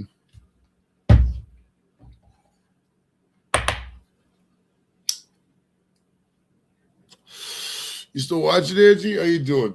You out there having some fun? I'm chilling, man. It's gotta work tomorrow. Waiting on Lane Thomas if he texts me back. If he doesn't text me back, I'll just delay it till whenever. I don't know. Not that worried about it. I've got some emails out to some people. We'll see. We will see. Oh, I got to get the death pool together too. Shit, I forgot about that. Never anyone didn't like Simpsons or Seinfeld. Very true. Very true. I need to ask somebody, one of these actors who's been on The Simpsons, that I get on the show at some point. I need to ask him like what that entails and shit, because I've never really talked about that. Had many people from Seinfeld on. I think it was 4 or 5 at this point. But yeah. I don't know. It's harder and harder to get these people on, man. More people got their own shows. He's probably both, if I'm guessing. I know Sammy. I don't know. He didn't seem too tired, though. He didn't. It's not like he was yawning. Usually Sammy will go until he's fucking dead in the couch. But to be fair, it is like 4 in the morning over there. But, I mean, when all your friends are in different time zones, you know, not that he doesn't have friends in Australia, but, I mean, he's online quite a bit because I think that's just convenient. It's easier to get drunk at home and talk with people online than it is to go out while driving. Yeah, they did. That was year 2000 they predicted that. If you remember too, Angie, they predicted the country was bankrupt after President Trump. President Trump bankrupted the country. That's becoming eerily accurate. We'll see. So pencils have erasers, all right? I don't think I could. It was kind of big, but Wayne Knight, I think his name is. Yeah, he's probably a little big for the show. I could potentially try. Usually I just get extras or one-offs, that kind of thing. I could definitely try. Fucking hell, man. Fucking hell.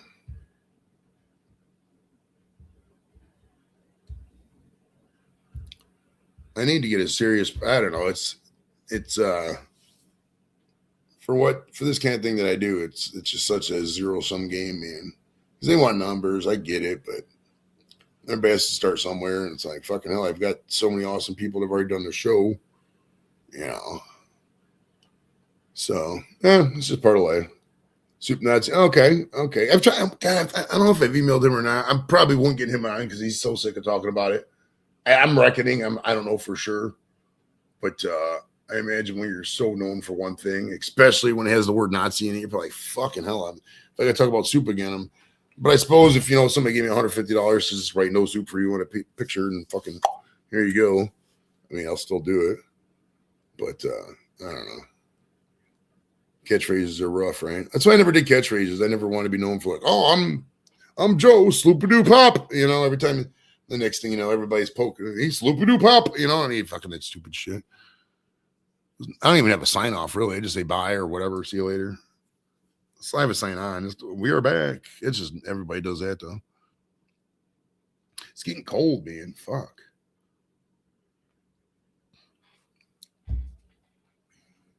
Yeah, I'm hoping Sammy comes back and plays some Third Eye Blind. We'll see. I wonder if we can hear this.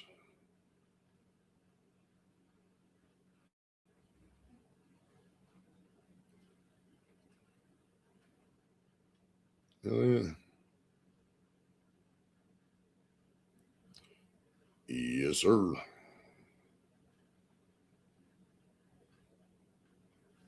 All right. It's windy in Maryland as well today. Yeah, I think the whole country is getting a huge fucking snowstorm. These states we're talking here when I say the whole country.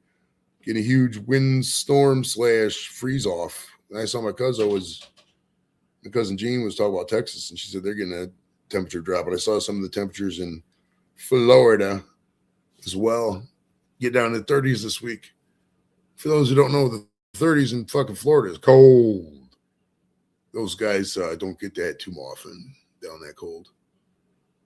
It's usually like 50 is like typically the coldest it gets.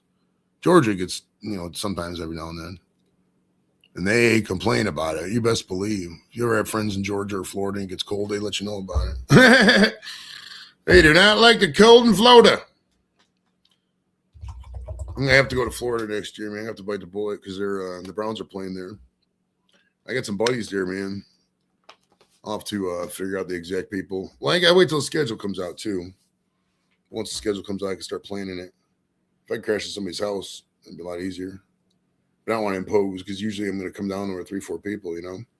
And now everybody lives right next to the stadium, so I don't know. You'll just get a hotel and say fuck it. You usually get hotels really close to the venue, really close, like right down the street, right? Because I don't like paying for Ubers and shit like that. I don't. That's why in Chicago for one, it was really cold, obviously, but like we didn't go to the official party and this and that because by the time you fucking walk all the way down there and pay for this, pay for that, it's just not worth it. And I don't know if anybody would ever, but people in Australia are getting arrested for having Nazi tattoos. Well, that's a freedom of speech issue, I would suppose. I wouldn't. You can always come with me. I plan on that, Angie. I would plan on that, definitely. Definitely. I got to get the budget in order. I'm not exactly drowning in cash right now, but there's always money around the corner.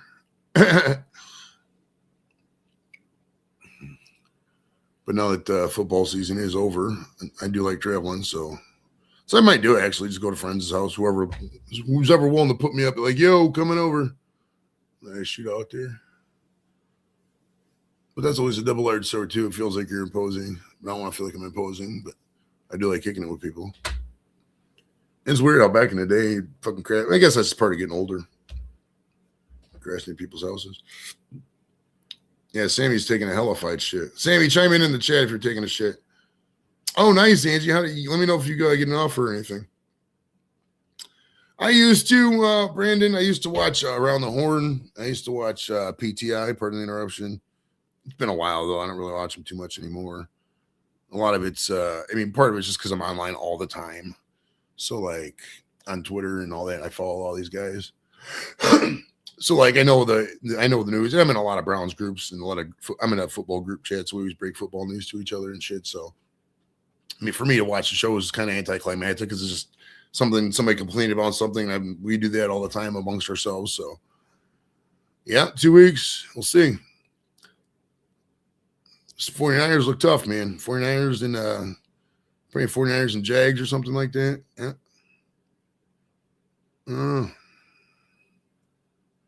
I hope Sammy comes back. I wonder if he dipped.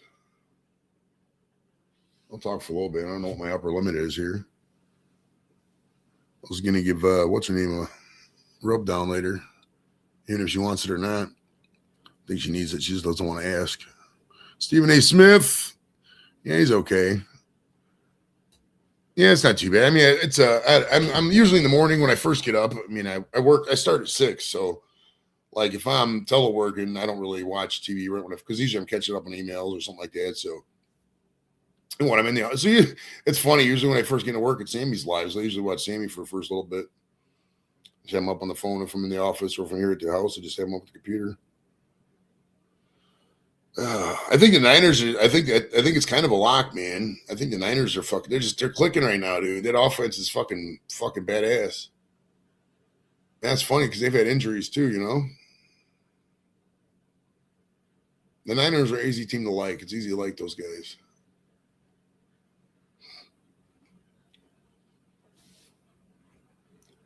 Sammy, are you with me? Mo murder. All right, says, what are your thoughts on counties getting canceled for jokes? I think the phrase canceled is kind of overused a lot. I mean, people will say, like, this guy was canceled, but he's still out there producing comedy specials. And I think that's gone down a lot in the past couple of years. That being said, I think it's ostracized a lot of comedians. It's very pigeonholed now. Like, if you're a certain thing, your audience is only going to be this and that. You know what I mean? Like, if you look like this, these are the only people that are going to laugh at your jokes, kind of deal. And we talked. I think we talked about this earlier, or it was either on here or another show. But like, the nuances to make people laugh is very subtle, man. You have to really know the people, know what makes them tick. And as a guy, I mean, you want to make the girls laugh, so you want to be as attractive as you can. I know a lot of these guys think that's superficial, but I mean, sex sells. It really does. If you're out there and you're very confident with your stuff and all your jokes are about, you know, silly shit, but not degrading it. Some of these comics, man, they get so they beat themselves up so much. Like, oh, I shit my pants today. Haha, I'm old. Nobody wants to hear that shit. You know, it's ridiculous, man.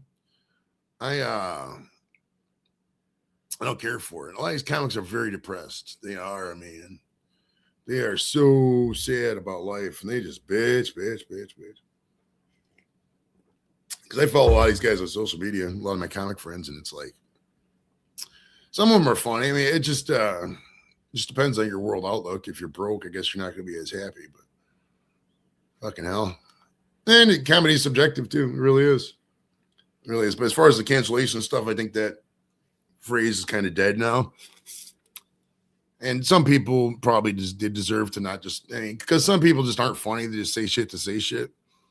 You know, if you say certain words, you know, N word, F word, shit like that, it's going to piss people off. But then people are like, oh, you're canceling me. And the guy wasn't funny to begin with.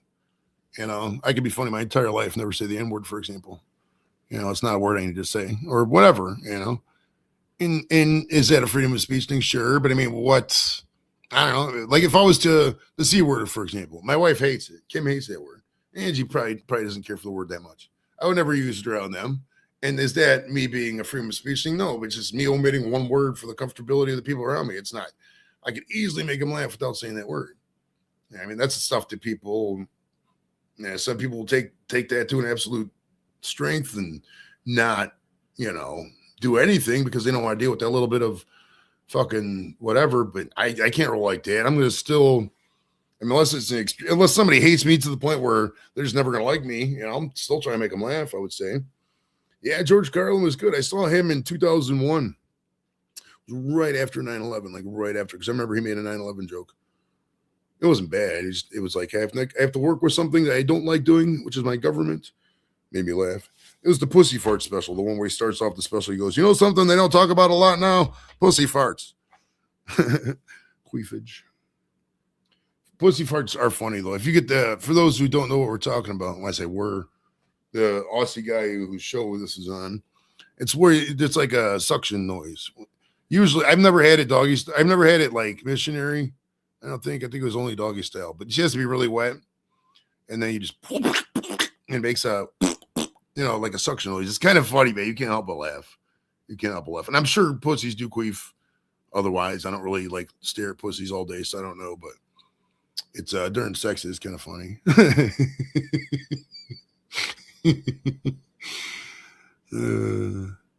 Doing it is funny, man. Doing it is really fun. I like doing it. It's one of my favorite things. I don't know. I'm not saying I'm obsessed with it. I do talk about it a lot, but it is what it is, man. You know, can't control your emotions. I mean, you can control your emotions, but end of the day, you know, man, I really wish this fucking Australian guy would come back because I'm running out of topics.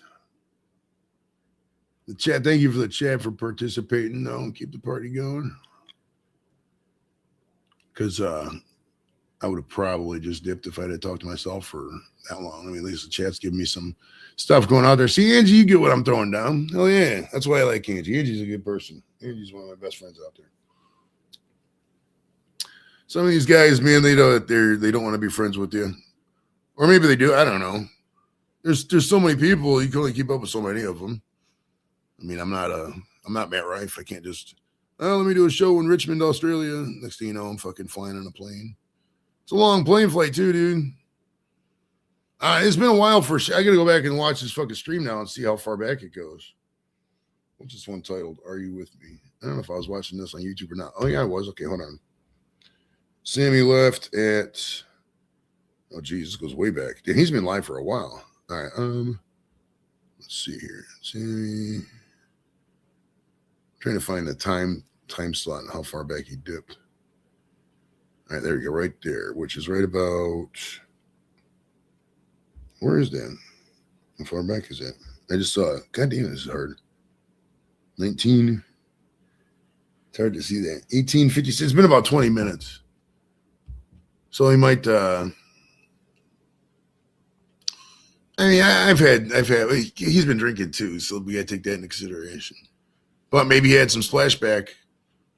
He's got to, scrub the undercarriage in the old Sammy wash there. You never know. So I don't know. I'm not speaking for him. He hasn't said anything in the chat. So I don't know. We could assume that he's either sleeping or or taking a shit. I mean, it's only two options. He would have said something otherwise, you know. If the house would have been on fire, he'd been like, yo, house is on fire. Or, you know, if he'd been raided and got a knock, like, yo, it's the Australian, you know, disease commission. We've traced down a strain to your house. And next thing you know, he's in quarantine or something. They probably would have said something, I would imagine. Fuck, now I'm worried about Sammy being in a biochemical incident. Sammy, if you're out there, wear your suit, your goggles, your gloves. Contamination threat level 4, full gear, bro. You don't want to get that shit and then bring it back to all of your dogs and everybody at work. You know? Sammy would make a great star of one of those movies, like an Outbreak. Sammy with dysentery. Dysentery Sammy. It's the one-man Oregon Trail featuring Sammy. Just him walking from bar to bar taking a shit.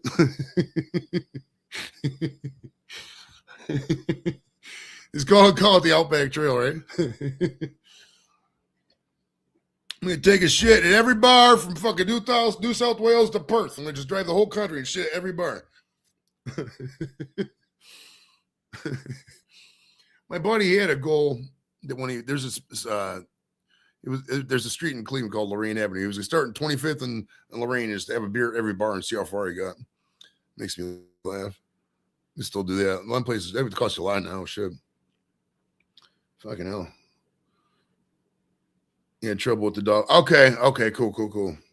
Hopefully the doggos are okay. He has some good pups. Yeah, it's because it's hot in there. He probably has to give him a bunch of water and ice and, you know, put a blanket. Maybe he has a... How can I help? Whoa, I wasn't talking, buddy. Stop talking. So maybe he has like a...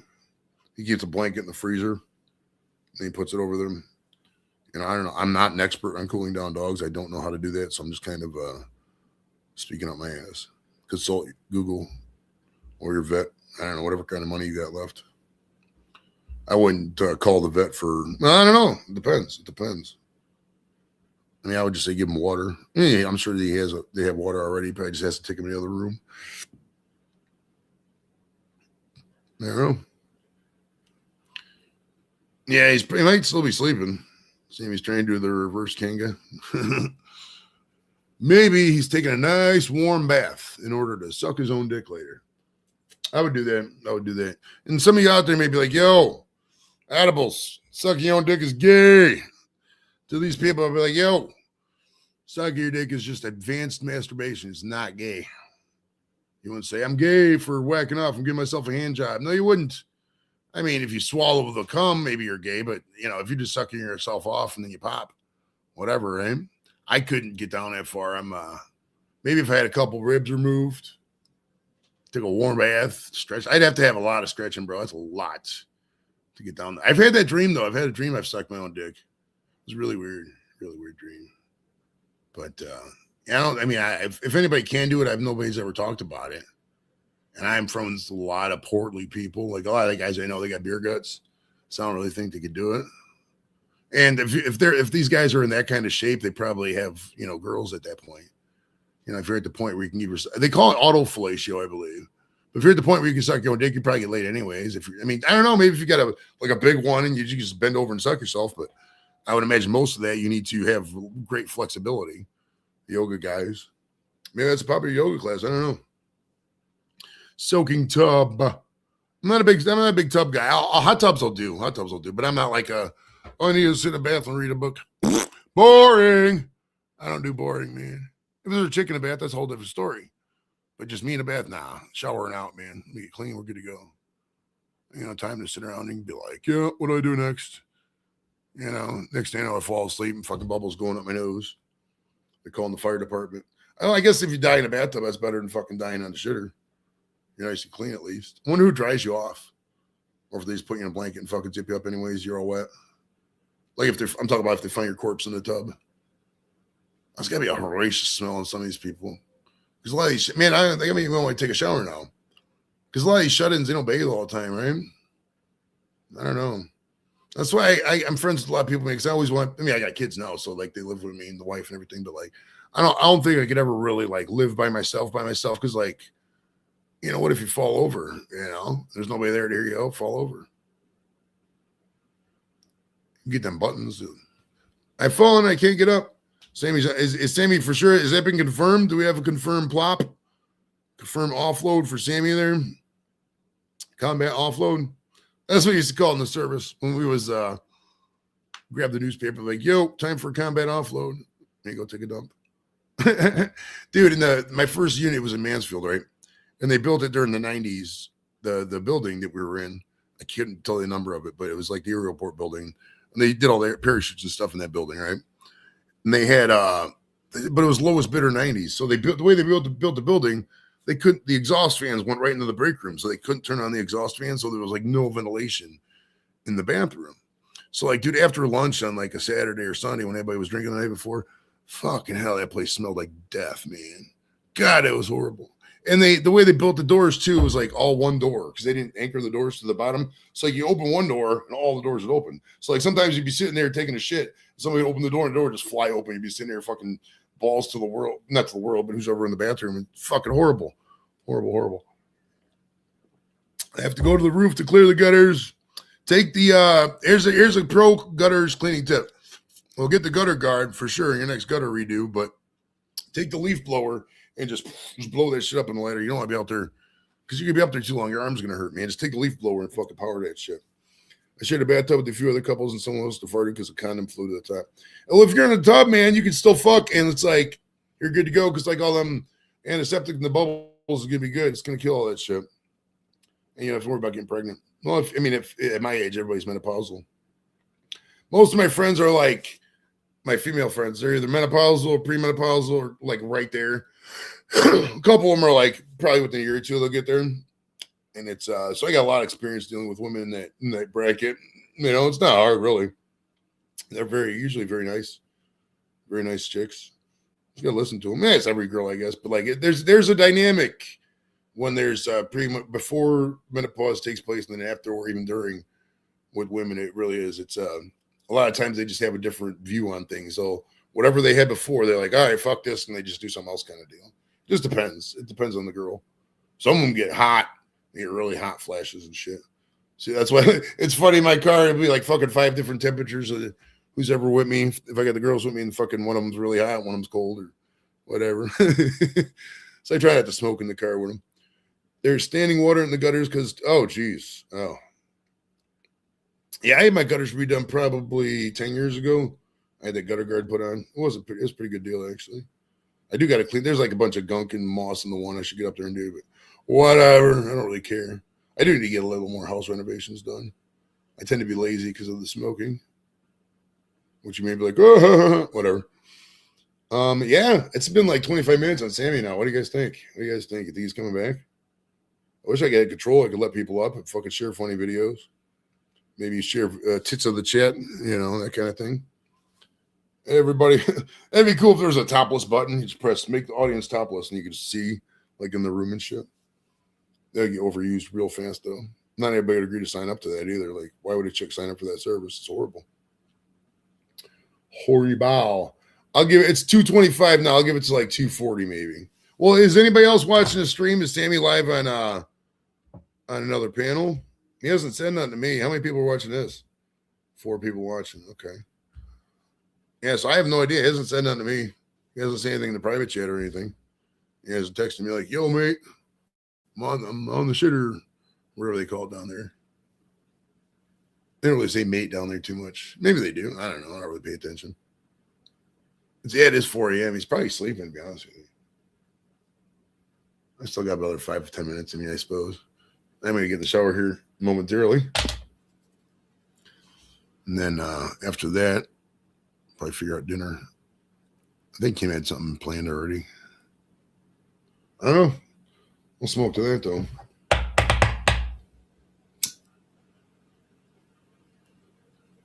It's been half an hour. Yeah, I think it's safe to assume that Sammy is sleeping. We could call him. You want to call him live? Let's do it. Let's do it here. All right. He was up last night and sleep, you said. Did he tell you he was sleeping? If he told you he was sleeping, we'll just assume that. But we can call him if otherwise here. Because he would have shut it down if he was tired. Let's see here.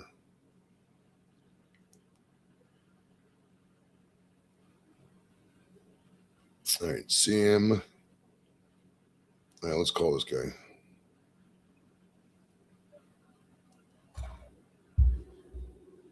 Now we gotta go on speaker. Oh shit, hold on. I'm calling him now on Facebook.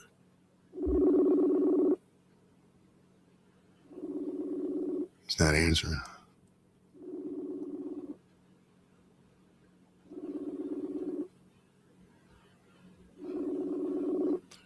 Sammy, answer your phone. So if you don't answer your phone, nobody's going to be on the stream. Yeah, I would say that it's because I'm calling him. I mean, you can see right there. I would say that he's probably sleeping. I suppose I'm going to hang up there. I'm not going to fucking ring his fucking phone all night.